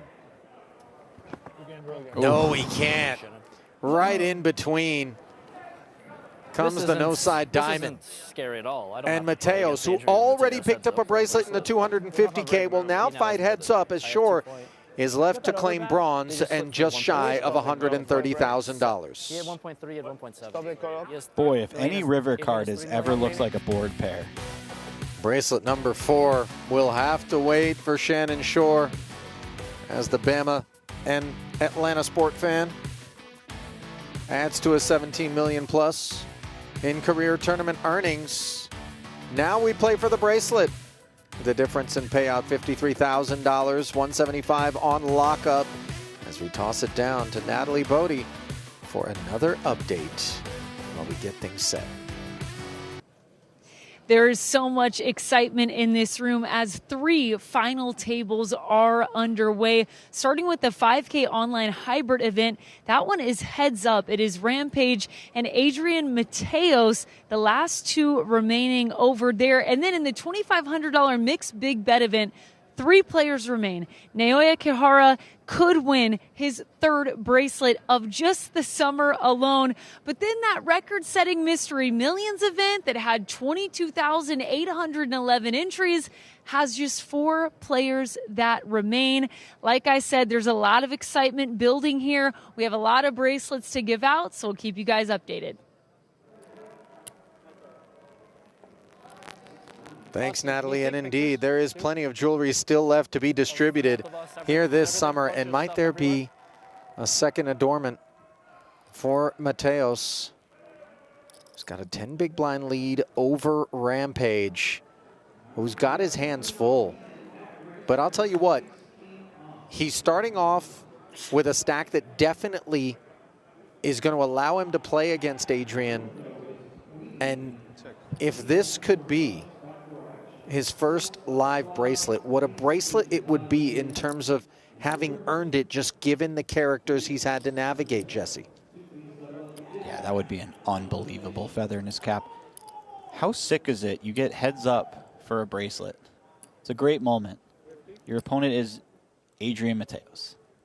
Yeah, I mean, great from the standpoint of respect, but it's just not so great in terms of, you know. In terms of your opponent being Adrian Mateos? Just the odds of you being able to beat this man are pretty low, especially when you've got nothing more than 9 high on the flop and now 9s on the turn to potentially get yourself in a little trouble against the ace. Limp pop pre. Rampage does well not to barrel once more at it. 7 on the turn now, giving Mateos 2 pair for good measure. I mean, this is a river where Mateos can pick any size he wants. Very unlikely that Rampage has anything close to a nutted hand, given the way this hand played out. I wonder if he ever goes quite large here. Yeah. This guy's so good. It's the polarity of the bet now is what's percolating through Rampage's mind. And the sense that, like, this dude could just be trying to bluff me and own me. And I'm not sure how much respect Rampage thinks Adrian has for his game. That also factors in. And he does end up getting paid. So off and running is Mateos.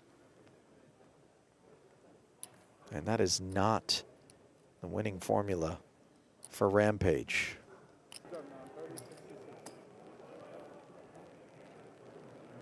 How you feel about the call? I don't hate the call. Okay. That said, I just wish he'd take a little more time.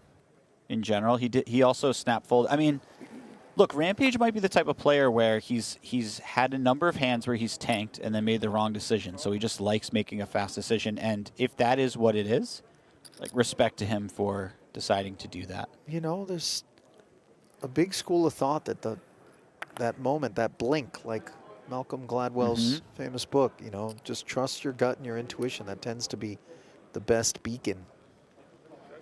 I am a big fan of the idea that your subconscious is extremely smart. Don't get me wrong, but sometimes you need a little time to sort things out. And sometimes you need to make hands, which unfortunately for Yao, he's been thus far unable to do. 10 high versus what is now top pair. 140.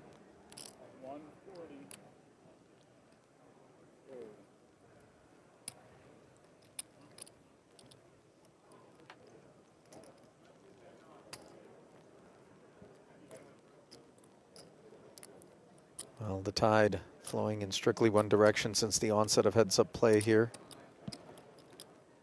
Still very early in the match, but spotting El Conquistador, a big chip lead, is painful.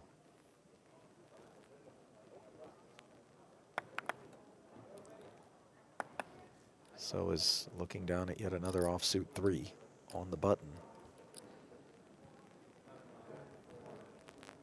210.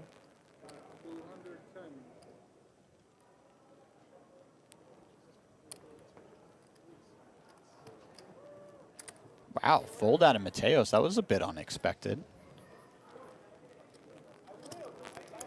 I always have it. Are you alive?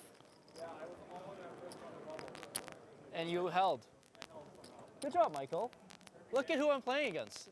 Look at who I'm playing against. One of the easiest opponents in the room. It's unbelievable.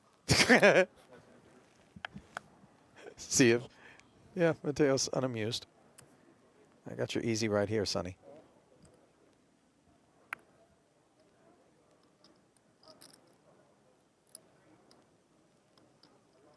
It's going to be a great vlog. I'll tell you that much. Yeah, either way, right? Yeah. It's kind of win-win, right? If he wins, it's great. If he loses, he still has good content, and he's got 750 grand on his necklace. Well, that he always had, but I'm feeling like in some ways, emotionally, Rampage has set himself up for kind of a free roll, right? Nobody expects me to win. I'm not even sure I can beat this guy. He's one of literally the best. Blez, you know, thinks he's going to end up being the best 2-card player of all time when it's all said and done. And he wasn't particularly shy about that opinion, as maybe Rampage not going to be shy on this turn after a gut shot improves to a club draw as well. He's usually so subtle about those sort of things. Yeah, really measured, sort of moderate takes.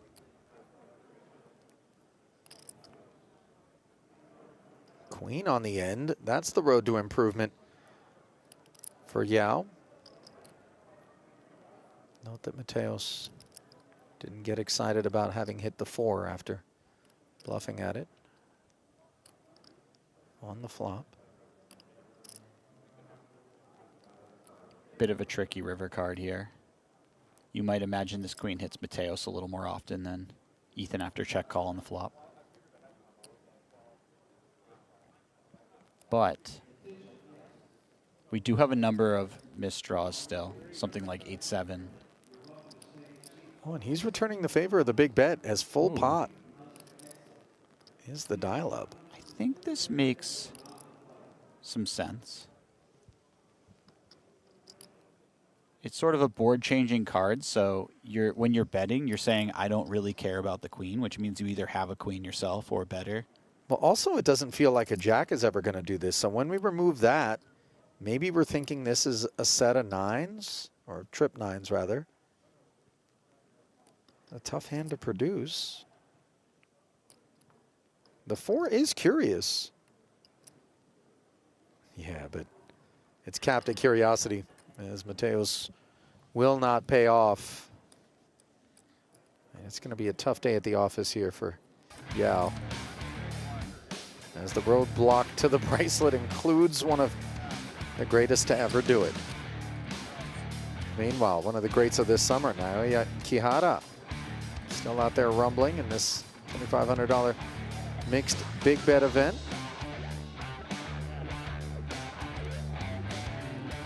That's Smokey.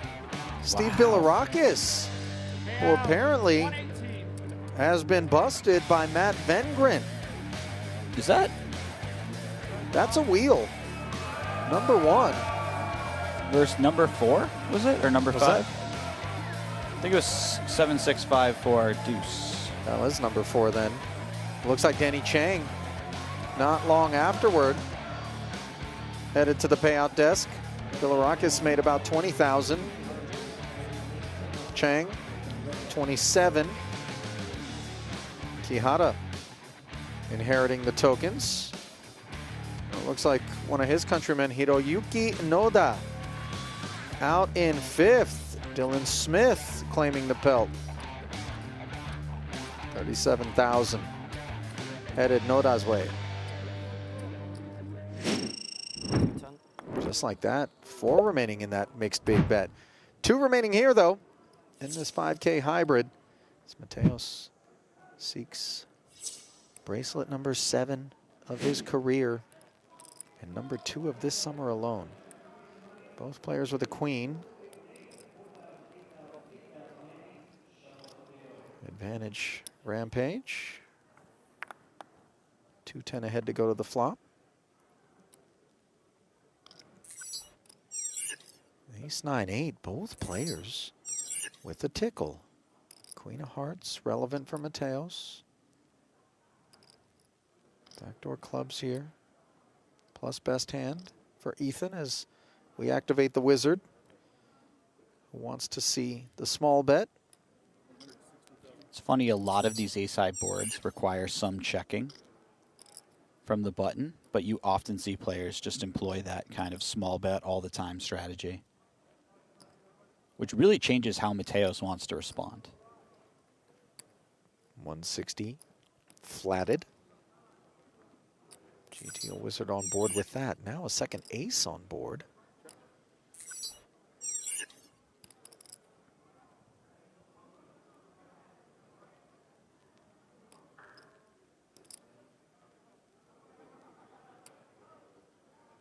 Always betting mid is kind of nice here. We get to charge draws.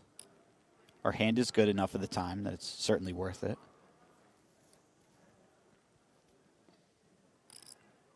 Pre-flop raiser in position. We're supposed to have more of the ace-X. Oh, the check back, however, from Rampage now. Pretty wet texture out there. The 3 of clubs, however, not dampening things.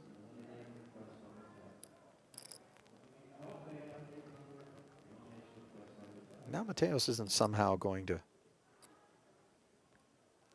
think that Queen 8 is a winner 100% of the time, but you can see GTO Wizard likes a mid-sized bet in the face of the check back on the turn.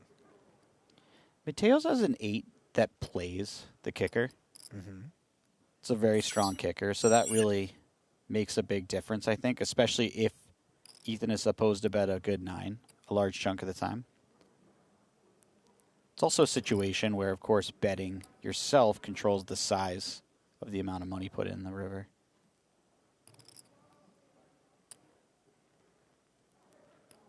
One nice thing about checking back the turn for Ethan is now he gets to pick from a number of sizes on the river. He has a little bit more information because his opponent's double-checked.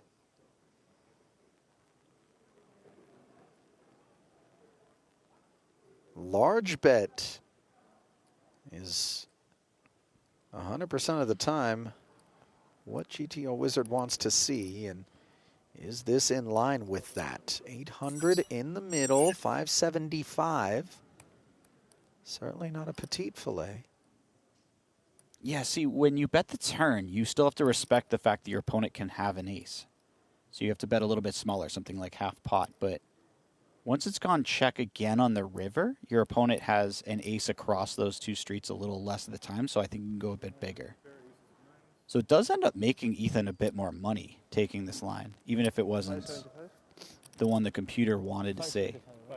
Well, found the value on the river, maybe we'd be less likely to get more chips in there had he bet the turn. You can see he's chewing on it, mulling it over in retrospect. But that is a meaningful pickup from chips that are hard to earn.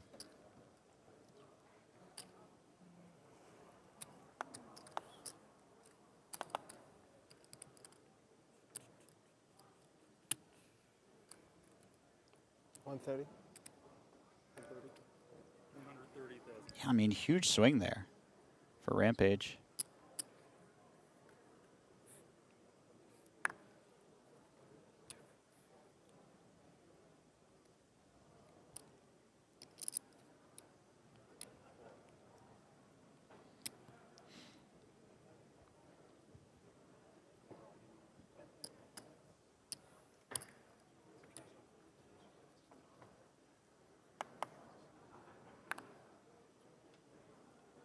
Ten, 8, 7 here. The nuts for Mateos.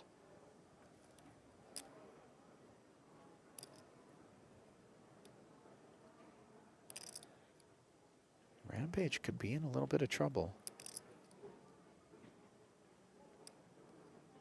Certainly, if the turn is a king or an 8, this is going to be 160.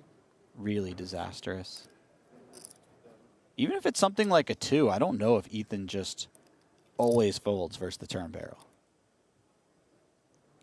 160 is half pot here. No one's going anywhere.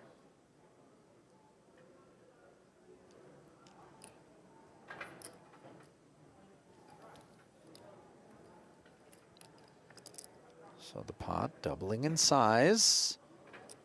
Now this is a merciful turn, I would imagine, for Rampage, as it puts the 4-liner out there. And Mateos hates to see it.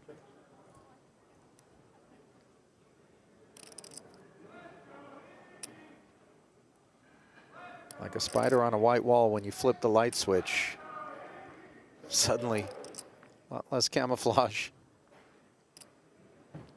Oh, now no. That's just the ugliest run out ever. As Mateos has to share this pot at Showdown, provided we get there. Now both players have to really think because these spots can be extremely tricky. Who has the jack more often here?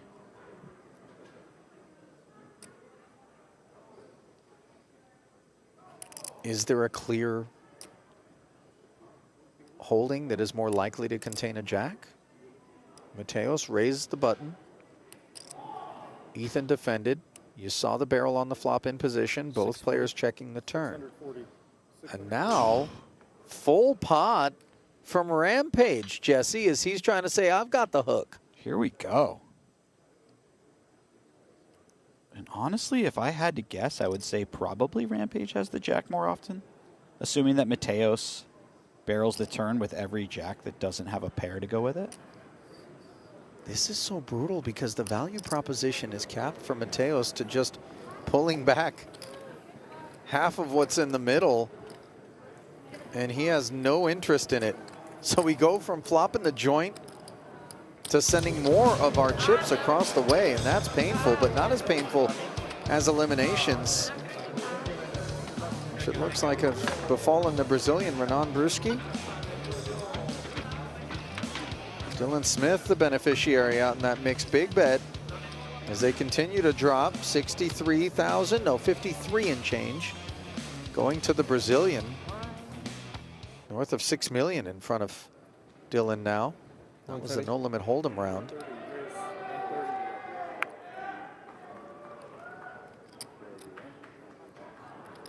Bracelet number 3 on the table over there. That's pretty sick.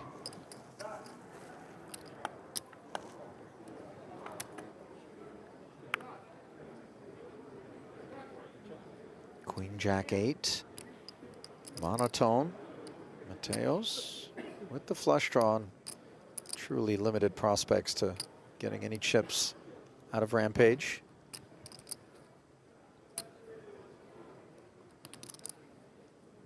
$160.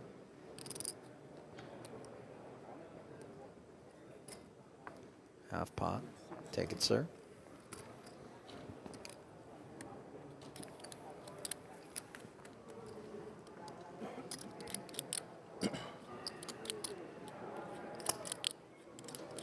Like 1.9. Yeah. Cool. Do you think Mateos views this final table as the satellite to next year's 250K? First place worth 228,000. I guess one could do that. It's one buy-in.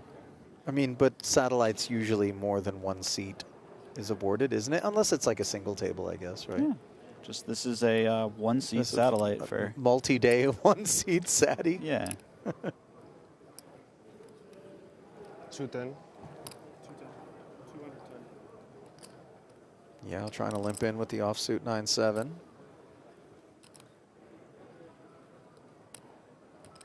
One year in the main event, there was a guy who made day 4, bagged his chip, said, I don't play on the Sabbath, and just left and didn't come back the next day. Wow, that's strong. So he was playing a 4-day double or nothing.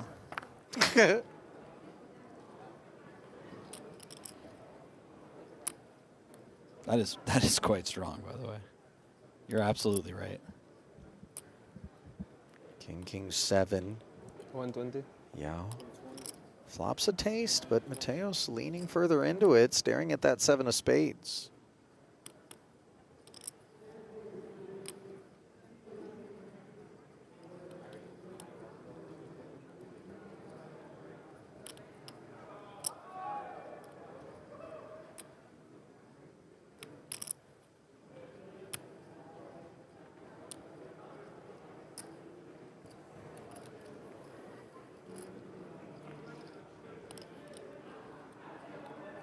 Oh, and now all of a sudden an excuse potentially for Mateos to lean even further into this particular flop. Obviously, when Rampage limps, calls the raise, and then continues here, you do begin to question what it is that he has. You would think that most of the King X would be willing to take it upstairs. Am I wrong? I think a good amount of the time you would expect a king to check raise. Although we are getting on the shallower side. Pre-flop, I mean, on the button as opposed to limping. Or are we going to limp some decent amount of our King X? I think Ethan is probably balancing by putting a bunch of kings in there. Just a number of different hands should be getting in there quite a bit. It's difficult to say because we've seen so few hands, and we have seen him raise some of his better hands. They weren't exceptional hands or anything, but we don't have a lot of evidence one way or the other. I'd imagine he's limping a king a good bit.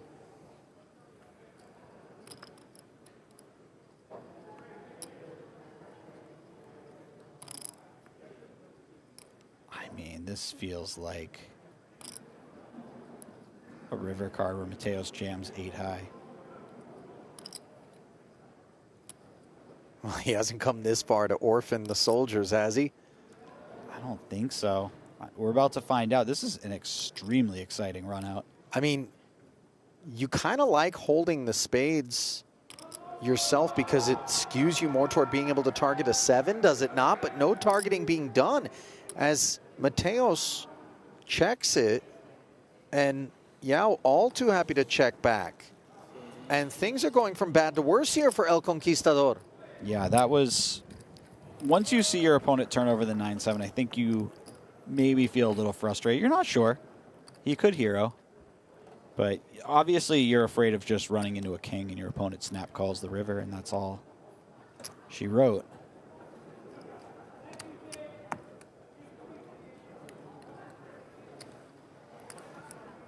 I don't know. We have that 8. We have no showdown value. Feels like we bluff at least a good amount of the time with that particular hand. Maybe wary of a king or some stickiness.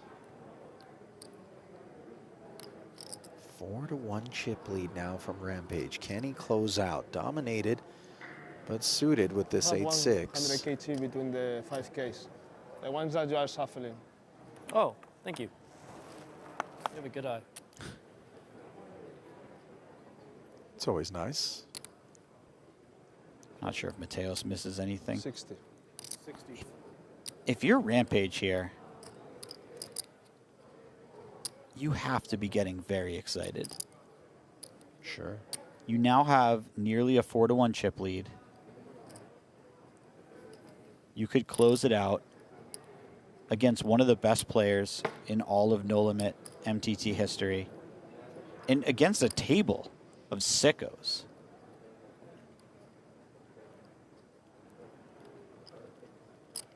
Seven now providing a gutter 225. to Rampage. And of course, the best hand to Mateos in a more comfortable fashion. It's funny because Rampage floated this flop and now he's picked up some equity, but this sizing for Mateos leaves him very little room. Yeah, 225 into 300. Yeah, and just what are you going to do? Can you check raise to 450? I mean, obviously you could, but is that even that believable? That we have an ace here?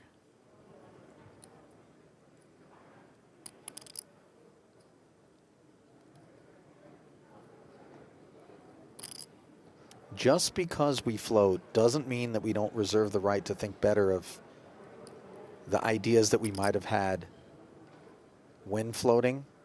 Oh, he's doing it. Oh, man. And I got to tell you, I'm not so sure that Mateos expected all this from Rampage when they embarked upon this journey, which has gone Yao's way. Right at the onset, I thought it was going to be a one-way affair, and it's been all but. I mean, if you're Mateos, do you maybe question why your opponent would check raise with an ace instead of letting you continue bluffing whenever you're bluffing? But I don't know that Mateos is altogether familiar with Rampage. This has to be the first time that they've played heads up. Yeah. And, you know, Rampage is not a regular fixture in kind of the worlds in which Mateos operates. Wow, and he just brings it right back at him as you zeroed in on those spidey senses where Mateos was unconvinced. And that is a welcome to Adrian's world for Ethan Yao. What a treat we've got on our hands here as the tug of war continues. Meanwhile, Not war, but peace is what we seek when you reach out and connect with us via X, Facebook, or Instagram, or for that matter, in the chat during our live streams on YouTube and on Twitch. See, many of you have the keyboards in front of you right now. And if you're on there, go ahead and click like if you would, as well as subscribe to ensure that you don't miss any of what we have on offer here at the World Series as we continue to deliver this year's coverage completely free of charge, which is to say the price is right. I'm just kidding. But I don't think this stuff should be free. We'll find other ways to make the money. You know what I mean? I'm glad the paywalls have come down. You're a good man, Ollie. Jared kept lobbying for us to charge everybody. I think that didn't help him. That was that put the crosshairs on him a little bit. But you know, he's not afraid of that. 2 aces and a queen with a couple of spades here. Mateos has picked up the flush draw. This one ends uneventfully. Still a 2-to-1 chip lead now for Rampage. I will say, even though that check raise didn't work out, the amount of heart that he has shown in this particular match, because sometimes, you know, we've seen this in the past. You come up against a GOAT, legitimate, and you're just kind of intimidated, and you almost resign yourself to the notion that it's the impossible. Meanwhile, you might feel like it's impossible to get through that man if you've had to square off against him this summer. Naoya Kihara back out here at this 2,500 mixed big bet. Looks like he's involved against Dylan Smith here. No limit deuce to 7 single draw. Did they both pat? No, it's a one. Oh, and he pairs his 9, does Kihara. He had a 9 perfect draw. Thank you. And the Jack-8 patting, which means that Kihara will not be claiming bracelet number 3, but he will be claiming another $78,000. That's got to be a lot of points towards the POI race as well, I would imagine. I just, on the topic of imagine, like, what is Kihara spending the money on? Like, genuinely. What's the world's most expensive fanny pack? I don't know. I knew you were going there with the fanny pack. But what could he, what's his jam? As soon as the question lingered, I was like, the words fanny pack will be involved in the next sentence. But genuinely, like, look, there are some nice fanny packs out there, right? Just stop. There's diamonds. Just cut it out. There's not. I mean, he's not rocking a diamond. I guarantee there's some gold-trimmed fanny packs. Some Louis Vuitton fanny pack. Louis Vuitton definitely makes a fanny pack. Yeah, for sure. Oh, meanwhile, packing it all in there is the King Jack here as Mateos wags his finger after limping. And that's a couple of L's being hung on Ethan when he was showing a little bit of heart. Granted, Queen 5 offsuit on that occasion. Do we have other mixed action going on in the room? Yeah, 1,508 game underway.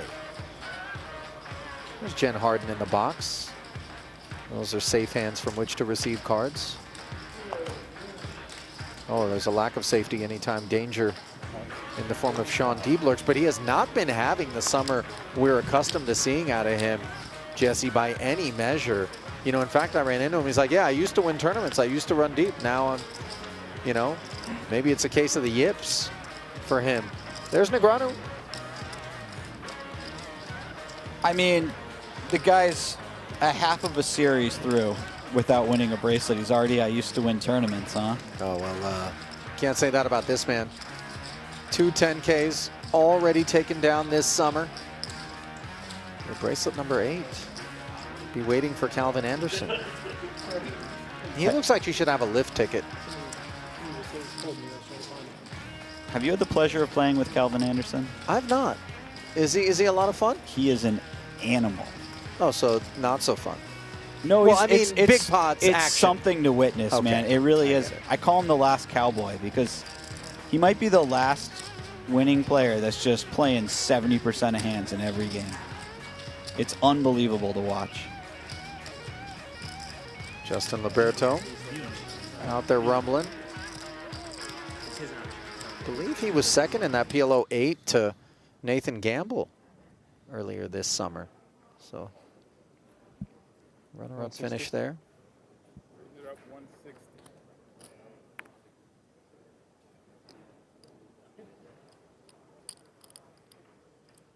Here we go.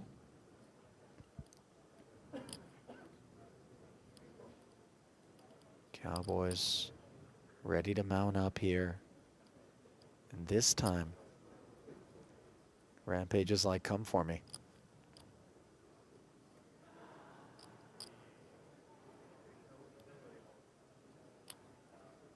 You know, those couple of back-to-back jams, or semi-back-to-back jams for Mateos, happened awfully quickly, so we didn't have time to give them their due, but that was... So disheartening, though, that Mateos just snapped mugs to 300K, by the way. Was that right? That seems Was so it small. less? I don't know. I mean, was it more? No, I mean, we're showing that it was a 3-bet to 300. It does seem like Jack 4 suited would have been more inclined. Maybe a live read there from Mateos. I'm not sure. I didn't clock the physical number of chips. Even with the read, 140 more is quite the bargain. At least you would think he'd give it a little thought. Yeah. Yeah, Mateos with 2 jams back there that I think a lot of players don't make. And he picked up a ton of chips by finding them.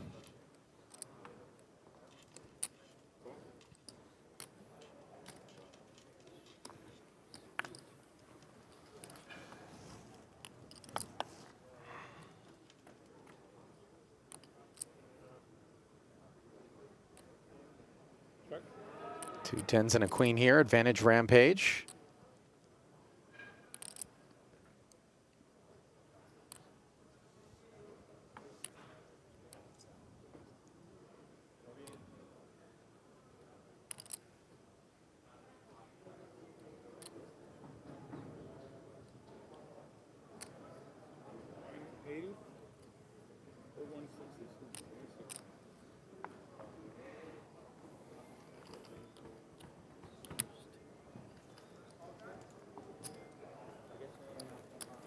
Things still going his way. He lost a couple bigger pots, but just the general trend seems to be chips moving their way over to Ethan.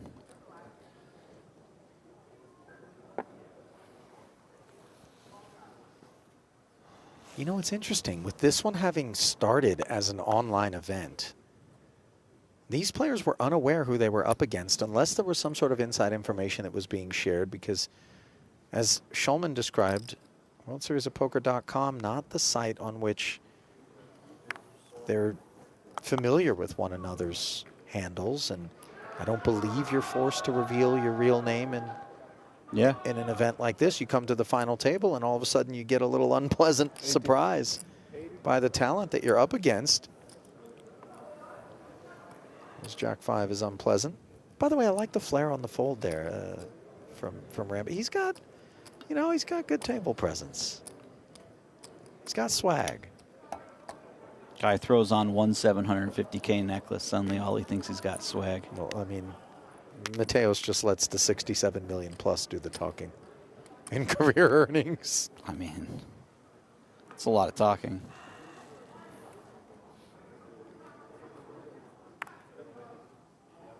Do you think the Dodgers jersey adds to the run good or subtracts from it? I'm an a LA Giants guy. fan, buddy. I lived in LA for a long time, but I grew up in the Bay, so you know the Dodgers jersey can burn as far as I'm concerned.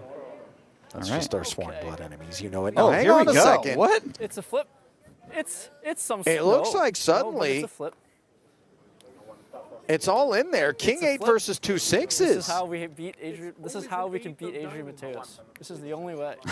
Well, yeah, it's certainly I have to just not the close, this grindy is way what I to do did. it. I closed my eyes. I just need one bounty button.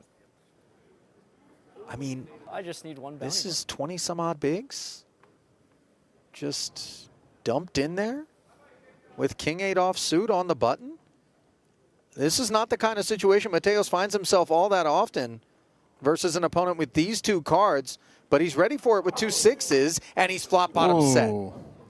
Catastrophic for Rampage, who was looking to get a little lucky.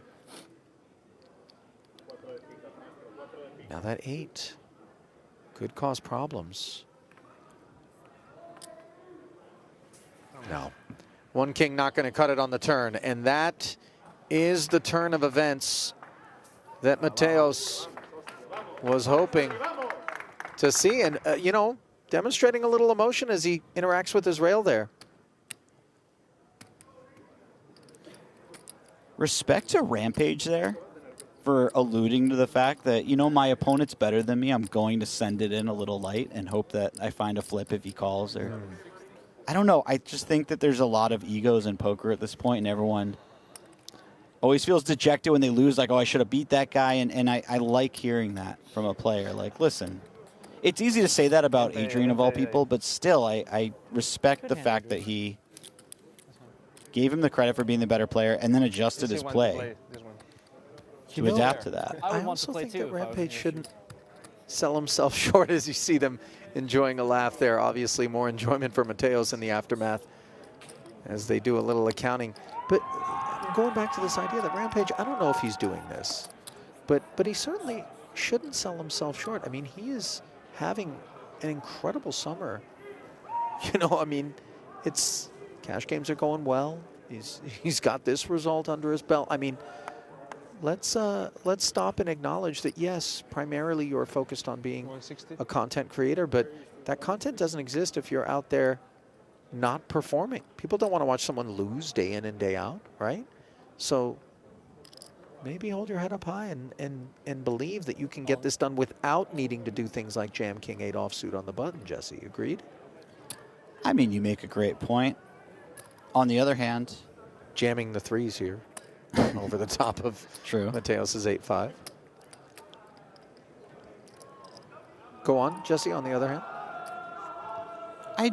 You know, I just don't know if you're selling yourself short if you admit that you're maybe slightly worse than Adrian Mateos of all people. But you're right. No, I think that the idea of you should have the confidence going into any heads-up situation or any situation.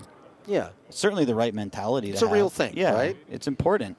But I also don't think that a competitive advantage is being handed over to Mateos if you acknowledge. I mean, objectively, no one's looking at these two and going, Rampage is the superior player in this spot or the favorite, you know, and that's non-offensive. It's just matter of fact. But there's an any given Sunday aspect to this, and heads up has more variance in it than anything. So let's batten down the hatches and see what's what. Miss eights and an open-ender is what's cooking. 120 versus bottom pair. Pairs are hard to make. Mateos knows this. He makes the call.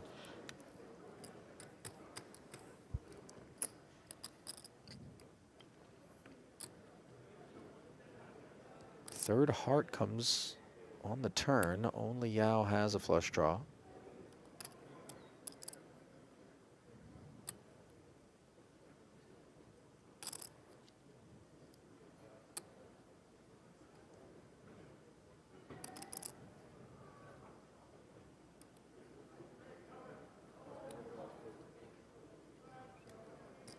He's going to fire again. This is where I thought we'd see a turn check. There have been more than a few occasions on which we thought we were going to see one thing and we saw a whole nother. I'll give you the mic. The people would love it.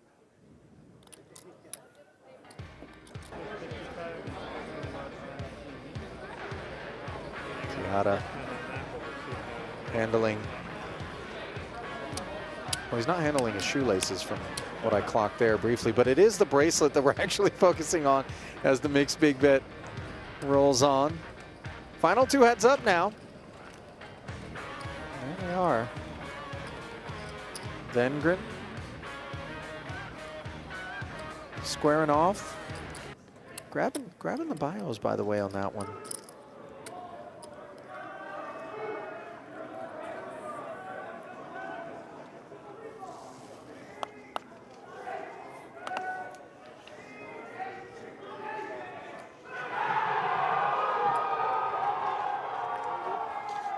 All right, I lied. I have paperwork all over the place, but I couldn't find Dylan Smith's bio. Nor Matt Vengren, so, you know, well, forgive me. If it's the Dylan Smith that I played with, I can give you a little information about him after this hand. Well, you know, yeah, let's focus on this for the minute as both players with a piece here. Mateos, the worst pair, but he's open-ended. Nobody bets. 10 doesn't change anything in terms of actual holdings.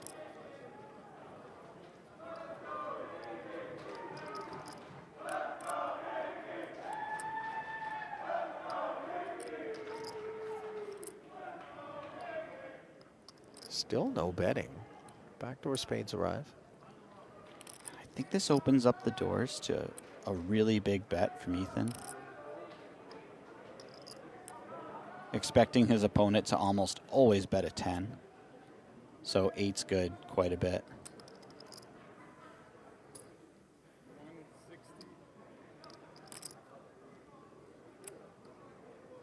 It's going to go 2/3.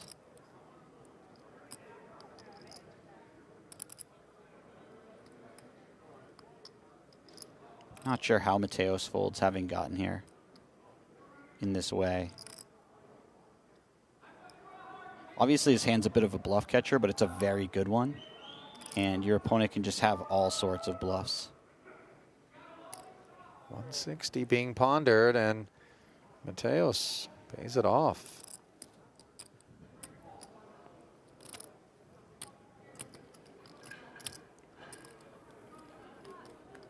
Well, the stacks have drawn level, with the pendulum having swung wildly in both directions since the onset. Equilibrium has been found.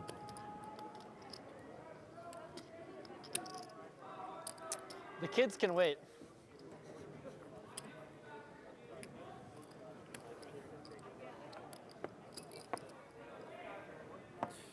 The You can kids. blame Amadi. I was Okay? going to ask you. We'll blame him. How many kids are we talking here, Ali? First off, there's no kids allowed in the tournament area, so that takes that off the table. Well, maybe that's why they can wait. Yeah. Has someone left their children unattended to come rail Rampage? Unclear. What is clear, the ace-8 of clubs on the button equals 240.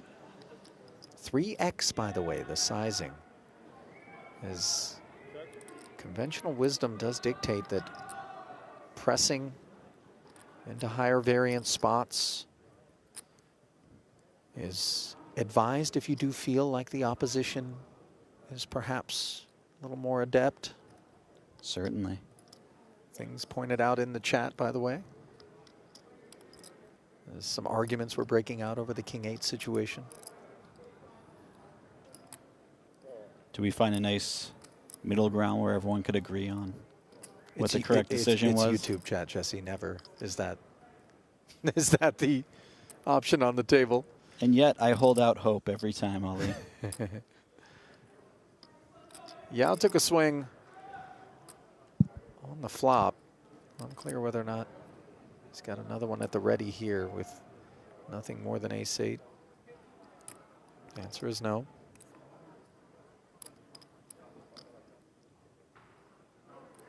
King arrives free.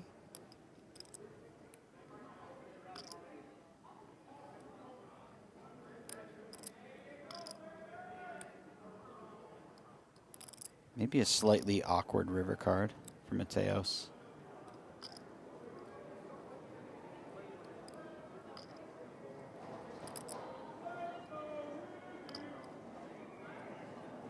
Do we still bet? If we do, what size do we pick? Yeah, this is nice. This is targeting exactly the type of hand that Yao has. Boy, he just always seems to have the right find, the answer, if you will. Mm-hmm. Very logical too. You know, if what hands pay me off here? It's something like decent ace high or a turn 6. If they have those hands, do they pay off a big bet? Probably not. It's a pretty dry flop that we just called. Yeah, look at this. Yep, payday. As Mateos Now begins to work his way northbound and perhaps a step closer to a second bracelet this summer. As on the topic of bracelets, Natalie Bodie is standing by to award one in that mixed big bet. Well, Dylan, congratulations. We just spoke and you talked about how the bracelet has eluded you in such an accomplished career. Reflect on the journey to get to this point. It's been incredible. I've been out here grinding for full summers for the last 4 or 5 years and never got there. I got close last year and got a second. But this year, thankfully, I was able to get it done. What does this World Series of Poker bracelet mean to you?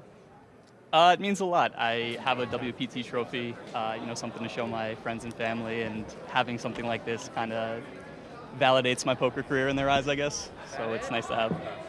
Nice to have, and a special moment here as on behalf of the World Series of Poker, it is my honor to present to you your very first World Series of Poker gold bracelet. Go ahead and hold it up to that camera. Dylan Smith, the winner of the $2,500 mixed big bet. Congratulations to Dylan. And Jesse, you were going to give us some insights on Mr. Smith. Yeah, that's a fantastic poker player right there. I met Dylan Smith years ago at a 10K. Okay. I think it was like day 4 of a 10K, so we were pretty deep. And at the time, he was mostly a high-stakes PLO cash game player. Okay. I watched that man take 3 or 4 bad beats for chip lead pots with like 24 left in this tournament. Thought to myself, man, he was a great poker player, and he just got very screwed. And then for the next 2 years, I watched him just crush tournaments. And I just felt like there were very few people that were more deserving than that. Maybe just because I got to watch one of the worst moments for him, presumably. Yeah. Well, all that crushing that you describe over the course of those few years, no bracelet was yielded until here tonight. Number 1, monkey off his back. There we go. Meanwhile, Jack 6 is on the back of a pair of 3s here. Mateos the better. And a limp pot pre. Rampage under repping. Mateos happy to check back. 4-liner arrives.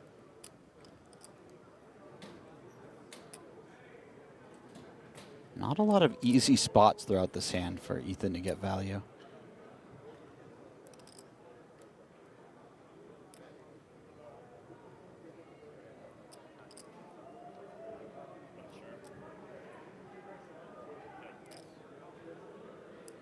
Could find a block here.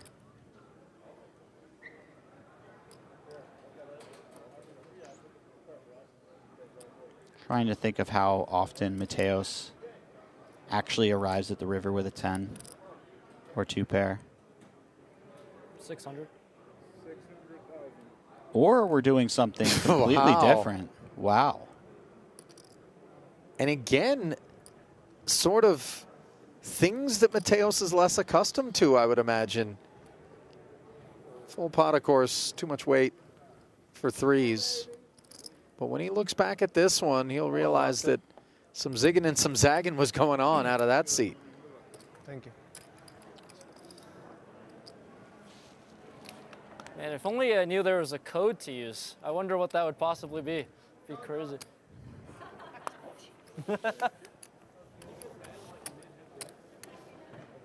Maybe. Probably.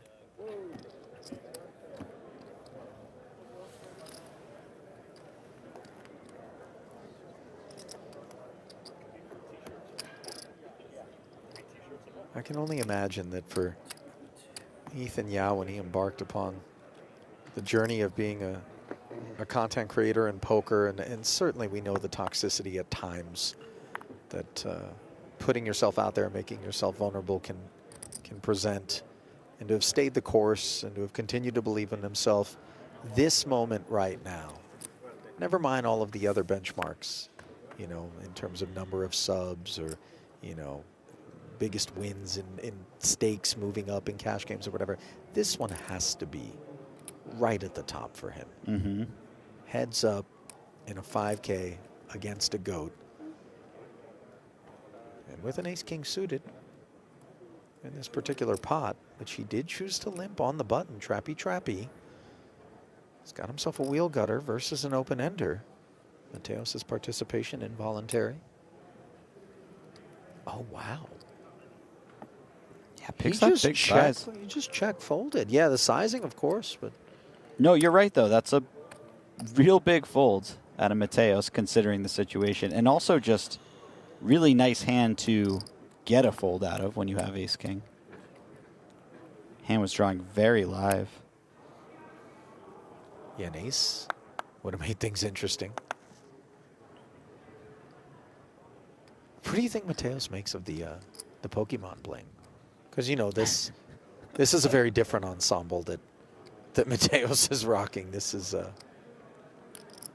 oh, this could be a big pot. Oh, yeah. As we assemble a limp on the button. Ace 10 here for Rampage. We've seen the limp re-raises, and is this the full clip? It is. All in.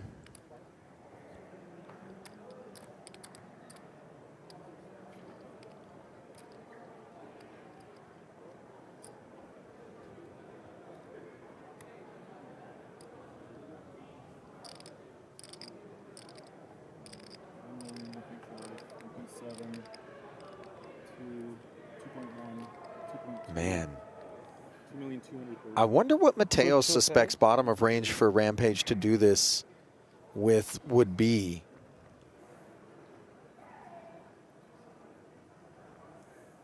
I mean, I just feel like he's not accustomed to somebody throwing 20-some-odd bigs around like this pre-flop, and you can see the immediate disappointment as he does choose to make the call. We are all in, and it's a flip. No, it's a heavily weighted coin in your favor, my friend. Can somebody let Ethan know that he's actually a big favorite This isn't here? a bounty. This is for life. Hello. Obviously, the percentages are not adding up to 100 because sometimes there will be some chops, but How about a 10? in all likelihood, a deep How cut about diamonds? to El Conquistador's Diamonds stack are good. is on the horizon here. That's very greedy. That's very greedy. Is that Adam Hendricks? How about just no clubs? I believe so. Last one was a real flip. This I have to imagine feels. that the King-8 jam factored into Mateos' decision Is that here. a 6? Sure. That was a. Oh, that looked like a 6. Holy shit. That looked like a 6. Paired flop is above average for Mateos. Opportunities, perhaps, for him to re-rack. Oh. Okay, this is very good. How Third about five. Medium. Medium. Is nicer than a random card. Yeah, any Jack, Queen, King now chopping it up for Mateos. Yeah. The 10 on the end, though, and Rampage all of a sudden catapults to 4.8 million, leaving Mateos with sub-10 bigs. I mean, 1.7, 1.9. I don't think he's going to be chiseling away at those 10 bigs, by the way. 2, 3, 330. 1.2, 1.6. I'm not going to lie to you, Ollie. This wasn't what I expected. Not on your bingo card? When we got heads up, and I think Adrian had something like a 3-2 chip lead, maybe 2-1. 2,330,000. Here we are. I mean, he started with, I think, 10 bigs more, 61 played 51 or something like that. Am I wrong? Just seem to recall. Do you horizontal and vertical? Do you have? Take my phone. Getting confirmation now. Karan, can you give him my phone? Just record both, vertical and horizontal. Yeah. I don't know if this is the way that Rampage drew it up, but it was certainly the plan. To get to a point where he has a massive chip lead. Oh, man. Mateos looks a little bit dazed. I think he's going to be running that last hand through his head for the a few A6 hours. off. Yeah. You know, I felt as though Mateos, being the superior player, would just not want to play into this desire that Rampage clearly has to force things into big pot territory. You know, let's all get it in pre and see what's what. Obviously, the King-8, as you mentioned, being in range for a jam earlier, having something to do with it, and all of a sudden, here we are dominating with King 7 against King 4. Might this 1-2 punch put Mateos on the mat and give Rampage bracelet number 2? Wonder. Hendricks and Xuan Lu certainly hope so. That is I'm not sure. indeed Miss Lu. That'd be pretty cool. On the rail, rooting hard. Another paired flop. Yes, Jack and Deuce, but yeah, 5 though no means two that sides are allowed, or 6 is allowed. 6 is a 3 side, no 2 sides. Paint on the turn. 5 or a 7. queen for the chop. 4 for the clean win. Everything else. This is so fun to see all your lovely faces. This is, Oh, the 8 now. Hang on. This is chop territory. that is profit. I said everything else, not all of it. So Mateos pleased Next to time, still be in the fight, do you have the mics on you? Yeah. but still looking wobbly out there. It would be good to get like the audio from Rampage could almost taste it there. Rampage is having the time of his life out here. Oh, 100%. By the way, he's still finding time to direct. Yeah, but his that's doesn't crew. capture the corner. And Mateos catches him with 8 deuce off. Bottom of range. Into the muck it goes. I know it's innocent. But I got to be honest, if I'm scoring off against a guy and he's trying to be like, hey, frame it up like this, like, you know, buddy, you ain't won yet. Okay? Total? All right? Don't worry about all that until you're actually holding up a bracelet. And if I have something to do with it, that's not going to be the outcome. But, you know, might be a spot where you're thankful for the language barrier a little bit. I don't know how big that barrier is. I think it's not big enough. I think it's not big enough. Plenty big, though, are the payouts. 175 locked up by both. 228, oh so nice, and 53K clear of second.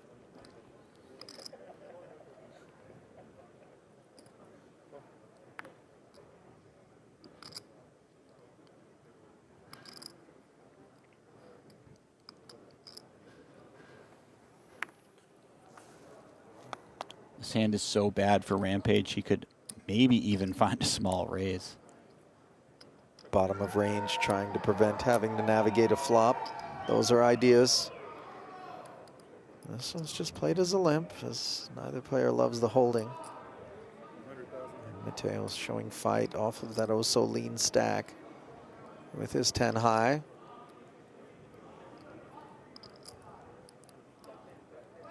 Surely this one has to hit the muck for Rampage, right?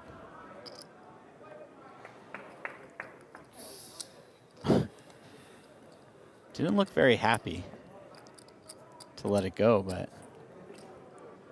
I think it's more about the displeasure of not being able to find a spot here sooner than later to get the all-in going again. He doesn't want to grind it out.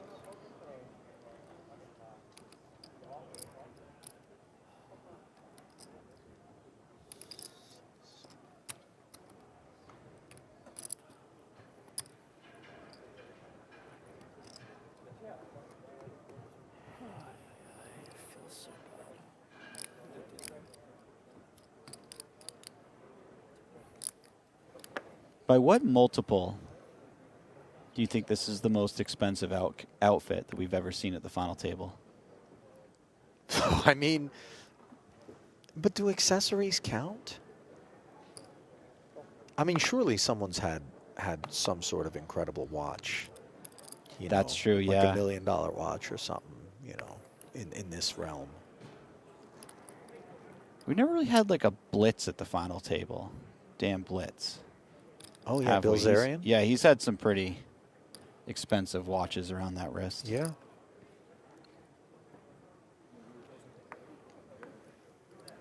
He kind of disappeared, didn't he? As you see the 6-4 disappearing in the face of deuces firing.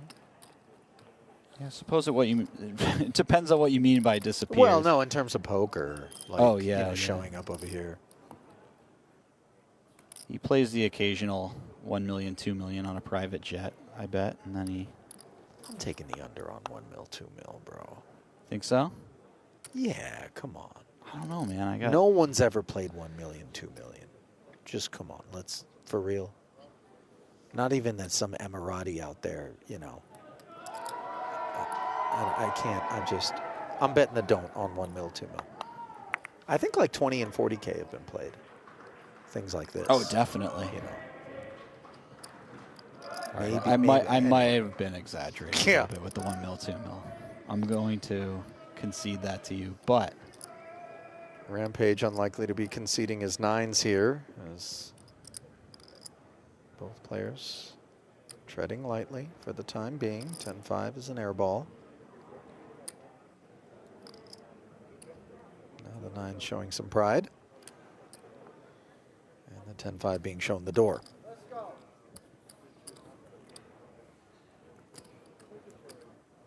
He's loud. Too many Red Bulls with that guy.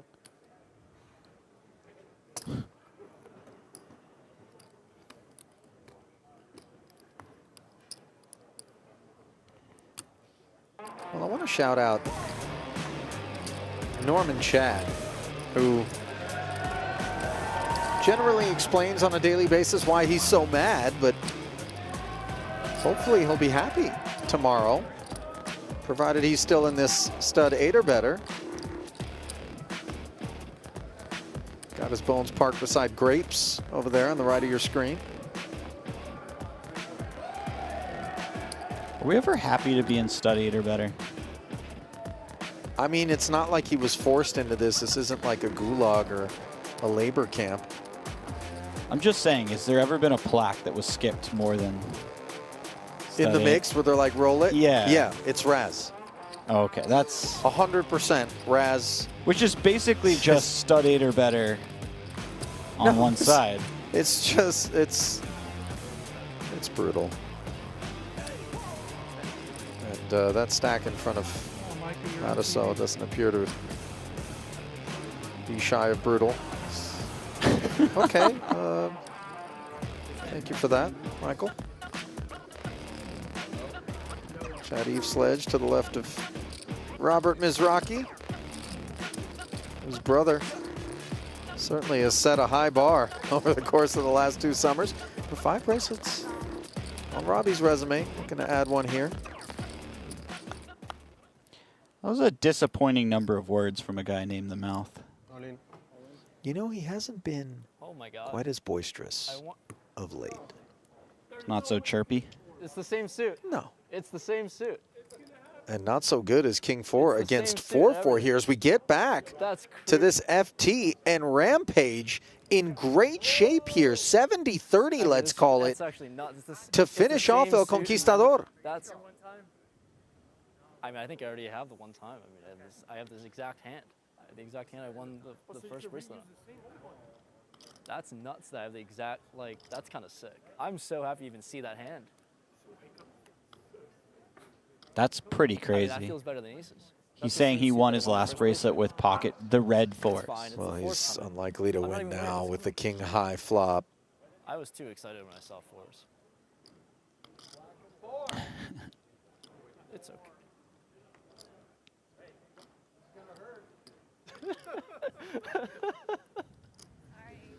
Yeah.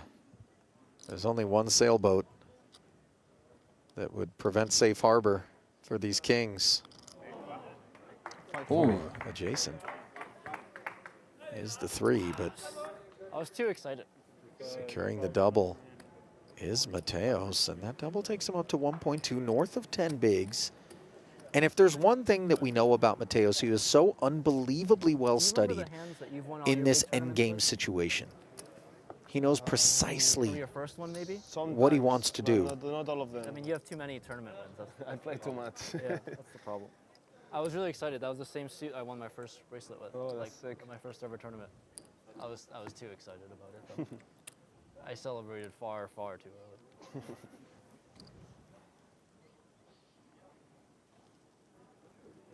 These are two guys whose worlds would not collide if it wasn't for poker. Not just because of the countries they would be living in, but I think just their general personalities, how they operate. Oh, here we go. Operation Double Once More is underway here as Mateos for 10. being given a spin by the 8-6 suited here. He had 11. He had 10. Yeah. Actually, no, he had 11. 3-2 favorite is Mateos, as Rampage desperately wants to get this one over with. King Jack Deuce doesn't look like it's going to bring him closer to the end. That's not a good one. Certainly not the end that he's looking for. I would like to see At some point, Ethan has to win one of these all-ins, though. You know, I'm 6 of clubs. familiar with martingaling. Oh. Field goal I would have as a the straight 7 flush splits draw. the uprights. 8 or a 6 could wrap this up. 6 outs once. No, the ace hits Mateos. And another double brings cries of vamos from the rail. He's not an easy out, Jesse. No one ever said he was. Pretty good at poker. 1,080,000. Facts, Ethan. 1,080,000.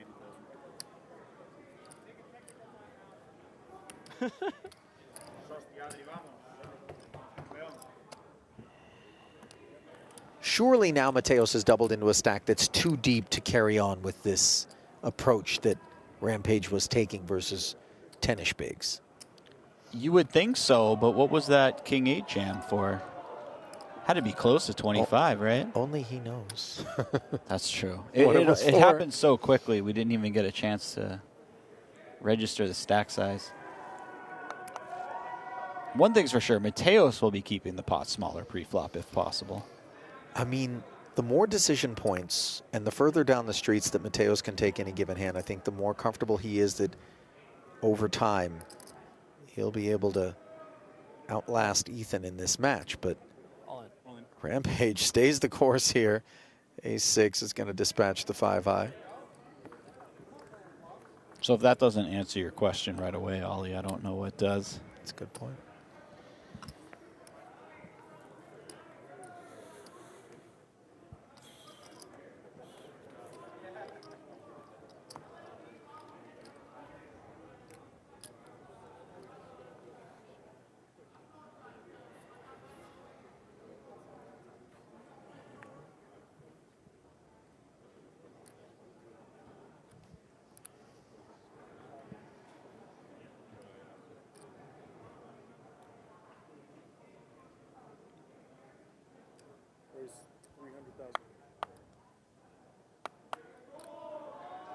Oh boy. Ace-9 is trouble. Yao's taking it to 300,000. Do we need to 3-bet this? I mean, Yao has shown. Oh, he Yeah. jams it. And this is perhaps the worst of the spots. King 4 versus 4s wasn't great. If Ace-Jack versus Ace-9 off. Both are off suits. I have Blackjack versus a 0 or 20 of swords. Yeah, I'm on it now. Is this guy taking your job, Ollie? Listen, I'm all too happy to let him do the heavy lifting. How rich It's are his you, moment, Schwan? potentially. Excuse me.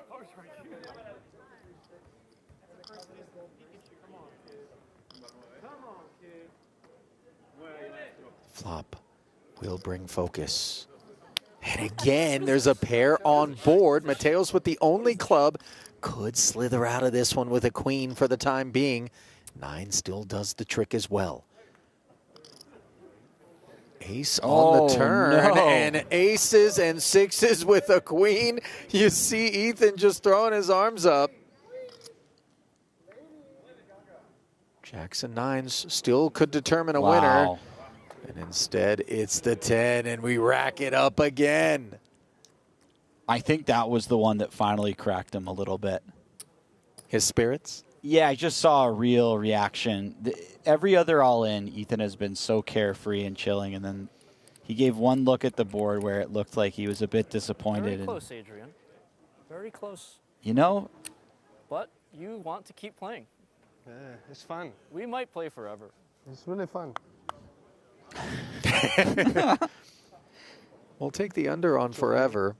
I slept the ace as a chop card, by the way.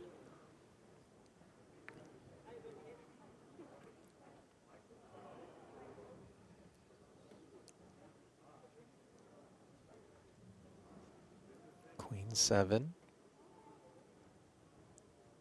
Takes it up a notch.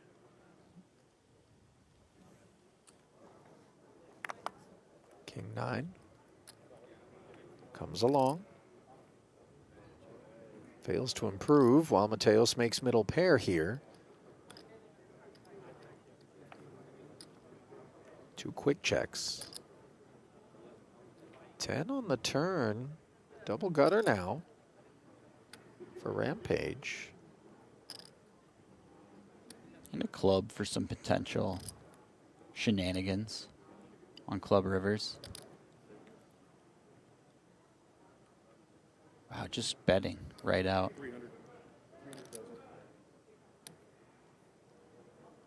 Thought there might be a world where Ethan just checks because he has that little bit of showdown value with the king.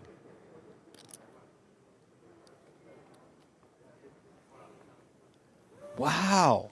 300K barrel, and Mateos just lets go of the 7s. I mean, that was certainly a board that hits Ethan quite a bit after calling from the big blind, but still, that's quite a lot of hand to just let go of for one barrel. You know, at this point, I do feel like there have been enough kind of data points to really support that Mateos has made some adjustments to the way in which he would be kind of proceeding against his typical opposition in the, you know, world beater super high roller circuits. Yeah, absolutely. I don't think he makes that fold against someone he thinks is capable of finding all of the bluffs. Gentlemen, you are on a 15-minute break. Jack 5 doesn't make the cutoff.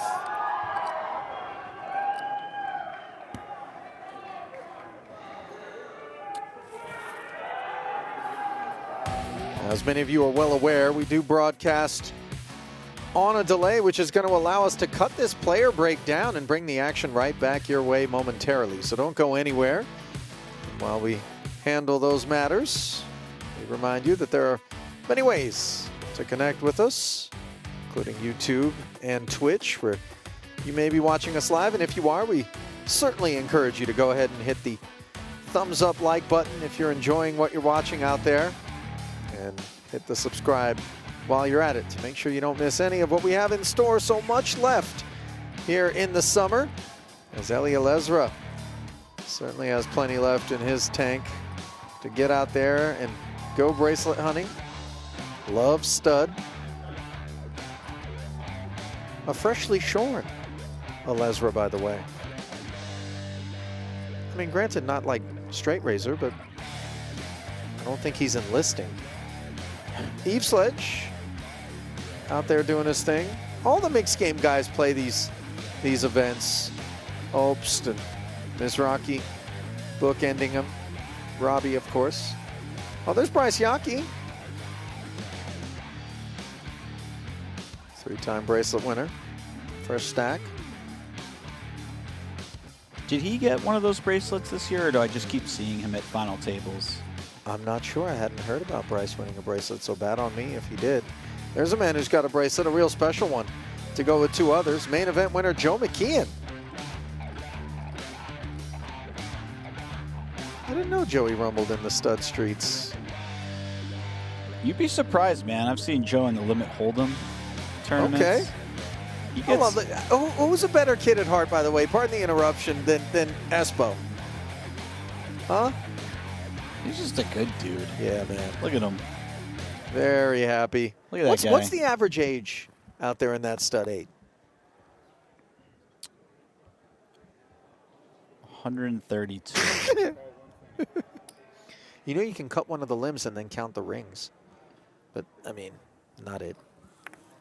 Of an Esposito or just No, a just stud in player general. in general? Yeah. I think that's just for trees. But, you know. Well. Ace 4 deuce here. Wheel gutter for both parties.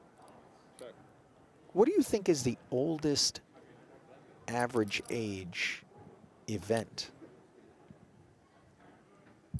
Spades added to the mix for Mateos on this turn. I mean, I guess the easy bet is the Super Seniors, but... Okay, non-age related event. Okay. I should have prefaced with that. I was going to say, I don't even know if that's right, though. Maybe it is something like... No, should.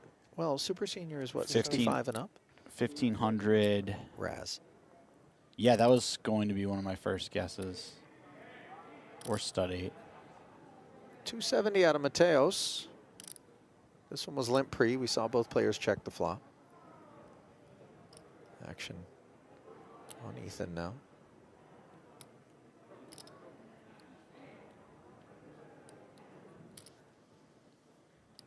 I mean, without a spade in hand, obviously the gutter is a little bit less attractive.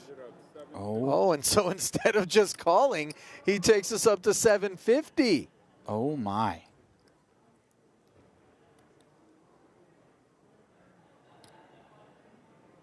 This guy just continues to take creative and non-standard lines over and over again.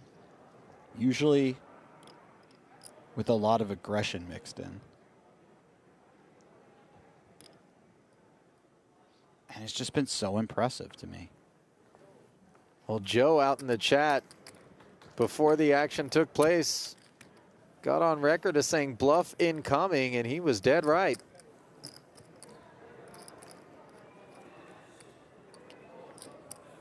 I mean, that's a great call out. I thought he was check folding for sure. Yeah, me too, without a spade in hand, no less. Mm-hmm. I got to hand it to him. He has really held his own in this match, and he has had multiple opportunities, taking the best of it to close it out. Fours against King 4, Ace Jack against Ace 9 most recently. I think it was an Ace 10 against Ace 6, was it?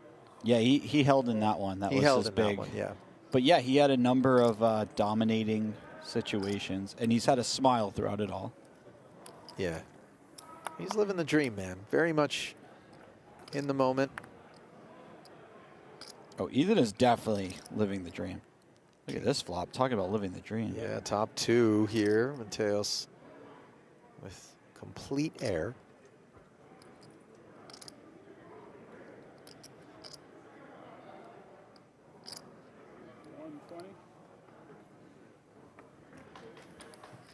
Easy release.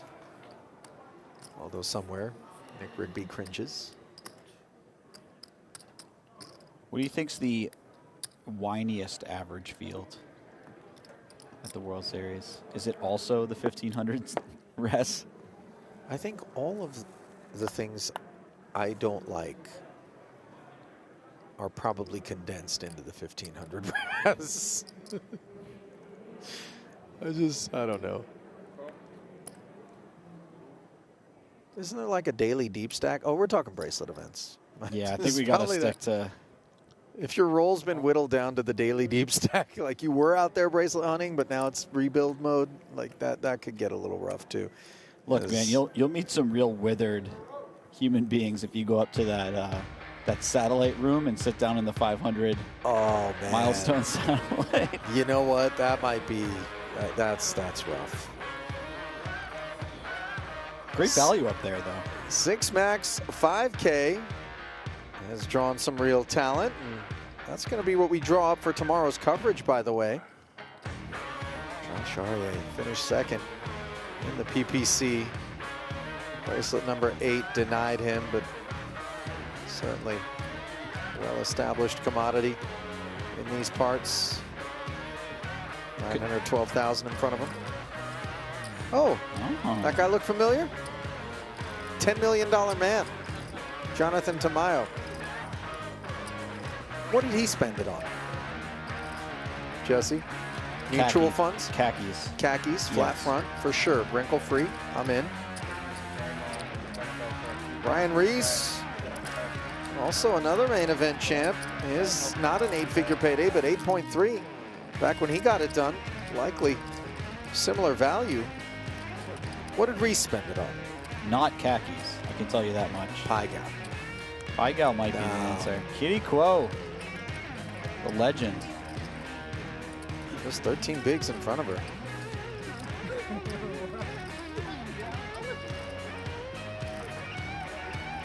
You want to talk about legends? This man's is still being cemented. 2 bracelets under his belt. He'll have more before it's all said and done. And I'll tell you what, he's the kind of guy, when he gets up there into his 40s, we could see a nomination, an induction. Roy Thung. I thought he was going to pass out there on that shot. I mean, I'm just keeping it real. It looked like he was going to sleep. But Roy, stay awake out there, Roy. Look alive, buddy.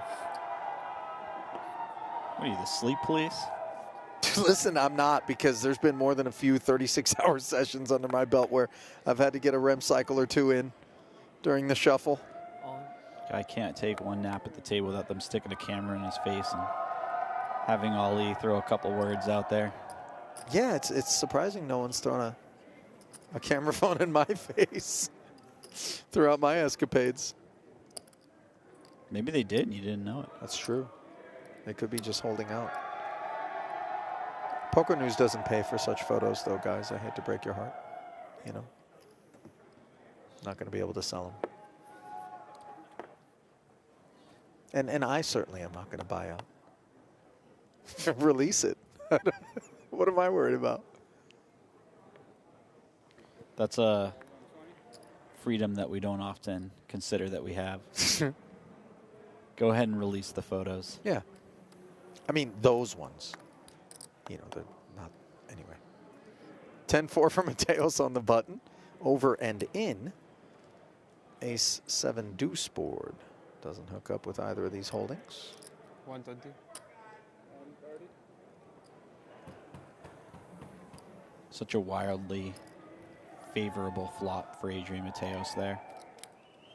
When he limps in and Ethan checks back, Ethan never has an ace.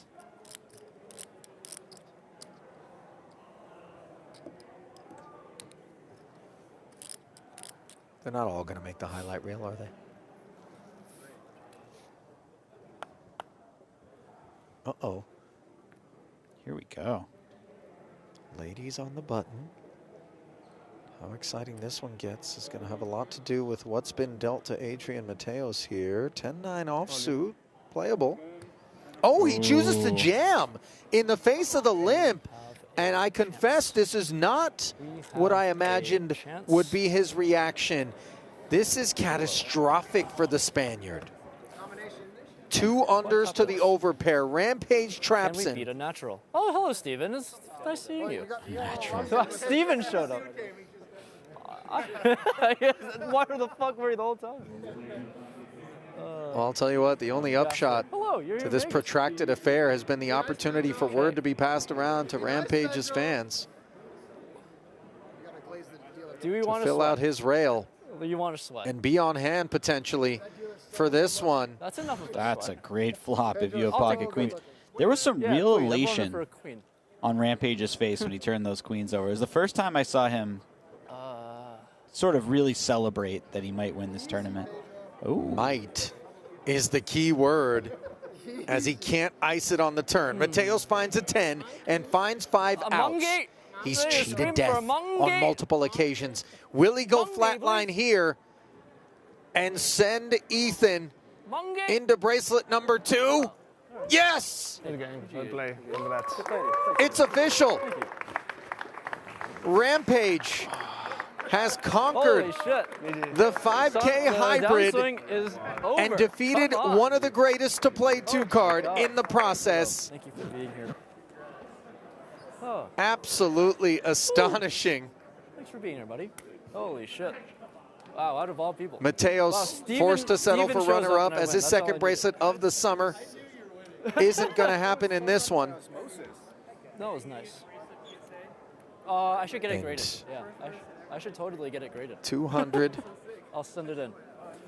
28,000 The drought headed is home The drought is with over. Rampage. Justin said earlier, he said, throw the text up. Justin said, I have a feeling you will win. How about it, Thank you to Jesse? Poker Coaching. What an Thank you outrageous for and just all the help. fun victory to have under your belt as a poker player. And if you ever want to This final play some table, this online heads-up poker, opponent, this tournament. now is the time to get banned, I think. now is the time. And honestly, Ethan played like a filthy animal. That whole heads-up match, he really. I love that. He really deserved it. It's as far as deserves goes, like his way. Yeah. You know, he didn't let the presence of Mateos intimidate him one bit, and I think he kind of approached things in, dare I call it, an optimal way in terms of the high variance. Yeah. Kind of, I'm going to shoot my shot and hope it works out. Hi. Thank you. Yeah. Well, Heartfelt congratulations to the young man. Mateos. He hasn't lost a heads-up match in decades. This one is going to put him up in over $4 million Number 2. in career earnings. I've been on a very And long it will drought be, of winning tournaments, and this one's pretty special. dare I call it, the first live bracelet, even though it did start online, but he had to close it out This means a lot. with a pair of the more intense eyes on him for the run. See Tiffany Michelle front and center to get her soundbite. Natalie Bodie standing by to present the bracelet. And there it is officially. Your payouts here in this hybrid event. Nick Schulman forced to take 6th and just $50K as we worked our way rung by rung up toward eventual champion Rampage with Neves, Kala-Djurdjevic, Shore, and Mateos, the stepping stones to get rid of the lion's share of this 1.1 million plus that was pulled together. Something tells me that's not going to be the last bracelet Rampage wins at the World Series of Poker. I'll tell you what, it is addictive, right? Once you break the seal and you win a bracelet, you get that feeling. You know what it's like. It's tough. Is that how it is, Ollie? I don't know, but it's kind of like, you know, you get the bug. It's something that all those cash games can't deliver. It's a different sort of victory. Yeah. Tournament bug is real. It is very, very addictive.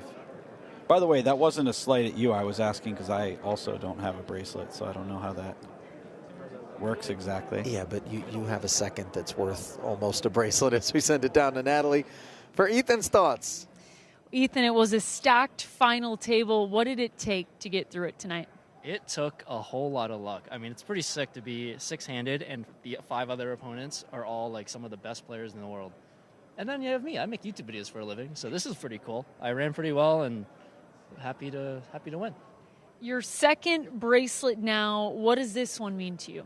It's been a long time. It means a lot. I have tried a lot and played a lot of tournaments, both online and live, to get back to the winner's circle, because that's really what I care about. The beauty of poker tournaments is that there's this competition element, and you're here to compete, you're here to play against the best in the world, and you're here to see how you rank up.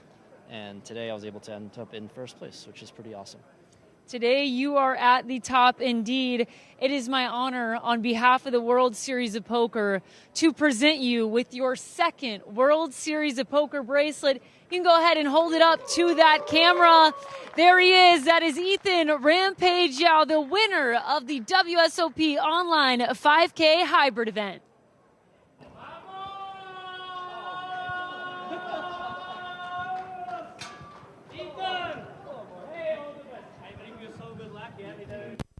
Okay, Ethan, you deserve it.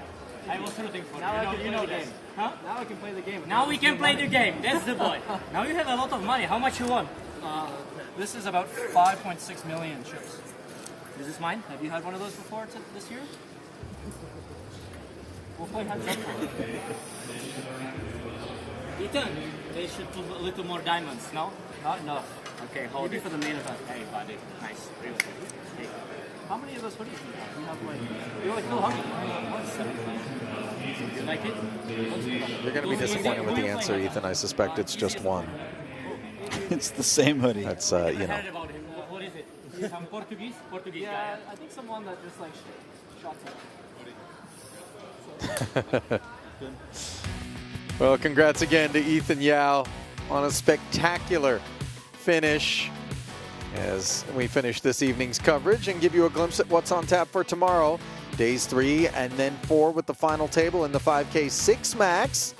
But for now, the day is done. On behalf of our entire crew here in Las Vegas and Jesse, Sylvia, this is Ali Nejad saying so long, and thanks for joining us yet again here at the 2026 World Series of Poker. We'll see you.